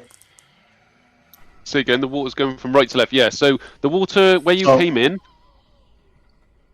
in at the bottom left is the water's flowing in from the sea, and this waterfall that Tubby's next to is flowing towards you guys, and it's going up north. So the water's going up, but the trail that the compass is pointing in is pointing directly past that. With a 16, Jinn, you take a good look. It's a clear pool, and it was perception, wasn't it? Yeah. So you're taking a good look in the pool, and as you're looking in, you don't see anything of note. You see what might have been an old crab shell of the ones you were just fighting. Maybe some smaller crab. You see some glistening stone, but nothing jewel or gemstone like. Okay. But what you do here is from behind the waterfall and down the little slope that Tubby's next to, you hear what can be described as sort of a whispery noise. Oh dear. Do I also hear this? Yes. All So right. you're next to it, but yeah, Jinn rolled Well, a fairly decent. sounds, Boys, I think sounds like there's someone some- on the other end of here. Yeah, I think something's over here, and the compass points to, like, through this wall. I think it's whatever it's looking for is to the what is it? Southeast. So just follow along. Not many smugglers, is there? Well, I'm getting a bit suspicious, but whatever it is, I think it's best if we get rid of it. Right? Okay. Okay, You head in. I'll follow Tubby. Okay. Oh, Agreed. sorry, my bad. Hang on. So as you I'll do walk the same. down, you see the cavern disappears into. So you're now faced with a left and a right, Tubby. If you can see south, you got a Yes. left. The compass is pointing still southeast, and out towards your sort of now what would be left, Southeast. southeast. So that's this way, right? Yeah, correct. All right. Well, then I believe we should go this way. Okay. Let's So go. as you head down the cavern, you just checking something. Yep. As you head down the cavern, again it's bioluminescent, and the water's running past you now, and you the water's sort of carrying on, and you hear in the whispers getting a little bit louder. And as you're walking through, you appear in another section which is larger, slightly larger than the cavern. I should notice that I didn't turn the backs to dwarf. I'm still Ox, right? You're Because- Okay, yeah, it's- no, that's fine. Yeah, yeah. If you want to stay on, Okay. how long does it last? Is it like an hour or something, or? Yeah, it's going. Half of my level. So my level is 3. It's go to the 1.5 hours. not to the highest. No, it's not 1.5. It's I forgot. What, round up? Round, or it's round down? rounding. No, round down. So it's Round 1 down, hour. just 1 hour, yeah, so it's Yeah. plenty of time, yeah. So you're trotting along the cavern, and these guys are walking We along. got a fucking As you're cow walking with along, us. you got an ox that's walking with you. And as you're walking along, the cavern opens up into it. You sort of follow it down. I've got to be careful here. And it opens up at the end. And as you walk in, you're stepping along all the stones, and you're stepping across the water. And I guess you're all following each other, correct? Yeah, Yeah. I'll make a perception for any traps, tripwires, boulders. Yeah. Good In show. the immortal words of Han Solo, I got a bad feeling about this. 18. 18, no, that's fine. Yeah, with a pretty good look around. There's no traps that you can see. There's no tripwires. There's no nets. There's no anything. Okay. What you do here with an 18 is the whispers of a person.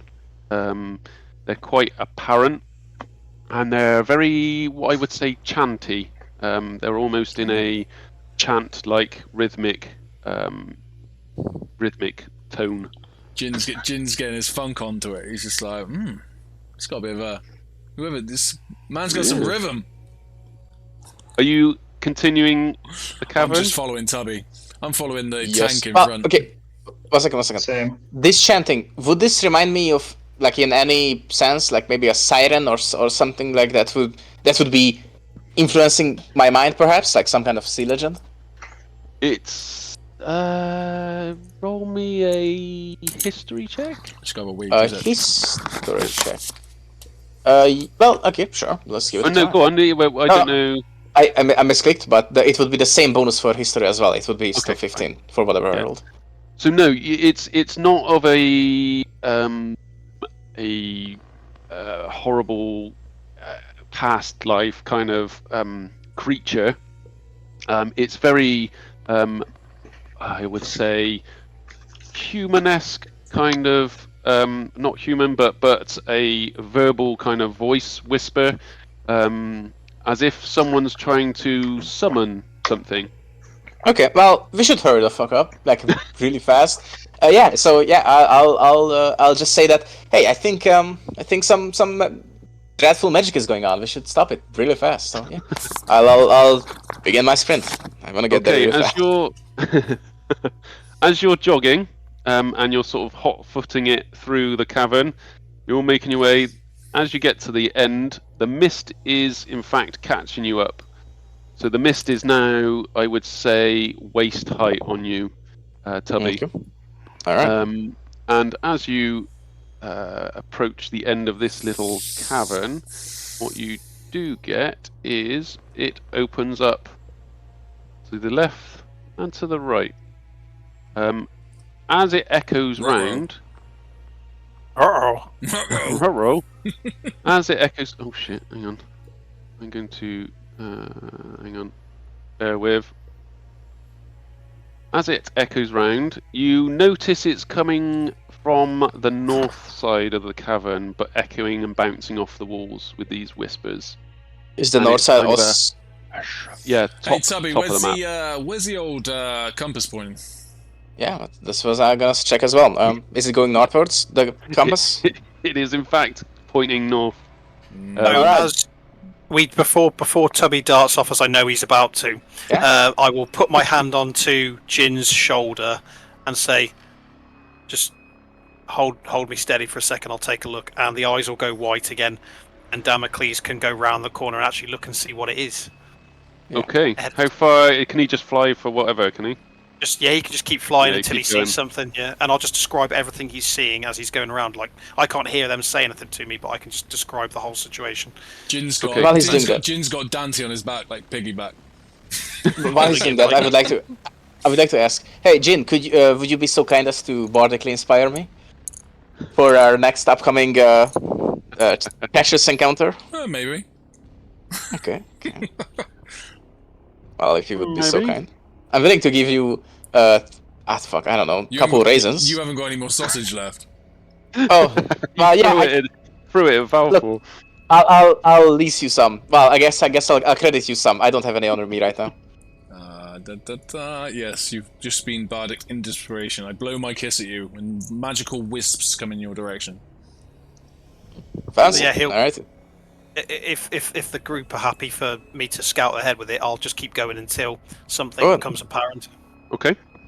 Do you have to roll? Does he have to roll perception, or is he pretty good at it? Well, he's got Well, a what's his passive passive? perception. He's got a Yeah. passive, yeah. What is it? Which I So- can. That's okay. He's pretty good. His passive As- perception 16. Oh, that's fine. Yeah, easy. Okay. Can you hear or just see? I can sound. I can see and hear whatever he is experiencing. So as Damocles flies round through the cavern at a fairly steady pace, he comes round and the whispers are getting louder and it's more of a chant now. And as he's flying round, the cavern hits this, and he notices 4 creatures or humanoids Mhm. with their backs, so they're facing away from Damocles. So from And there, they're the quiet ones. They're not saying anything. They're stood there, Let's- and they're let's almost sneak up. in awe. I think we should sneak up. Okay. Yeah. Can he see any kind of detail from where he is Let's in do a terms of what they might? I mean, you can. Do you want to fly closer, or? I'd try and see if I can make out some detail from here. But unless I suppose I don't know if it'd be a high DC. I'm not sure, but totally up to you. But I try and see without giving it away what information I could garner about what they are without going any closer.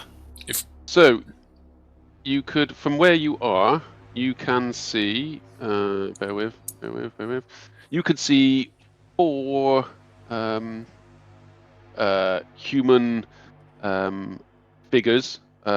You can only see the back of them. They've got hoods up, and they are dressed as you would expect an old smuggler to dress. So it's got a leather jacket, a hood up, and you can see they have kind of like cutlassy kind of sword things hanging from them, holstered, and they're sort of stood there in all with their facing away from Damocles.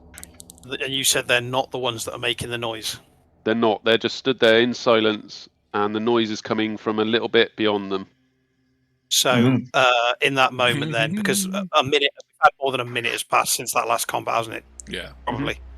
So yeah. So sorry. You've been maybe making your way through this cavern for about sort of 10 minutes or so, I guess. Yeah. So there's no more dragon's breath, even though I've got it's just gone basically. So basically, with Dante's eyes still white, he'll just click, and Damocles will disappear, just literally disappear and dissipate, and the eyes will come back, and I'll just basically have already relayed that in speech to them as I've been looking through his eyes.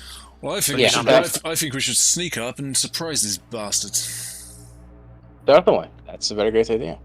Tubby, since he isn't actually wearing armor, is not that bad at stealth, so he'll attempt, yeah. So you're going to follow Damocles' path? Yes. So what I want to do is I would like to take out a bit of grease, and I would like to put it on, the where some of my equipment would clatter against itself, and then I'll say, "All right, I'm ready to go, guys." Try and lube up, are you? Lube up, bruh. Yeah, I guess. I'm all game. Okay. So whilst Tubby is lubing his armor, you guys are. How are you traveling? In what order? Are you? Anyone heading the party? Jinz, I'd like to be. So, I'd like wait. Jinz to be about there. Do we want to do it like with silence or never mind? Silence. I think we do surprise. So then I'm staying here for a time when they know about us because I'm Ox. Why don't we do Because a I'm surprise Ox. attack? I think, yeah. If we do a surprise attack, we can attack them and then roll initiative. Wait, Druid, don't you have a pass it out trace? No. Pass it out trace, don't you have it? It's a second level spell of Druid for Druids. Oh wait, what again? Pass without trace. Pass without trace. Yeah, it's a What spell. is it? It's a spell. It's a Druid spell. Do you have it on your spell list? I don't sure. Wait, Okay. I need to check it. 2 6. What? Spells list. Druid again? No. So you got animal friendship, cure wounds, enlarge, reduce, hold person. Yeah, I don't have. Mirror rigid, misty step, spike growth. Yeah. Cool. But by the way, I have misty steps. I could turn back. Will I spend my turning this stuff? I forgot that. I'm as druid have to. It's not concentrate. It's... Two turns to turn into something. So if I cancel my current turning, will I spend one more or no? Yeah. You can do. I'll let you do it now. Yeah, you can cancel it for turn nothing. back to your. Yeah, you can return back to your normal self. Without spending this turning, right? Yeah. Okay. I'll let you Okay, turn I'm back. turning back, and I probably will spend Misty Step on Tubby. But by the way, you also have Long Strider. No, not Blood Strider. Yeah. I do have long strider, but I have a question for you. Long Strider. Yeah. Misty Step it's not a buff spell. It's something you use to teleport 30 feet in a direction. That doesn't. Oh yeah, right. Yes. Okay. That doesn't help me. So you do an instantaneous misty, silvery mist around you, and you teleport 30 feet to an unoccupied space. So, wait, I need to check it out. Misty Step. Yeah, just while we're planning and prepping, I'm going to expend one of my first level spell slots to put Mage Armor over Dante. Okay. So Yep. So you cast your mage armor. so Just it's- remind me when you need to. No, I can cut. Yeah, on myself. Okay. So if we sneak up and do a surprise attack, we can then roll initiative. So if we all done an attack, Okay, so I do have a question for y'all. So, are we using? I guess we are using the 2024 rules for surprise, right? yeah. Because if we are, then it doesn't actually give us an entire new round. All it gives is advantage on initiative initiative rolls. So Okay. that's one. Let's do that. Okay, just going with you. Okay. Well, look, I get all I need. I hope my my grease is gonna give me advantage on stat checks. Maybe not. Let's hope it does. And let's sneak up on them. Yeah, sure. Well, why don't we, me and Dante attack from distance to get advantage? I don't know. You tell me. So, I think it will be better if we.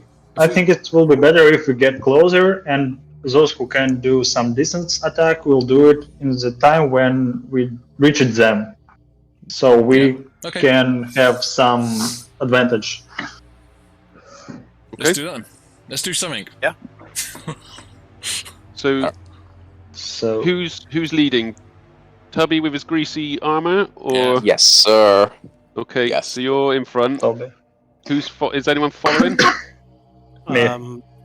Yeah, and then me and Jinn, whoever wants to go next. But You can go next to each other. Yeah, it's alright. You can sort of follow. It's just So we're going in range. Those two are going in ahead of us. Then I take it. Yeah. okay.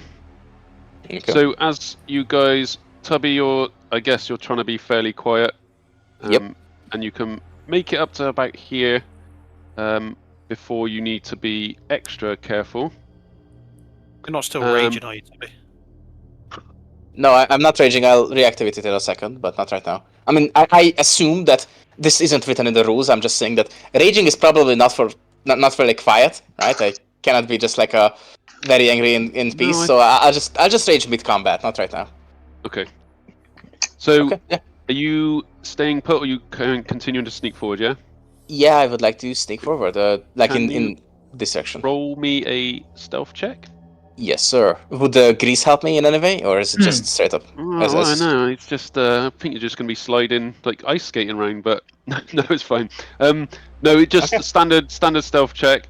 It's right. fairly, other than the chanting, it's fairly quiet. All right, But I with get a 20, dirty 20 on stealth. Yes. with a 20, you can get pretty close to them. So as you're sneaking, you can get pretty close, and you notice 4 fairly tall ones, characters, and you notice their hands a little bit gaunt and skinnier than your average human. They are human-esque, obviously. They have an array. One has a cutlass, one has a sword, one has like a scimitar, but they don't notice you.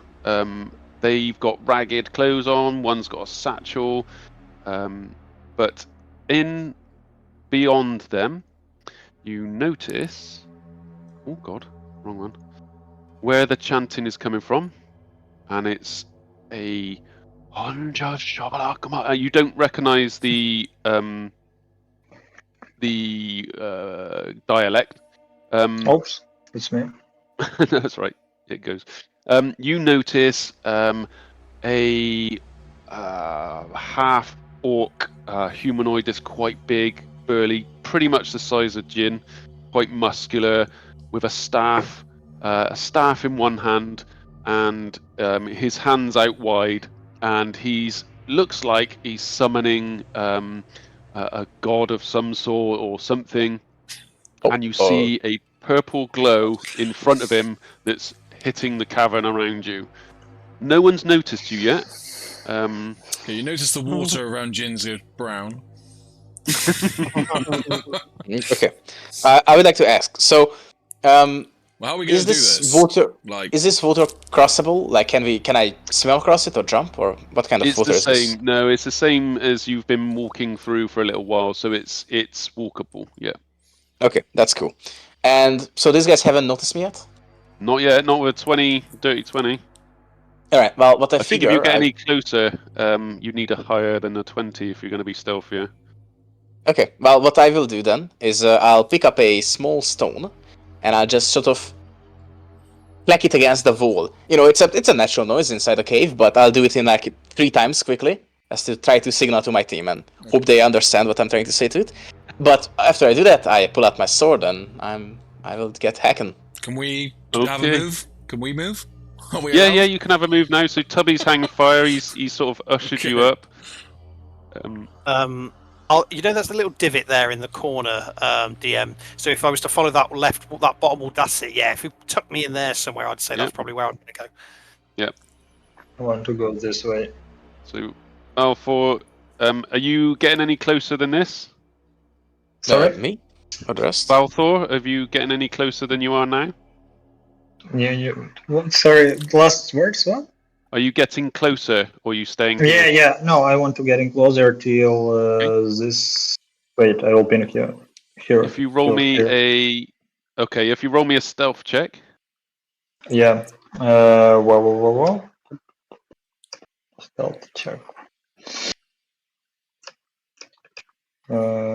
Actions. No.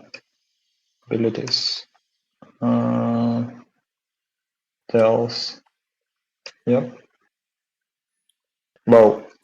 Okay, so you can get there. You can get pretty Beautiful. much up to about here without being noticed as well. So you notice the same 4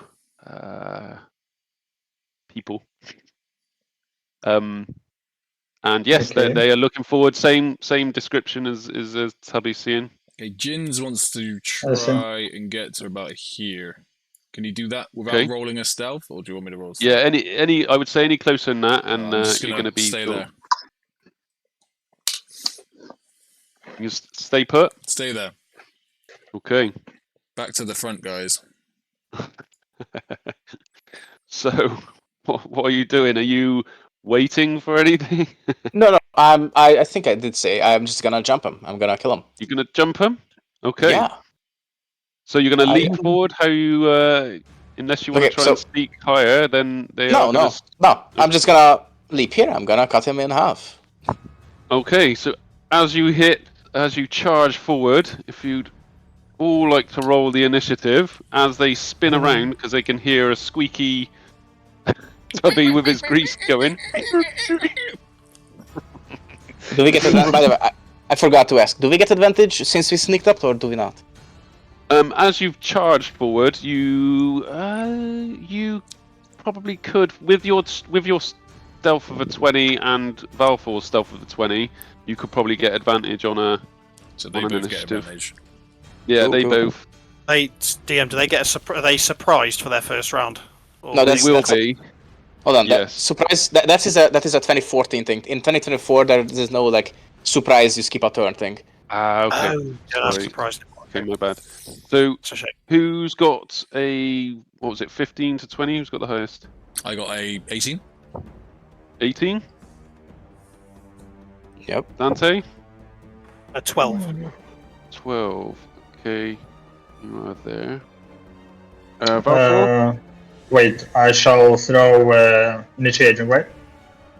Initiative. Yep. Yeah, Roll for initiative. okay. 16, 17. 17. So you're just behind there. Okay. And Tubby. 8. Valthor. Okay. Oh, So you're in there. you got bardic inspiration. Oh, you're right. Well, do I want to? Fuck it. Might as well, right? You get an extra add 6 your- on it. You won't be very Yeah. high, but Oh, it actually is 6. Yeah. so So what's that? I got 14. 14. Yeah, 14. What did you Dante? You got 18, didn't you? No. Do we 12, got inspiration? 12. You're into. So you're. Oh Christ! So you're right at the top. I rolled terrible by the way. So you're up there. Okay. So I'm sorry, do we got inspiration or no? Oh, that's only me. You I have got okay. inspiration. only Tubby got to add a d6. Okay. So as you leap forward, you charge forward, you've crept up as far as you can, and you make a sprint for what looks to be a smuggler fanatic. He spins round, and what you see is a gaunt, looking almost skeletal face, and the skin is sort of loose and hanging. It's very weathered. They have a big pendant hanging from the as a necklace. It's like a wiry beard, and it's very, very gaunt, almost skeletal, with piercing white eyes. As he spins round and sees a halfling with grease, covered in grease, running towards him. Hell yeah. Okay, so we're in. So with Jinn, you are first up. Okay, how far can I get? Let me just do a measure. So you can get up behind Tubby, basically, 30 feet, Right, I'm gonna run. I would say. Okay, let me just have a look at this. I'm gonna run to here, Okay. and I'm gonna cast Thunder Wave at level Oh 2, shit. Oh Nice. shit. Nice. which will get both of those guys. Yep.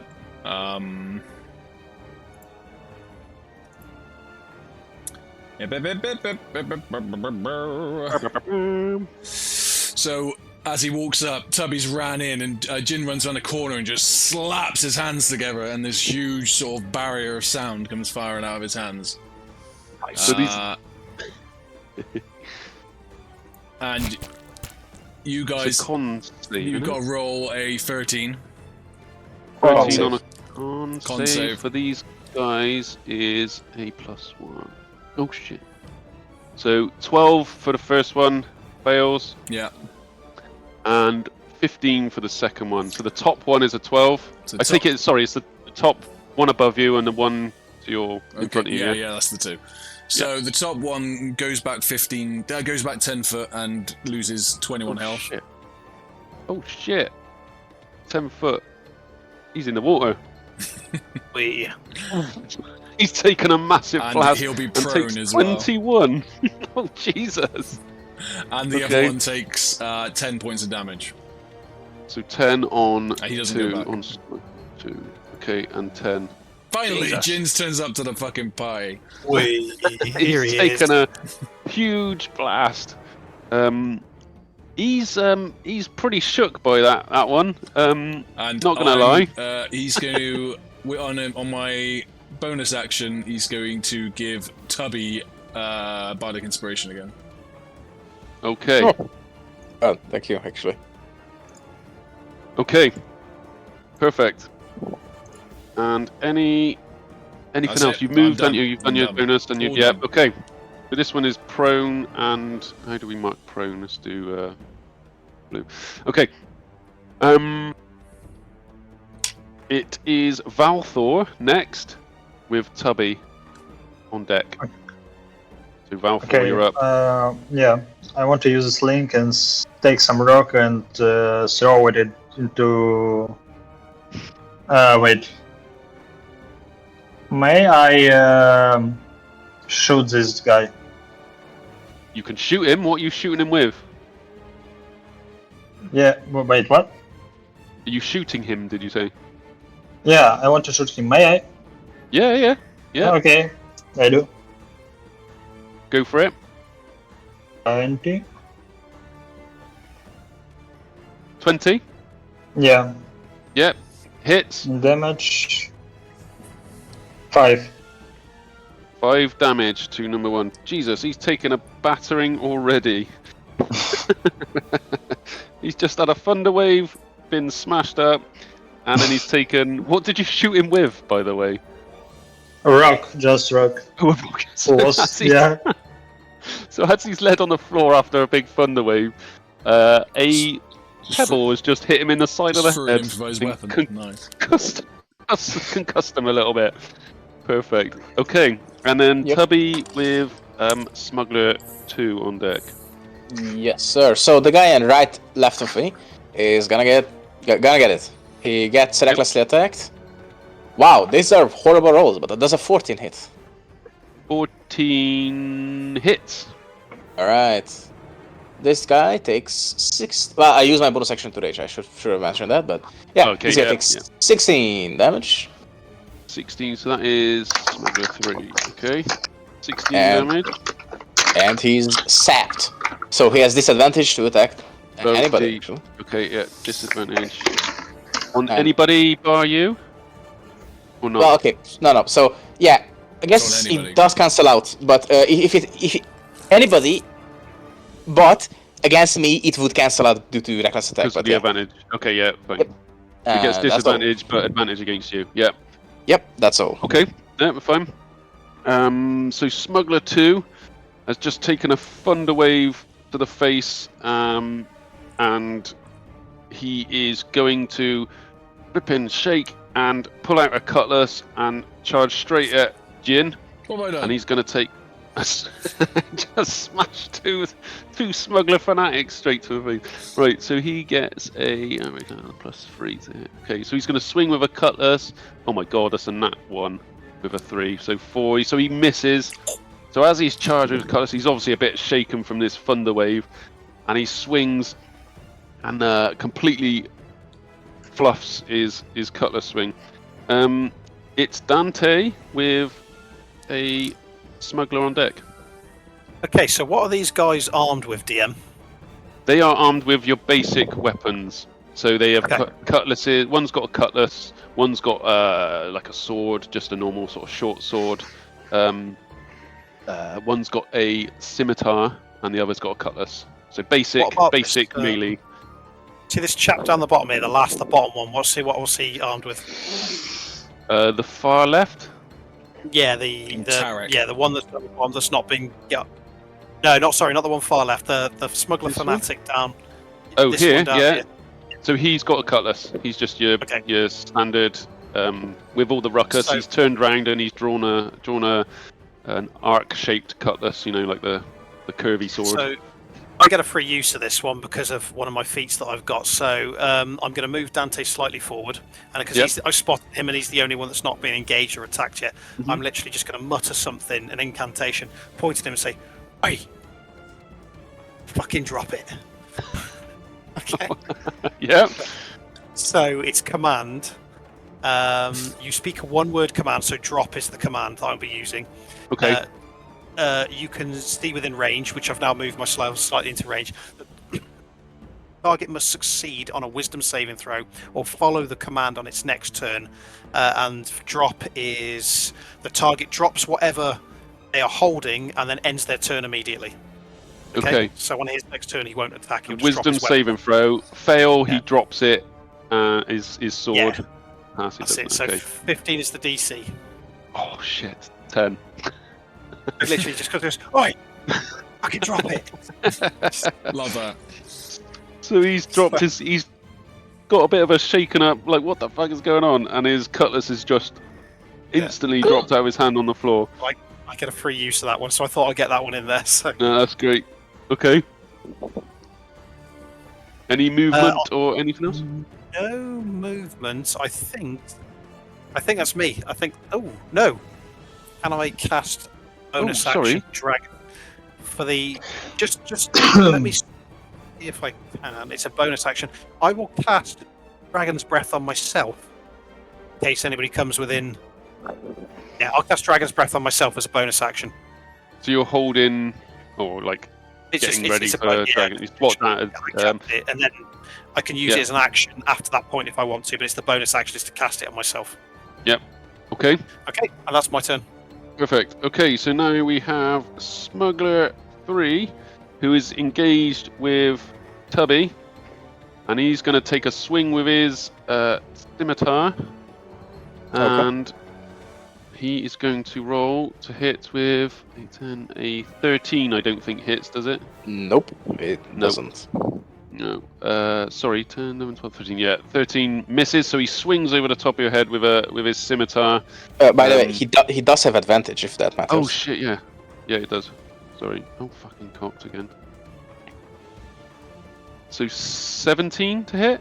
Still doesn't hit, sadly. No. So he misses twice with his scimitar. And then we have Smuggler 4, who is at the bottom. He's dropped his instantly dropped his sword. If he was prone that's his underwater, stuff, does right. he struggle with I did- breath? But I did think that. So I'm looking at now. He's going to come round to him in a sec. I'm just going to look He's at only do under there this for one. seconds. He gets just sort of blasted in and stands up. I presume. Yeah, I mean, I think he has to use an action to stand up after, doesn't he? Yeah. But that's Well- fine. Yeah, it was checking suffocating.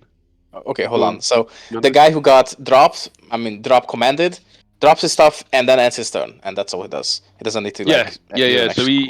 he drops his sword, immediately looks up at Dante as if to say, "What the fuck?" And then stunned to shit because he just doesn't know why he dropped it.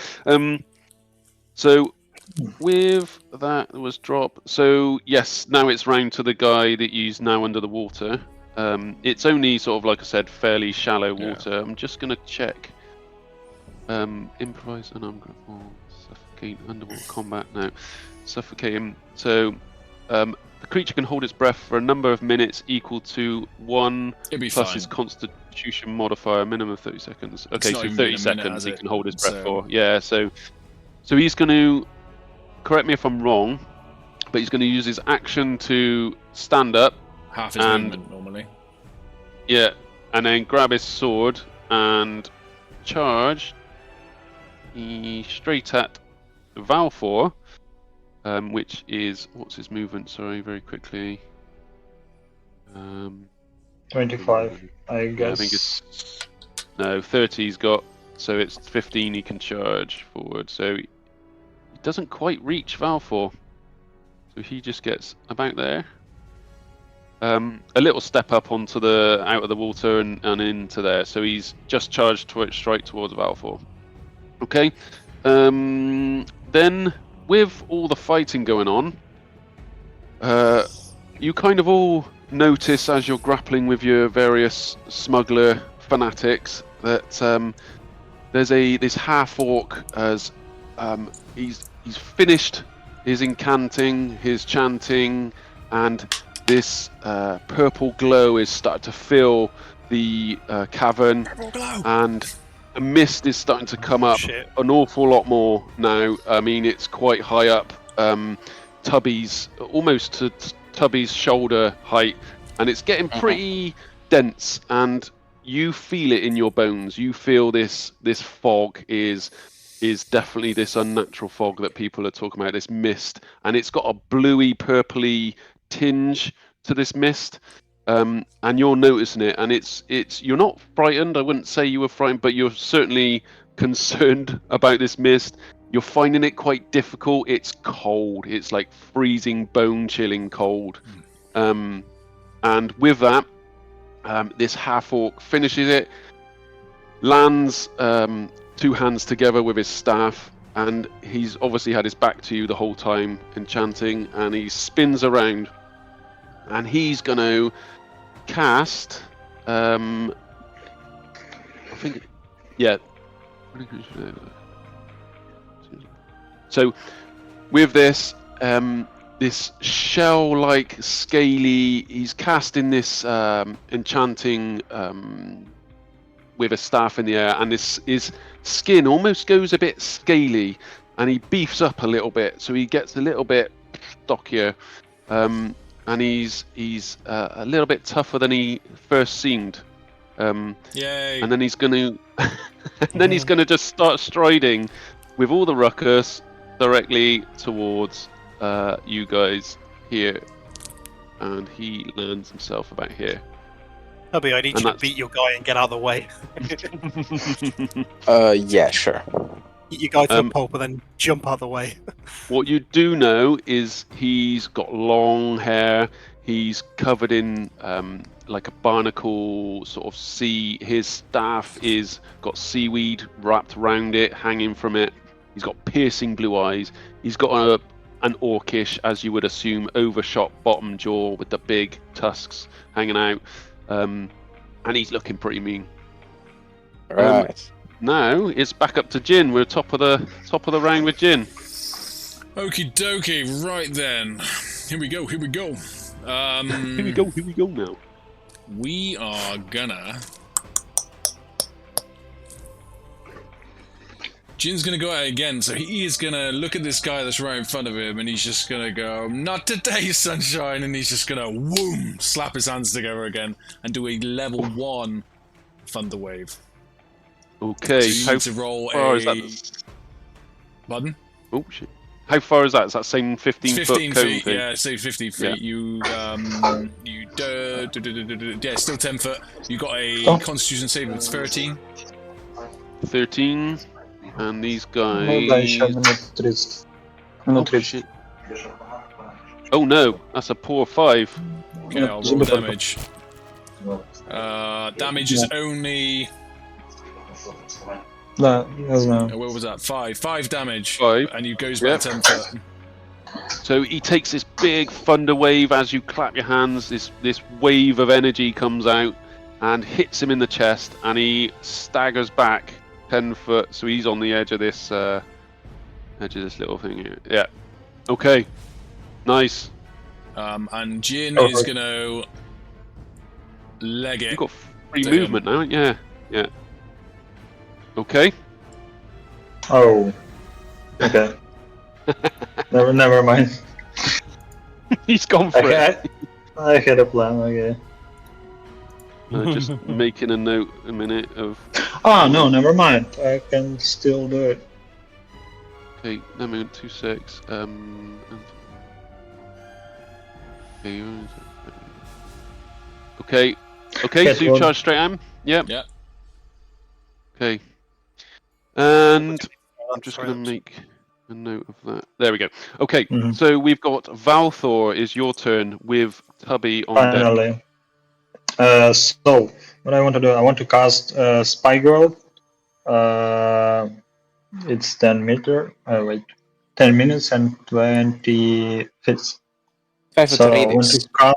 Yeah, I want to cast. Wait, how can I overlay circle? I guess. Wait, Like it's like this big. Where do you want to put it? I want to put somewhere here. There. That's not great. Yeah. I mean, that's Yeah, that's and that's what I know. That's what I know. I can remove some part. No, wait, I can put it this way. Okay, Yeah. Well, do you see that? Right. Yeah. Wait. Yeah, you see. So I want to put it this way, and as I know, I can remove some part of them. So I want to remove. Wait, I will change the color. So I will grow my spikes around. Oh wait, in Everyone all of does. this area except Yeah. there where my teammates are. So it's here. Wait.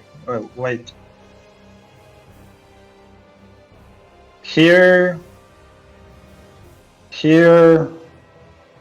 So, yeah. Okay. So they can move there. Freely. Yeah. Yeah. So what's it So covered in? I'd- Did you say spikes? It's all covered Yeah, in they said spikes. Okay. So Yeah. it's cover only red area. Yep. Green area is exception. So I also cast it by grow. Yeah, I did it. Okay. Do they have to make a saving throw of any sort? The guys No. in the spiked area? No. No? no. It's they take automatically take damage when they move on top of the spikes, and it's difficult terrain. okay. Okay. Yeah. That's great. Okay. So if they're in combat. and may I attack? Yeah, well, I mean- that would have been an action, wouldn't it? I'm sure that it says in your. Hang on, let me check. But I'm sure it'll say in your spell what it is, what it costs. So It's an that action. is. Oh, okay. That's an action, yeah. Yeah. You can throw a rock if you got a rock. Yeah, right? one action, and then you've got a bonus action and movement. Okay, and I use my sling to throw a rock into to the same guy when I did it before. You're firing So- slingshots at this guy Yeah. charging towards you. Okay. Yeah. Sling. This. It is 30 and 13. and 3. At 3. 13 at 3. No, it's 13 Yeah. free damage. Oh, 13 doesn't hit. Okay, Because- never mind. Slingshot, yeah. So it flies So that's past it. him and bounces off the cavern wall behind him. Okay. Perfect. And then Tubby with Yes, Smuggler sir. 2 on deck. Okay, well, what I would like to do is, first of all, I would like to jump, since I am, very strong, and strength is how jumping increases. Would I be able to jump over to this other green area from where I am currently? That's quite far. Hang on. Yeah, I was going to say that's a good. You're going to jump 10, about 11 feet. 15 feet. Yeah, 10 to 15 feet. Or to the edge of it. Oh, you want to jump to where I am? You mean? Yeah, to okay. Zion, to Jinn. Would I be able to do something like that? Or would I need to make an athletics check, maybe? Yeah, I was going to say something like an athletics. Okay, well, let's see. Sure, so I have advantage on this because I'm barbarian. Alright, does a 17 make it? 17 is going to be alright. I mean, it's not too far. The spikes aren't ridiculously high, I guess. Sure. I guess they're sort of ankle-y, knee height. Alright. But yeah, okay. And when I'm here, action, well, action. Does it take an action to jump? I think it only takes movement, or tell me otherwise. But I. Okay, no, it's fine. Yeah, go on. Okay, I'm just gonna try to cut this guy up into pieces. This orcish summoner guy. Reckless attack, obviously. So let's go for a lot to hit. 24. 24 hit. Yep. All right, going to be that much damage. 17 points of damage. 17. Okay. And he's sapped. But yeah, that's all I do. So that's the disadvantage, but not against you. Yeah, good job. Yep. Yeah, basically. Okay. And then we have Smuggler 2. So if he's moving, what damage is his movement restricted, or is it just damage? Okay, so this is how it works. For every 5 feet he moves, he needs to spend 10 feet of movement, so it's difficult terrain, and he also takes 2d4 damage for every 5 feet. So if he moves there, that will be 10 feet of movement, and it takes 2d4 points of damage. So he's and taking that guy, 2d4 damage? Yes, for every 5 feet. So he's only moved 5 feet, so that's okay. So that is 1d4 and 3. So he takes 4 points of damage. Fuck. Okay, he's looking a bit haggard. Okay. And then he's going to swing with his cutlass at the back of Jinn. And he is going to roll. Don't worry, Jinn, I got you. Oh, Jinn. shit. That was a natural 20. Double damage, nice. Sorry, so his damage with his cutlass is 1d6 plus 1. D plus 1 is 3, 4. So it's 8 points of 8 points of slashing damage. Damn, son. Damn, son. Jinz is he's looking a little wounded. I mean, he did come in and just start pushing everyone everywhere, so it was going to happen. Okay, sorry, and it's Dante with Smuggler 3 on deck, so it's the one that Tubby just left. Okay, DM. So of the 3 smugglers that I can see kind of ahead of me, is there any particular one of them that's looking more haggard than any other? Smuggler 3 is ish. He's looking damaged, but not too damaged. Smuggler 3. So that's the one in the middle, next to where Tubby just departed. Okay. The one at the bottom is looking pretty good. He has pretty much just dropped his sword when you shouted at him. Oh, that was it. Yeah. And the smuggler that just ran towards Jinn and tried to slice is looking very haggard. I'm going to, because he's just taken a swing at Jinn, I'm going to target him, and I'm going to go for a simple firebolt. Yep. This time. So 68 feet. Yep. Yeah. So 120 feet of movement range, and I'll go with a. So it's 23 hits. 23 to hit, and then. Oh Christ! 1 point of damage. He's looking only a little bit more haggard than he was before. I should have thrown a boulder at him from out the cavern or something. I should have flung a boulder at him. The spikes, Valthor, are they concentration? The spikes. Valthor. Wait, I'm gonna check. No, the spikes you've put, are they a concentration? So if you get hit, they're gonna go down, or are they? Yeah. Because I didn't use material component. Yeah. It has concentration till 10 minutes. So if that guy slaps you now, He's disappear. he's gonna go. It might disappear if he fails a Constitution saving throw. Yeah. Yeah. So, that was the other thing. Take back what I said about the Dragon's Breath. I'd already expended both my level 2 slots, so I haven't got Dragon's Breath. Ah, okay, Sorry, fair enough. So you haven't got me covered. Well, the covered was supposed to be that bloody fireball, but it didn't do what it was supposed to. I thought I was going to snipe him right in the back of the head, but 1 point of damage ain't going to do it, is it? Okay, unfortunately, Dante can't do anything else right now. That was it. Can you? So that was your action? That was my action. Yeah. Yeah. You have a bonus and movement. I've still got movement. Movement's good. I think I'm happy where I am. Okay. Bonus action. The only really thing I had is Dragon's Breath, but I've used the spell slot. So, apart from hurling abuse at them, Angry abuse.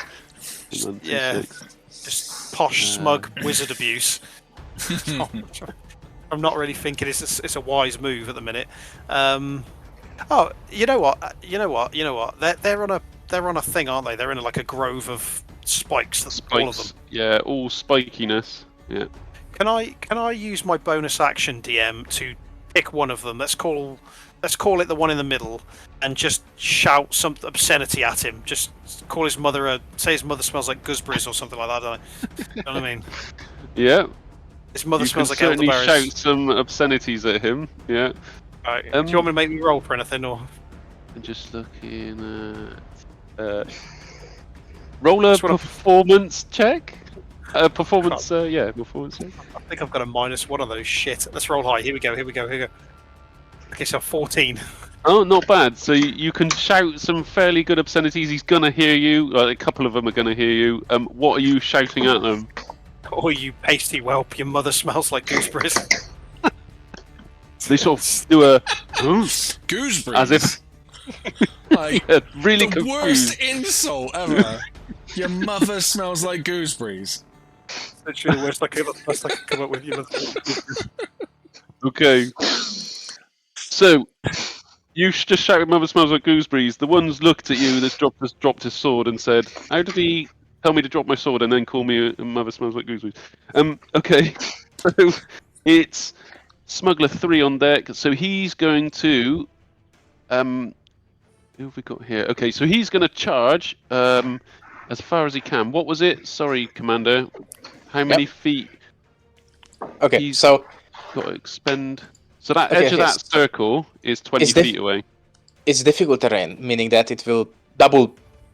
Ah, Every how 1 feet of movement costs 2 feet of movement, and Okay. for every 5 feet, well, okay, we can convert it. On average, it will be 1 feet equals 1 damage. That's the Okay. average. 1 feet equals 1 damage. Shit. Okay. But yeah, You got to roll for it, haven't you? well, you could also roll if you want, but yeah. Yeah, I think for the sake of speed, he is going to. What's he going to do? I mean, these are pretty mindless smugglers, so I think he's just going to pick up, being covered in spikes. He's going to hold his scimitar, and he's going to throw it at Dante, which Ooh. is a ranged Fucking hell of a attack. throw. I think he's got. I'm trying to look how many feet without. Hang on, where's my screen gone? That's a bit sharp, isn't it? Ranged attack. Me in battle. Plus 3. So he's got. It's 60 feet. So. that's- Utterly unprovoked. He's gonna wang his fucking thing at Oh, me. I reckon he's just 60 feet of you. So that is. Oh. Just checking now. That is. You are bang on 60 feet. Right. So he's Do going to it. do a plus. Let's do it. Let's throw his scimitar. He's got a 14, 17 to hit. 17 will hit me, yes. So he's launched his. After you've said his mother smells like gooseberries, he's throwing 1d6 plus 1. Oh Okay. my god. I quite like gooseberries. Yeah, I quite Yeah. like it. Oh my god, he's rolled like a 6 as well. So you I take like it as well. 7 points of piercing damage Oh. Flying scimitar, Jesus. from a flying scimitar. Alright, well, yeah, that hurt. But he's weaponless. He's got no now. sword. He's got no No, he's got sword. no sword now. He's just threw his sword at you. Wave it in front of his face. Like, you fucking knobhead. What are you doing without this? And he's going to stay put. And then it's on to Smuggler 4. he's going to pick up his weapon, and he's going to move. How many feet out of this? It's 6 feet. So he's going to take 12 feet off 30 and get to the edge. I'll do the damage in a sec. Shit. So he's 12 feet minus, what's that? 18 he's got left. So he's going to charge up the side towards Dante. Shit. So he's going to get to about here. Okay, that's him. And now we're on to Tarek. What's Tarek going to do? Did he take a bit of damage, did he? Oh, yeah, sorry, yeah. So that was, how many feet? 6 damage he's taken. I think we said 1 point for 1 foot. Yes. Okay. So he's Do you want me to tell you the math behind why I think it's that way, or? I will trust you for the No, sake it's of fine. speed. All right. So now on to the druidy-looking dwarf. Orc. So he is going to look at Jinn and Tubby, and I think he's not going to move, and I think he's going to get the smuggler next to him as well. So he's going to do a very similar clap Oops. hands together across Fuck. the top of his head, and he is going to cast Thunder Wave. Fucking 15 thunder foot waves. cube. Cave's coming down. The amount of thunder waves that are going off. Yeah. So you Oh, dear. have to roll a con save, Oh, God. Tubby, and Jinn has to roll a con save. What about That's a natural one, but I'm a halfling, so I can reroll natural If it's ones. natural one, yeah, I'll give it to you. You've also got bardic inspiration. But I already used that, so. Oh, did I you? got it. 21 Yeah. is okay. Yeah, that's a save, isn't it? Question. Can you Yeah. show me the 15-foot square? Because is Yes, it of getting course. his mate? Oh. Yeah, Well, sure. he will get his mate, I think. Where's the cone? There. But it's a square though, isn't it? It's a square, yeah. So if it's 15 foot, you're probably going to get... Sorry. You'll be getting He's gonna get both that of them. yeah. Is it a square? Is it not Yeah, a it's a cone? 15-foot cube. Ah, right. Just Okay, like yeah. a It's gonna wave. get It all could of be. them. It could be something like this, I guess. Yeah, yeah. No, well, so this you guy could- you doesn't could- care. you could do that. This guy doesn't care for his followers. He's going to he's nuking everything that's in front of him.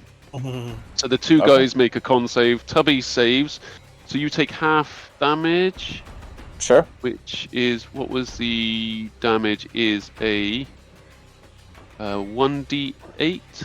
No, it's 3, isn't it? Damage increases. Depends That's which, it. depends which level you're doing it at. What level Oh, you're a doing. creature takes 2d8 thunder damage. What am I doing? A con save? Con I save, should yeah. know. It's my own fucking spell. was it? Con Yeah, so save. Oh, 4 yay. and 3, 7. So you take 4 damage. Tubby. 12. Okay, 4 damage. I'll take it. Wow, really impressive, huh? And I only have 40 hit points left. what is the con save thing? What is it? Level 1 or level 2? Level 1, first level, It's 13. 13. Isn't What? it? So you've No. It's not level based. It's caster based. No, like the cast. no, it's con save. I'm doing a con save. It's a 13 Yes. con save. I just rolled a 12. That's what we're trying to get through. Yeah. Ah, Yeah. okay. So fail. So you So I take failed, yeah. a 3, a 3 and a 1. Oh, okay. So you only take 4 points of damage. Is that your whole damage? It was 2d8, isn't it? Yeah, 2d8. It's a 3 and a 1. And you get- Like, fuck So I rolled a 3 and a 1, and you get pushed back Oh my- 10 feet. Yeah, but that's not good for me, being pushed back 10 feet. Look what's behind me. So you got All right. spiked behind you. Yeah, that's 10 damage from the spikes. Yeah, cool. So let's go with the smugglers now. Con save. What's 10 foot? Hang on. I'm just doing the smugglers a minute. Con save of 10. Yeah, where I am. 20, Did you take the 10 points of damage? 17. Why do I take 10? Well, because you're being moved on spikes. They are kind of hurting you. Well, I'm dead then. You're dead. You on I the am floor? down. I am down. Man down, man down. Who fell down? Jinn? Okay, Uh-oh. so I both am. Oh, both of these guys failed theirs, and in I am fact, uncon. both of these have gone back, and they are down because they both failed and they were looking a bit haggard. So I'm going to draw. Where's my drawer? Really draw. So he's down. He's down. Oh, Those two are gone. Okay. Yeah. So they've just failed their con saves and taken spike damage, or thunderwave damage, and the spikes. perfect. Okay, so that is back up to Jinn. Well, I got to do a death save. You got to do a save. Oh, this just got cheeky. This might 17 just get us success. Success. He's alive Pass for turn. now. Valthor. Yes. Wait, I need some time. But he's got to do three. He's got to do 3 successes, isn't he, Jinn? Yeah, it's just I just don't die then. But I'm not up. Yeah. Oh shit! Hang Okay. on. Please hold. Please hold. I think I've got something actually. Do it. Is it this character? I want to turn into, I forgot the name, wolf spider? Giant wolf, wait. Hang on. Jinn's just figuring So out if I'm he's just alive. seeing- I got relentless endurance, so when I'm reduced to 0 HP, I'm not killed. I drop, but you can drop to 1 hence. So I didn't actually go down. Okay. I'm actually on 1. So you're I can do that on 1 once. I HP. can do that once per long rest. Nice. My app actually did it for me, and I was like, "What's it doing?" Yeah. Hey, So you've got your turn now. So I actually have my turn. Yeah. Yeah. Sorry about that. I just remembered this guy had that. Right, okay. so that motherfucker, where is he? I'm gonna cast Cure Wounds on myself. Fucking too right. I'm gonna cast level 1 Cure Wounds. Okay. For 15 points of healing, which is my fucking game shield points. You flipping legend. He's just managed to save your And own. that's my own. That's all Yeah. I'm doing. That's all I'm doing. Okay. Valthor, over to you with Tubby on deck. Tubby's... Wait, what? So it's your turn, and then Yeah, okay. I was just letting Tubby know that he's next if he wanted to plan something. Okay, so I want to turn into... Wait, again, forgot. Wolf. Yeah, giant wolf spider. So he has bite, melee weapon attack, +3 to hit, reach 5 feet. One creature hit 4... So, yes, I'm just turning into giant wolf spider. Yeah. And after this, I want to attack the smuggler fanatic and freedom me. Okay. Do you So lose I your shall- concentration by doing any of that? I don't No, know if no, I don't, because Okay. I am turning into when I already did the cast, and when I am turning into some beast, I can still support this concentration. Yep, Till that's that, somebody till time out, or somebody beat you. me, and then I Yeah. check Yeah, no something problem. I forgot. Okay. Yeah. Yeah. So, what shall I do? Wait. I think I probably need to throw 20 D20. What are you doing? Are you going to attack the smuggler, or? Yeah. As this wolf spider. Oh, it's 4. So Okay. probably I missed. So yes, you scurry up to a fairly big spider, but scurry up to the smuggler and try and have a go at his thigh, but he's a little bit quick. Okay. Anything else? May I try to attack him again? Have you got another attack? Oh no. I. What? Wait. What? I don't think Wolf Spiders have extra attack. Probably. Trying to find your character. Don't think so. So I can. So that's it. No, unless I'm just looking up Wolf Spider. Don't know if you can get there quicker than me. I got about 17,000 windows open. Fine, I'll look it up. Hang on, no, I'm doing Oh it. wait, there is probably some. +3 to No. D20. No, it's 1 attack. You don't Yeah, get but extra. you It's one attack, yeah. It is. Yeah. Okay. What did? So that's it then. Yep. No. Okay. And then Tubby with. Yep. 1, 2. Oh, yeah. He's dead. Well, Sorry, just. Mr. Okay, so Mr. Tarek is gonna receive some Holy Spirit in the form of a sword in his face. So, recklessly attacking for a critical hit, I believe. Oh shit. Okay. And that will be. How do we do crits here? Do we just double, like Double, perfect yeah. crit, double damage? Double Yeah. damage, okay. Okay, so that will be 38 points of damage. Oh my fuck. Yep. I think that I'm just checking. But I think that's gonna do it. Here's total. Yeah. Okay. Alright. How do you want to destroy this orky-looking sorcerer? Alright, druid so person? what I want to do is I kind of like smash him in the stomach using my shield, just kind of shield bash him, and he bends down a little because this is the only way I can reach his face. Otherwise, too short, right? And then I just So he's- stab up. Yeah, I stab upwards with my absurdly oversized kitchen knife, and it goes, through his tongue, through his. Straight through his skull. bottom jaw. So you Yeah. pin his bottom jaw straight up through his skull, and he's Exactly. slumped down now.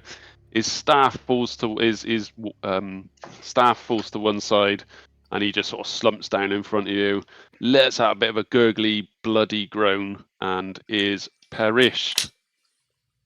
Yes, sir. Alrighty, Fuck, that'll do it. Okay. then. 2 left. Well, I'm just gonna come here, and actually, I would like to wait. Hold on, we have one guy left.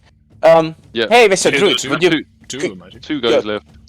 Yeah, but Mr. Druid, could you drop concentration on the spike growth? Because I kind of getting cocked over here. I would love to run over to the enemies to tank. Do on his next turn, can't he? Yeah. Yeah. So could you drop concentration, please? Yes, I he do. has to wait for his turn, doesn't he?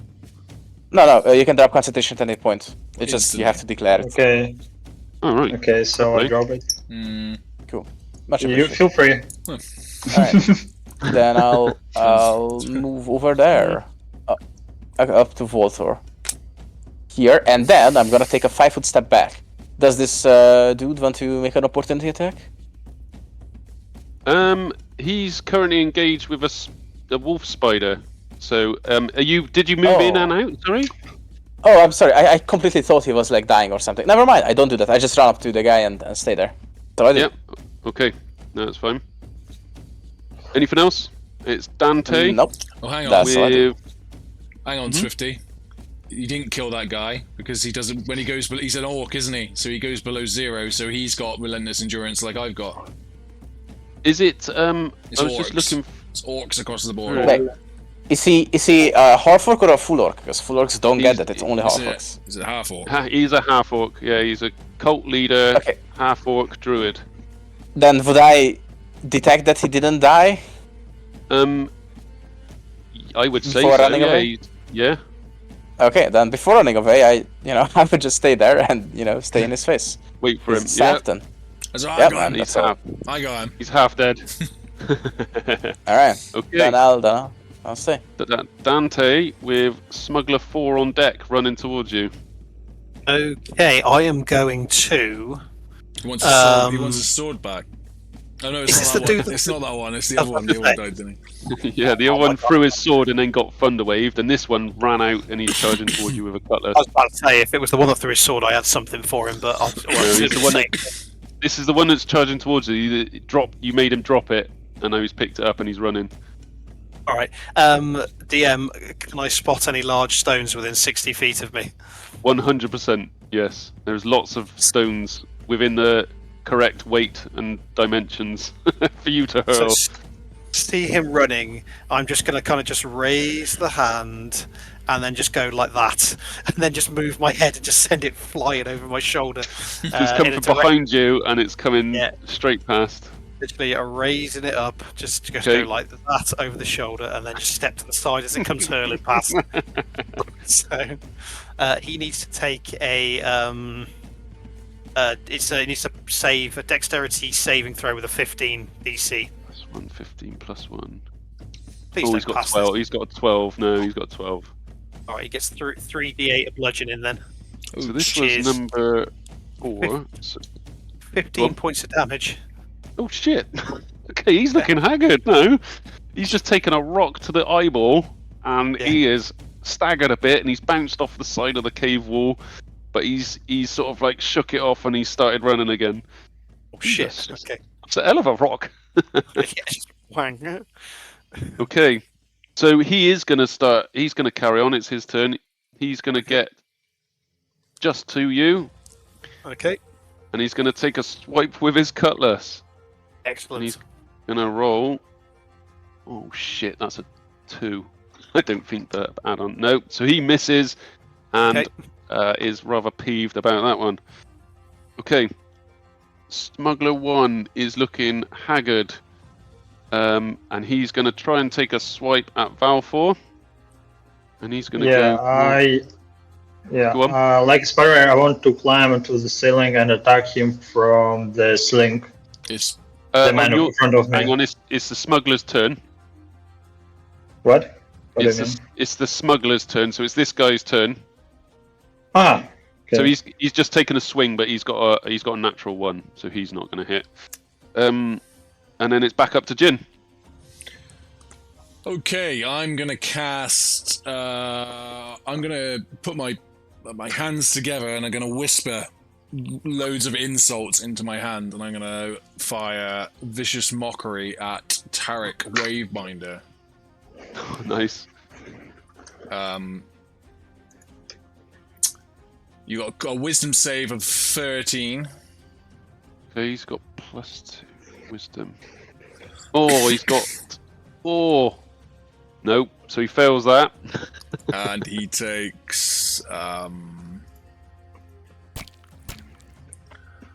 4 points of psychic damage. Was he on after the drop to 1. 0, but did he only go back up to 1? So is he dead on a second go, or every time he drops to 0? It's only once for rest. Oh, and he's dead then. So, so he just falls to the floor, and people you hear all these insults just running through his brain. He just getting bombarded. So he's like holding his head now. His staff was on the floor from the previous attack, and he's just holding his head, and head starts melting, and his eyes roll back, and he just collapses onto the floor. Beautiful. Okay. Any movement or such? I'm gonna head up towards. I'm gonna move up. I'll be behind, next to the one next to Valthor. That's it. Yep. Yeah. That's okay. Me. Nice. Okay, Valthor. Now it's your go. As I said, I like Spider want to climb on the ceiling and attack him from the ceiling, like okay. you say. Yep. Up the side of the wall here. Yeah. Yep. Okay. And I have a question. Can I like a spider entangle him in a web? You can try and fire a web, and is that what the spider does? I don't know. I haven't really read up on a spider. Spider climb, web walker. What have you got? Web sense, bite. What do you get? Go for it. Fire a web, and I'll make a strength saving throw to try and get out of a grapple. So if I go for these guys have got. Has it got any details on it, Valthor, on the web? I found it, but it didn't say about it anything. Okay, so what's the question again? I feel like biting. So, I'm just then attacking him from the ceiling. Alright. Okay. He's trying to web him. He's just attacking you, mate. He's just attacking you, Swifty. Yeah, go for an attack then. So roll your attack. I'm just attacking him. To be honest, he's looking a bit haggard. So any little tickle and he's down. So it should be 20, and what's there? D6. Yeah. Oh, there is 3. Oh yeah. So was Does that it have 3? sense? Say again. Does it have sense to throw at 6? What did you roll for a hit? 3. 3. No, that's not going to hit. No. Sorry. So he dodges out the way if it's a 3. Okay. Okay. Anything else? You've climbed, I would say, may, 15. may I attack him again with the bonus? I don't think you got 2 attacks, have you? No. No. Okay, so I just climbing on the ceiling and go. Wait, and I go this way. Like. If you, yeah, you can do, but if you leave him, he's going to make a opportunity. Oh yeah. Okay, they are just standing there. Okay. Thank you for warning me. That's okay. Tubby, you've just had an orc slump down in front of you, holding his face and melting his brain. Serves you right.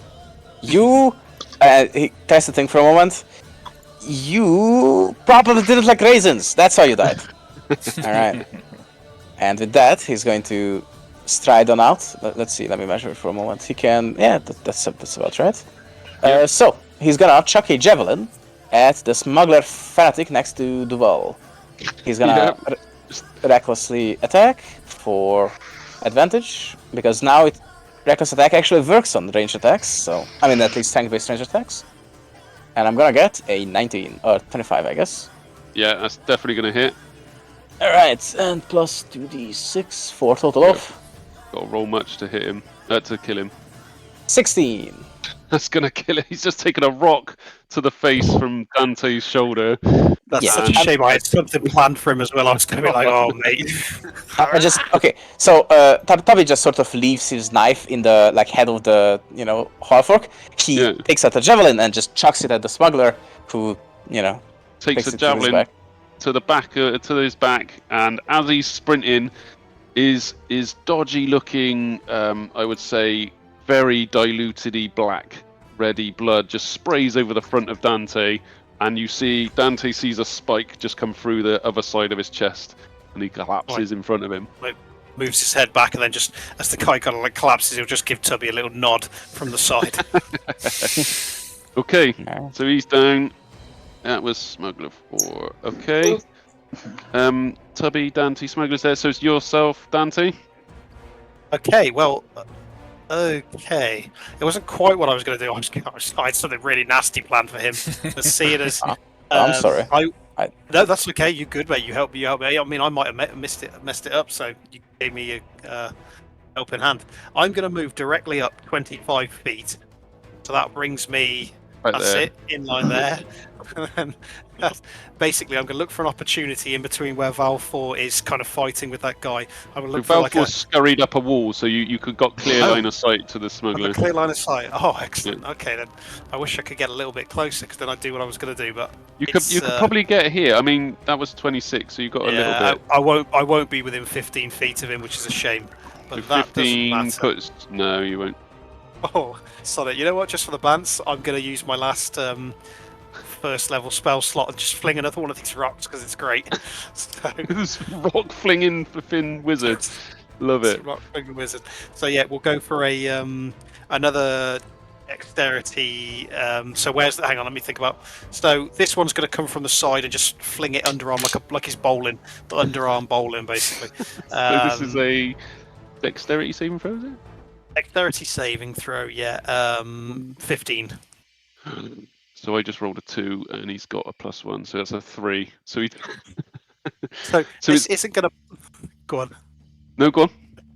I was going to say this isn't going to pile him into Jinn, because he's kind of coming at. Oh.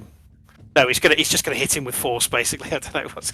So, it's going to be 3d8, which is. Honestly, So 21 points. 100% gonna completely dismember this. How is it? Where's this rock gonna hit him?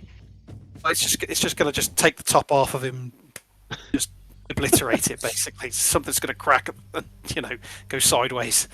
So hopefully at an angle that it's not gonna hit Jinn, it's gonna just go under him basically into the side. So he just slumps to the floor after this rock flinging wizard is chucking rocks around the cavern. He is down and out. The bottom half of him stays rigid, but the top half of him breaks backwards like that, like something's just gone. Almost like he's possessed, but not. Yeah, basically. Okay, well done. That's it. That's some smugglers and a Tarek Wavebinder half orc druid. down Dante and will out. just flop down and just put his back against the wall and just kind of like sit there and just like rub his forehead and be like, So, guys, where are the real bandits? Are these guys still the pets of the bandits, or?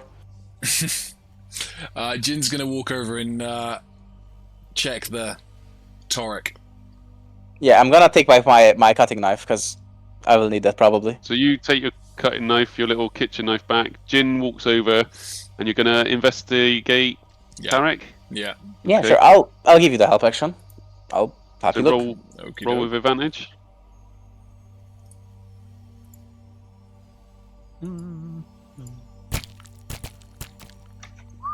Wait, who's rolling again? 14. It's Jinn. Yeah. Okay.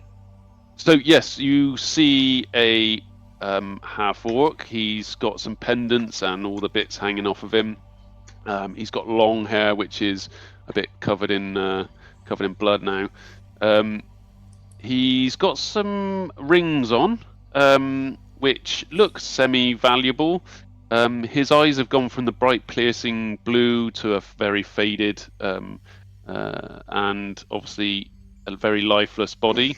He has his wave binder staff on him, and it's, like I said, covered in an array of seaweed and shell-looking scraggly staff. He's got some gold and some paperwork on him. You find a small note on him that is scribbled down that you can read. It's in common tongue. Okay. Yeah. Do you want to read I'll the read note it. aloud? Yeah, I'll read it out loud to the team. Okay, yeah. so it says, beneath the beacon where the waves break, the path shall open. Let the gemstone meet the light at midnight's crest, and heed the call of the whispering one. Only then will the tide reveal its secret. What you can gather from that is it's basically a cryptic call from one that is known as the Whispering One to start summoning the mist to reveal secrets. However, the mist is still gathering pace. Whilst you've been scrapping, the mist is still surrounding you. When you look up from his body, you do still see a big glow across the way where Tarek started, and it's almost the size of like a football, of a purple gemstone. ah. I would like to take out the compass and wave it around a bit, see if that's the real thing. It spins so much that it almost shatters and points directly at a big purple football-sized gemstone in front of you. Woo-woo. Oh, okay. Go Well, I team. think we got it, boys. Yeah. Well done, team. Sex for everybody. I'll send the prize. Well, who's having sex with who? Or sausage from everybody. Sausage from everybody. Tubby's shagging everyone. Bruh, come on, man. Do me a small favour, DM. Just my own. Just right at the tail end of it. I wasn't going to say anything. Just get rid of Dante and then put him back in a sec. So we have glorious bearded Dante, his second form that suddenly appears. Okay. He's got a new form. This is I obviously did it after you put my token on this thing. You said new Sorry, Dante yeah, in his new form. No. I wasn't gonna disrupt your flow, but just at the very end of victory, Dante Yeah. Oh, there you go. grows a beard. He grows a glorious beard. Right in the middle. Beautiful. Tabby kind of just looks down at the raisins that Dante just ate and grew a beard from, and like, wow, this is some potent stuff, huh? Everyone like, wishes they had a beard like... I mean, Valthor's is quite a substantial beard, but this is a trimmed-looking beard. Oh, Yeah, yeah. this is a glorious like beard, yeah. All right. Well, Oh, go on. from here on, my plan would be to grab the stone, get back to the tower, and hand it over to the Tinkerer. Maybe she knows what would be the best course of action. Should we take it As- straight to the mayor first, though? Since she's Oh. I contracted. don't know. I'd probably take. Oh, I'd probably, right. I'd probably take it to Red. Oh. Oh no, you might be right. Actually, yeah. Actually, get the mist gone. I probably Gone. would. Yeah. Yeah, that's fair. Okay, That so is fair. we're taking it to the Tinkerer, right? Mm-hmm. All right. Agreed. Valthor, what about you? Do you Agree. Okay. So I Okay. suppose, Mr. DM, what we'd like to do is head back out of this cave, climb up the rope, go back onto the. Fuck is it So- called, man? As The the Lighthouse. way you came in was obviously a not the normal route that these smugglers would come in. What you do see is beyond where the gemstone was lying, there was a standard set of what looks like steps that ascend quite sharply in a spiral sense up past the sort of shrine where this gemstone was lying. And yeah, you can see as you ascend the steps, the light gets a bit clearer. You're sort of coming out the mist, but it is still around. You can smell the sea air now, the fresh air at the top, and you emerge from behind like a rock. It's like almost like a concealed entrance that no one has ever noticed. It's not used very often, and you appear about 10 feet, 15 feet away from where your rope was tied to the rock. Okay. That's wonderful. Okay. And then- fresh air. Bloody decent, I tell you. Yeah, indeed. I need a bath. So- I You- think we. Oh. Go ahead. No, go on. No, what do you want to do? No, I was just gonna say, I think all of us could use a few things, and I, look at myself covered in gore from whatever I just did. Yeah, but I think we have a delivery to do, and then we can engage in pleasantries. Or I will bats sleep and- for 20 hours after this, and not a minute less. You have I will got get your some glorious snacks. beard is covered in that smuggler's blood. But yeah, you do need a bit of a bath and a wash. So, are you heading? Obviously, you're heading. Assuming you're heading straight back to Lighthaven. Yes. So you're Go taking the to brisk Ren. walk straight to the lighthouse. As you get halfway, I would say, you start noticing this mist is creeping up your backs, and as the two shorter ones of the group, bear with me, are obviously smaller than Dante and Jinn. If you could, as you breathe in, this mist reaches your nostrils and your mouth, and as you're sort of briskly jogging towards the lighthouse, you take a big lungful of this mist, and it almost takes over you. It's super unnatural, and it's such a strange feeling that you're really struggling to breathe, and you drop to your haunches a little bit. If you could both make a Constitution or Wisdom saving throw. Wait, both Me as and- in everybody, Both of or? you. No, the two short ones. So Valthor and Tubby. Oh, come on, man! All right, sure. I get a 17. Fine. No. So you're okay. So you take a big stand up. You take a big breath. Cough up what you thought. You're still chill to the bones, but you're okay. You'll run along. And Valthor, a Constitution or Wisdom saving throw, whichever you prefer. Wait. Constitutional wisdom. Wisdom, of course. Okay. Fine with me. 19. Okay, fine. It was a fairly low score, I gotta admit. But anyway, you do the same. You stand up. You look at Tubby. You think, crikey. Take a big breath of fresh air above the mist, and you carry on running. You survive this. So as you run, you're sprinting directly back to the lighthouse. You kick open the door. Ren is still tinkering with her toys. Again, she's probably covered in a lot more soot than you left her. There's what looks like half of a hand that she's making. Looks a little bit like Barton's hand. And she turns around and she goes, "Oh, you made it, did you?" Yeah. Yes. It seems You to, have it? Yeah. Tubby, why don't you give the Oh my! young lady a nice shiny ball? I would be happy to do so. Well, I don't want to make any sexual innuendos here, so I'm just gonna hand over the loot we Shiny- got and not Big say anything shiny about ball. it. And my Ah. sausage. No. She looks, frowns at you.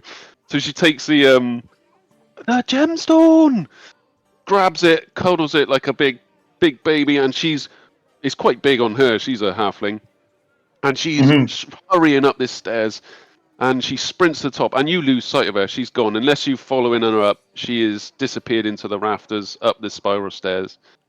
Nah, she got it. and then- She can do it. And then you hear this big clunk, this whole whirring, and you hear lots of whisperings almost dissipate. So the whisperings now become you can just hear the sea crashing against the cliff beneath.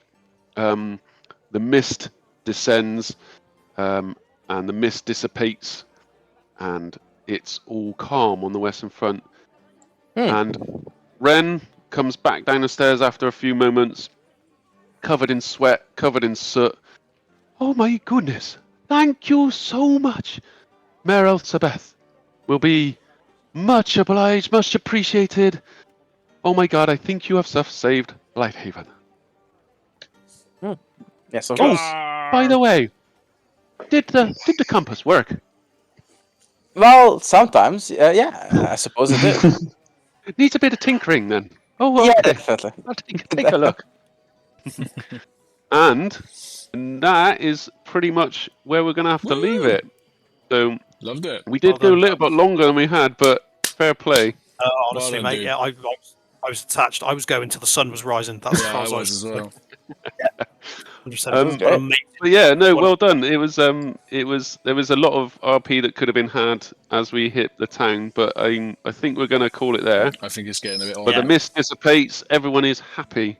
We saved the day. Basically, the mist was if you failed your constitutional wisdom, you were taking psychic damage, and you had Nice. disadvantage I was- on saving I throws. was fully prepared if they turned on us to kick Dante in the leg and run with the ball.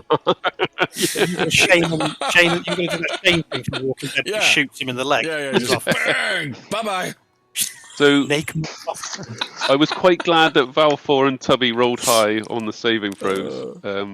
Goodness. But yeah, a good little sprint towards the end. Yeah. But there we have it.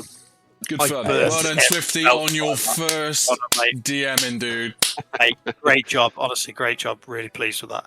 Yeah, that was thank very you. successful. Way better than my first DMing game. That was horrible. But hey, this was great. I really enjoyed it. I didn't even notice that we were like 3 hours past the finish time. Oh, it's I know. mental. So I was 1.5 hours past where I wanted to finish. I thought 2 hours in the town, 2 hours fighting, that'd be enough. But we were 2 hours in the town, you ain't got anywhere. I was like, oh, Jesus.